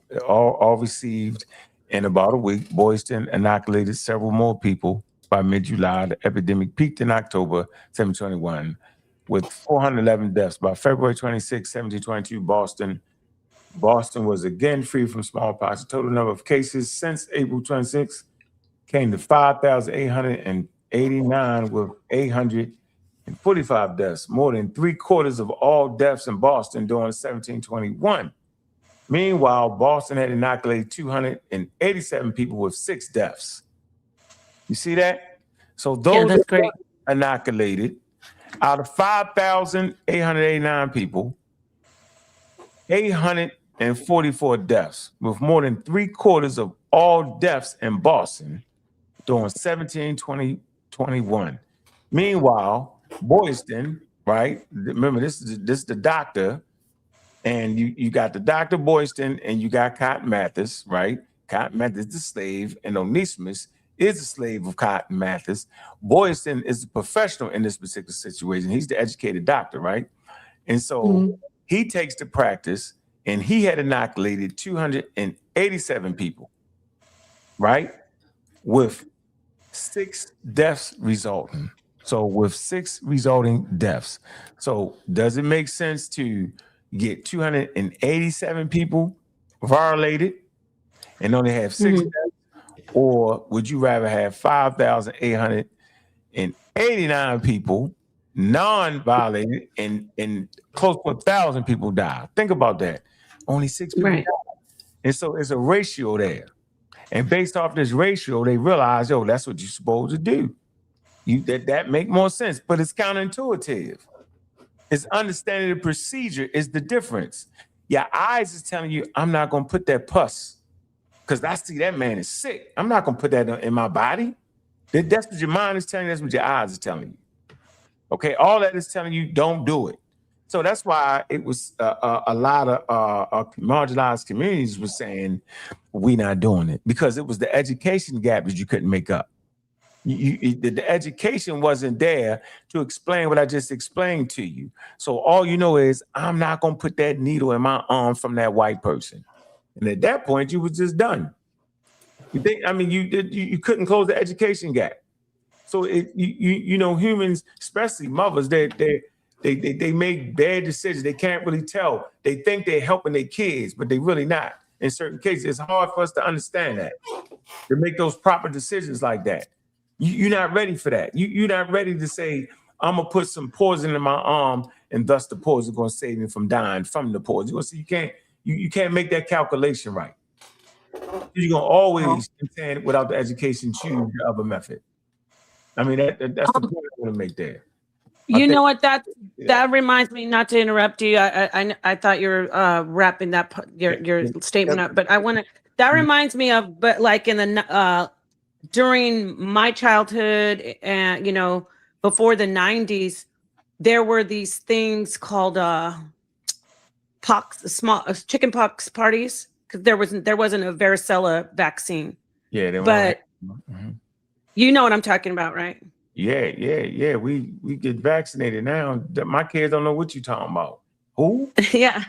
So what I'm getting at is that it was when, because you said people were like, I'm not going to do that. I don't want to get sick. It didn't seem logical. But when parents would see that when the younger babies would recover quicker from chicken pox and the older ones would have a harder time. Today, though, obviously nobody's cutting their arm open and putting smallpox pus in them. We have the vaccine. Just like we have the vaccine for varicella. So I just wanted to say that. You got the third generation now, but my whole thing for going through that, you don't get you the first and second, third generation vaccines, mRNA vaccines, without Edwin Jenner, who takes the cowpox from milk maidens that was milking cows, and you would get a pox from it, right? Cowpox, which is close to smallpox, and he would take he would press the fluid that is dry out and put it in a solution and put it in a syringe, right? And stick it in your arm. That's your first vaccine, your first generation vaccine. But he don't get that until they go through this thing in Boston with Onesimus, and they start to figure out, and they were like, yo, well, 288 people got it, only 6 died. Right? It's those numbers right there where they had some quantifiable data that would make sense to do.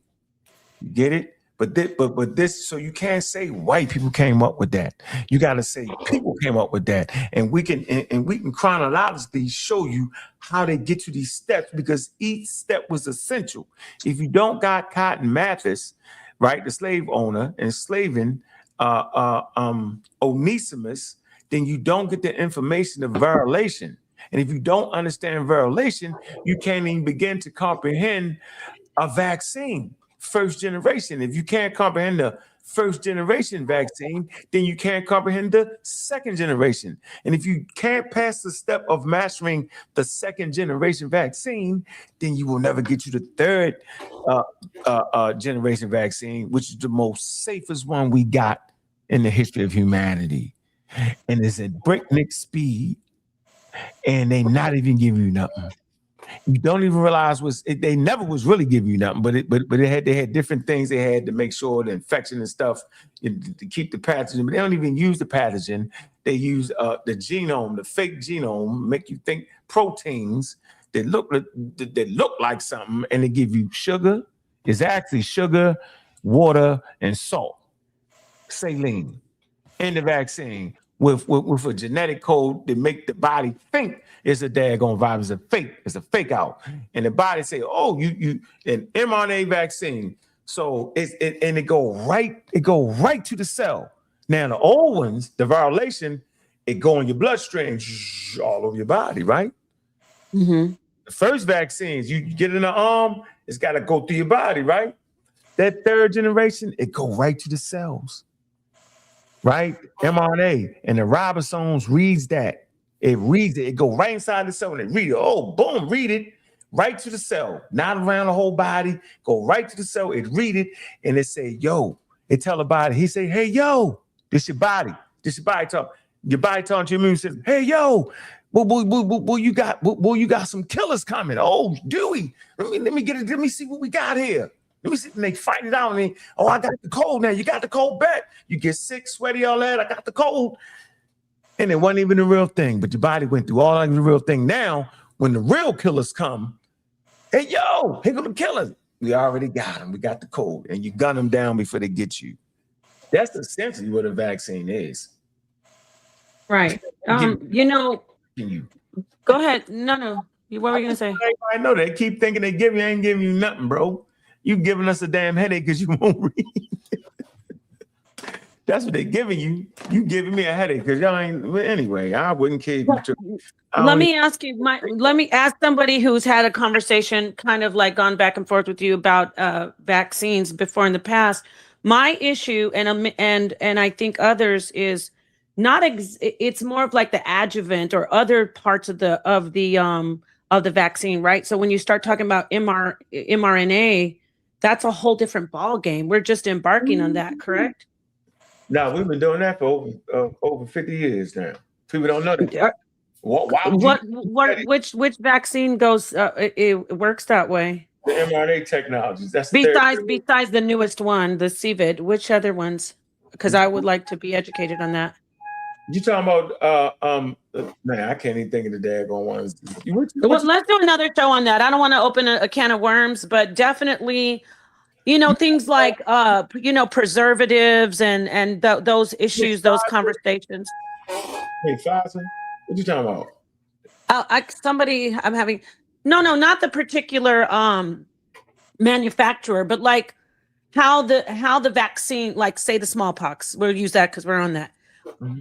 Or how they use the cowpox to fight the smallpox. Whatever's right. Whatever's in it to make the immune system like react to it, I guess you could say. Those were the controversial issues. Adjuvants, yeah. So go ahead.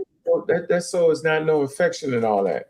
Yeah. So, but Ankh, what I'm saying is, I want you to talk on that, because would you admit that throughout time, some of them were harmful, as opposed to some that aren't, You mean like mercury?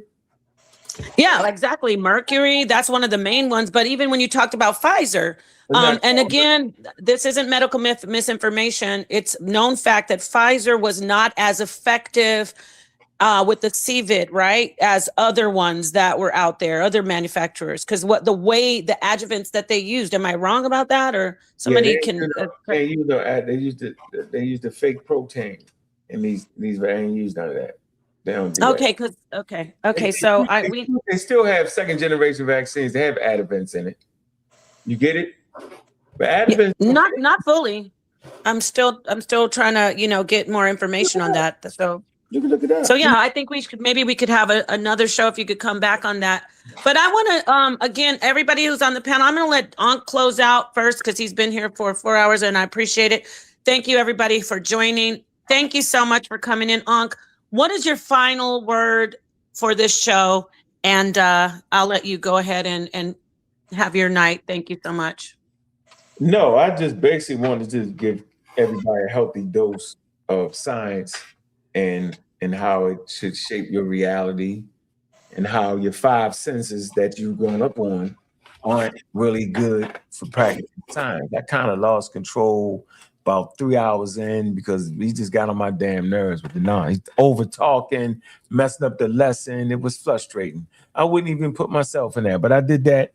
I did that for you, Nepal, and saw another man, because I love the channel, man. But I wouldn't have been. I wouldn't have stayed around a person for 3 hours where I could lose it.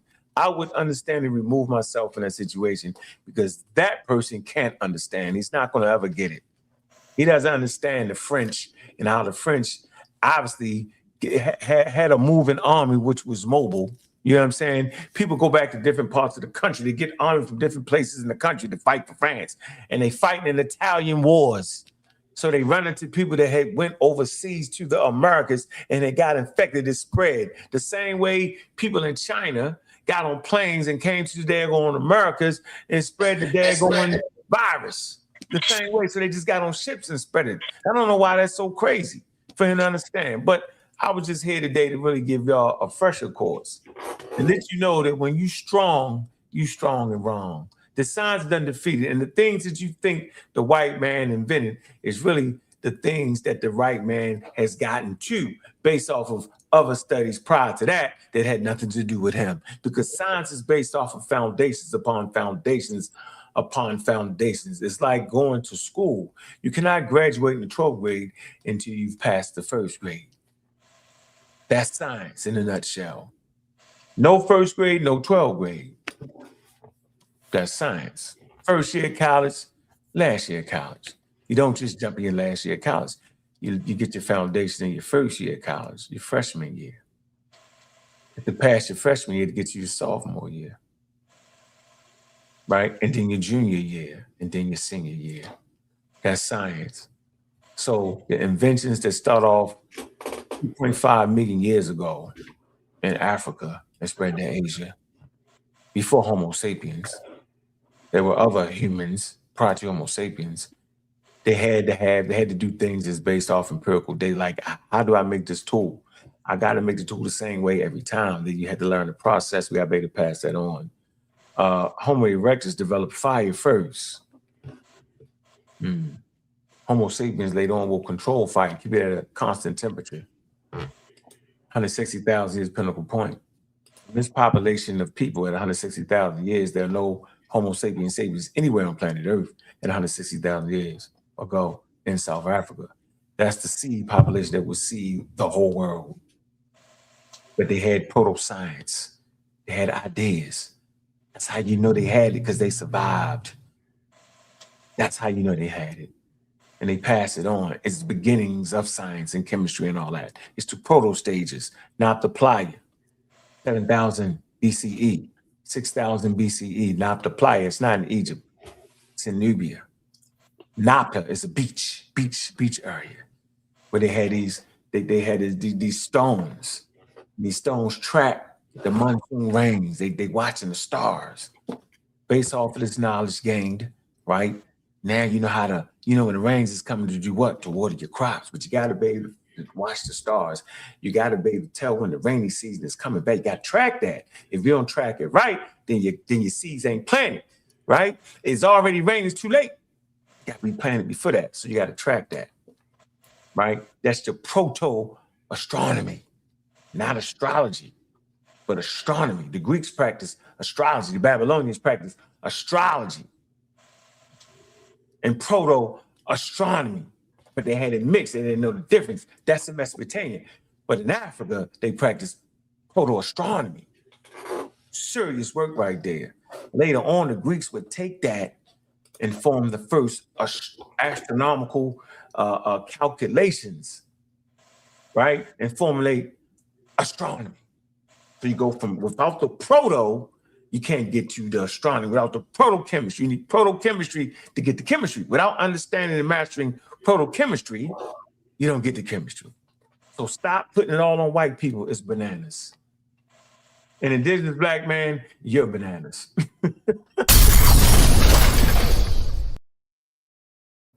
Line, nobody talking about his talking point. Ain't that crazy? Shout out to indigenous black man. Shout out to indigenous black man. He told everybody everything. His talking points. It is wild, boy. He has told everyone, everybody's stealing his stuff. Y'all stop stealing indigenous black man's talking points.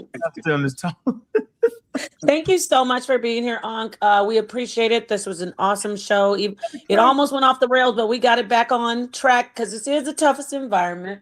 It is. And go ahead. You know, I always play this show on my channel. I'm gonna cut out when I lost my mind. I did lose my mind. It's not my fault, bro. I lost my mind. No. It's all good. Oh my gosh. Apostle, stay right there. Stay right there. I'm gonna let him close out. Ankh. I'm gonna let it Ankh. Right there. Stay right there. I'm gonna let him close out. Okay, y'all. Somebody's got some feedback.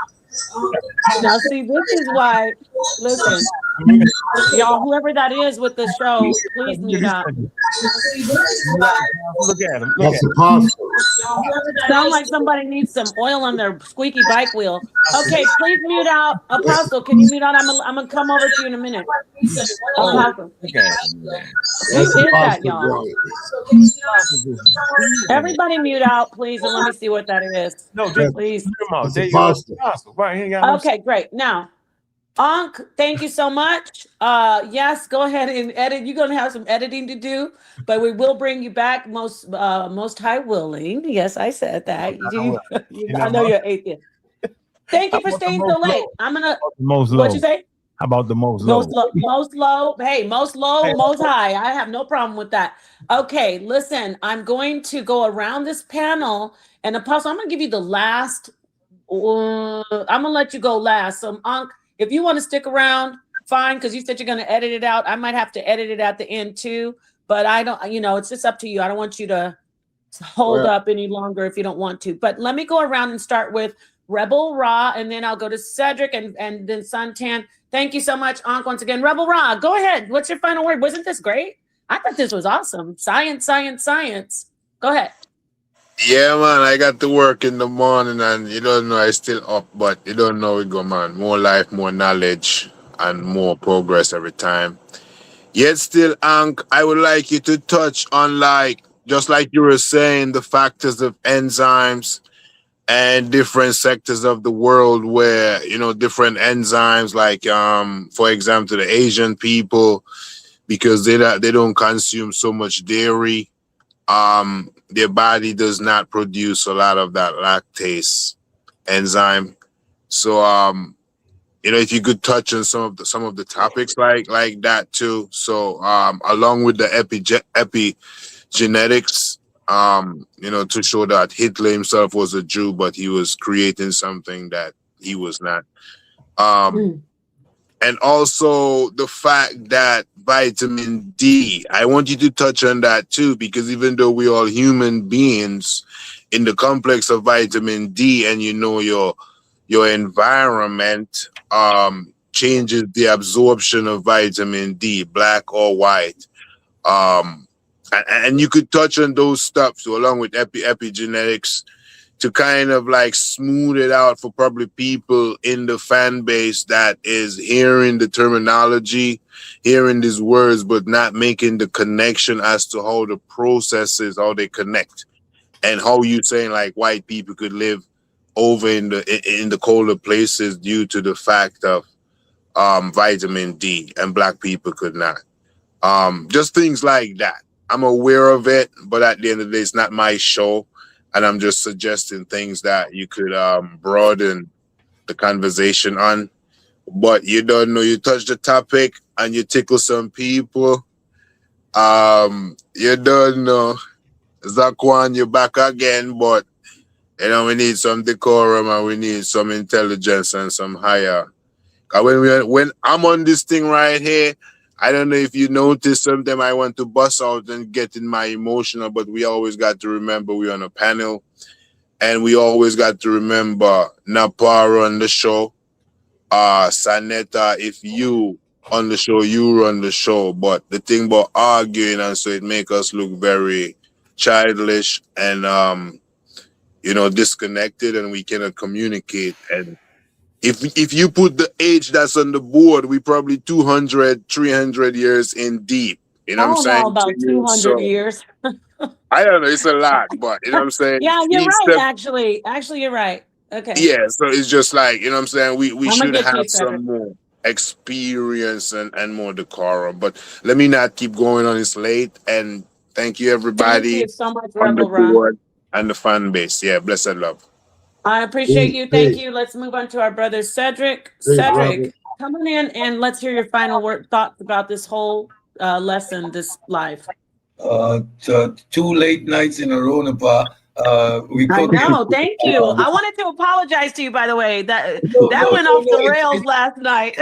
It's perfectly fine. It's perfectly fine. We can see that there's a hunger and a necessity for these type of conversation in 2026. The brother is. We have shows where we went in and we talk about how the the absorption rate works. We talk about the skin map. We have these shows, so it will be easy for us to bring this information over here. Thank you, Napa, for being such a gracious host. The God Killer, my mission is never going to change. I say from day one, once I got close to this man, I'm going to always stay close to this man because his heart is in the right place. So wherever I can support him, I will. I jumped up here tonight to be the bully that Ankh and Napa didn't want to be, to deal with this man over here. So you best be nice, because if you're not,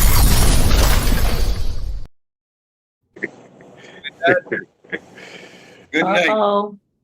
Uh-oh, you heard that? Wait a minute.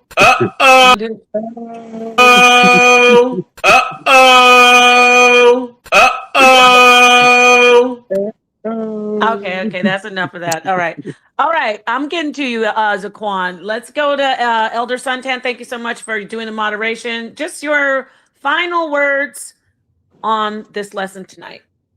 Great lesson. My final words. Good night. Peace. We got over 100 likes. We got over 100 likes. That was my goal. So the show was great, and let's keep learning. All right.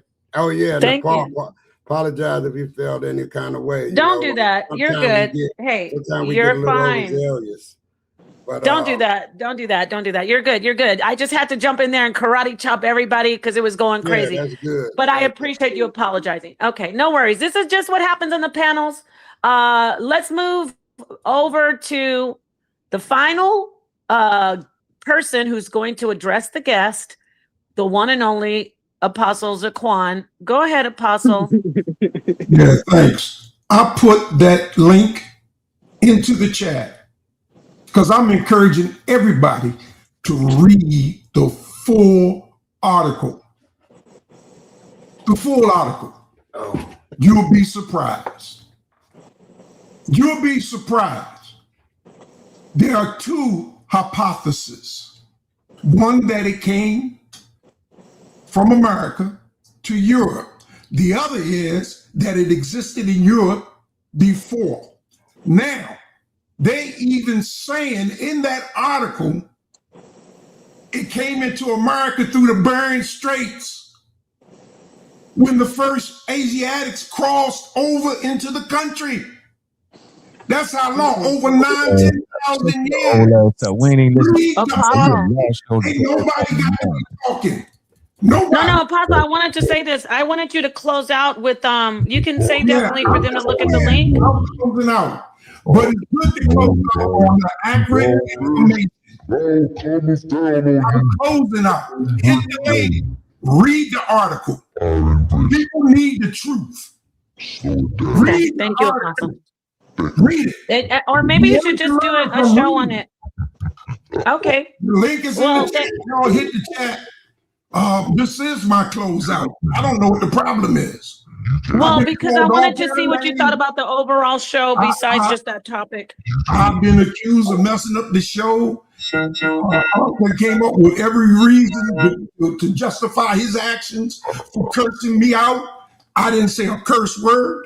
You asked me would I move myself? I did. Thank you. And this is why I wanted to. I did. Yes, sir. Did. Okay. Go get the article in the part. I can send it to you so that you can read it. And you know what, Apostle? Do a show on this. Try to do it as soon as possible. It probably come. But okay, so I wanted to say. I'm just telling people to read the article. That's all. All right. Thank you so much. And with that said, we got okay. With that said, Ankh, thank you so much. You can find Ankh if you don't know. He's on his channel, The Community of Skeptics. He's also, I like to call you the captain. He's the captain of the Pseudo Killers. He's the founder of the Pseudo Killers. And we got right here. I say this affectionately. You know what I call you. This is the professor of all professors. We have the professor here. And I'm sorry, y'all did a great, amazing show. This was awesome. I think we all need to have more conversations about science. And I love the theological debates and conversations, but we need to talk about what's going on with us and our lives today. So thank you again, Ankh. I'm going to say everybody can see their way. You can see your way out. Ankh, you want to say something before I play the song? Yeah, I'm going to make sure. I'm not playing the salsa music, Sonetter. Go ahead. I'm going to make sure we don't let the buffoons get the last word on my show. We never do that. I'm giving you the mic. He don't even know what a hypothesis is. He wouldn't know. He wouldn't understand. He don't know none of that. Matter of fact, he's reading the very thing he told you not to read. Now he's a Wikipedia scholar. All of a sudden, he want to tell you to read the Wikipedia article when he just pounced on me. I look at you, don't use Wikipedia. So how did you go from don't use Wikipedia and 20 minutes later use Wikipedia? You gotta make that make some sense. You can't make it make no sense. I'm saying you can't read, you don't comprehend what you read, you don't understand the material. Go back to your Bible, son. And with that, I'm out. Big up to the Pseudo Killers and the Community Skeptics. I'm back.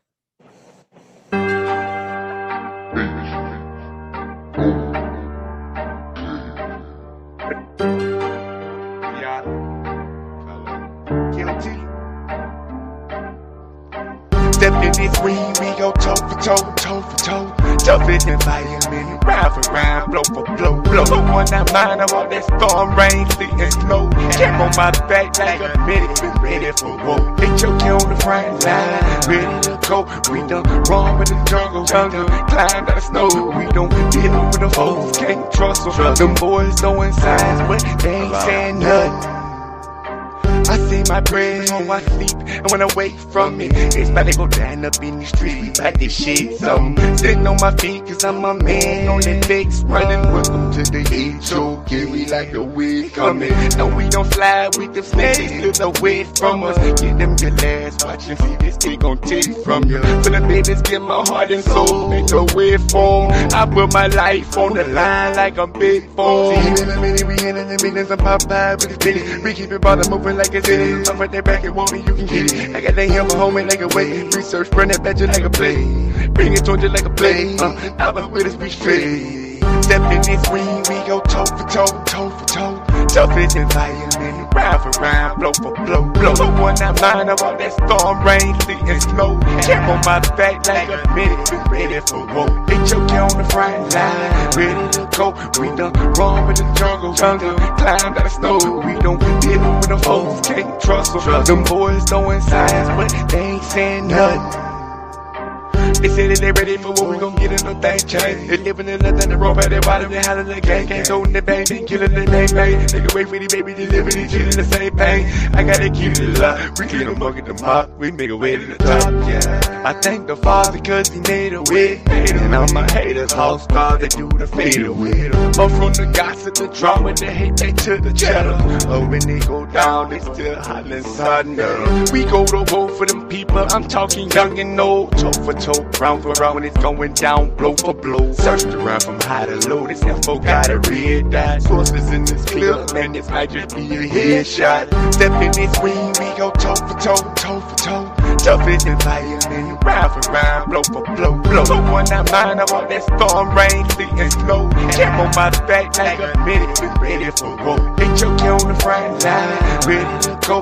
We done run with the jungle, climb that snow. We don't deal with the folks, can't trust them. Them boys throwing signs, but they ain't saying nothing.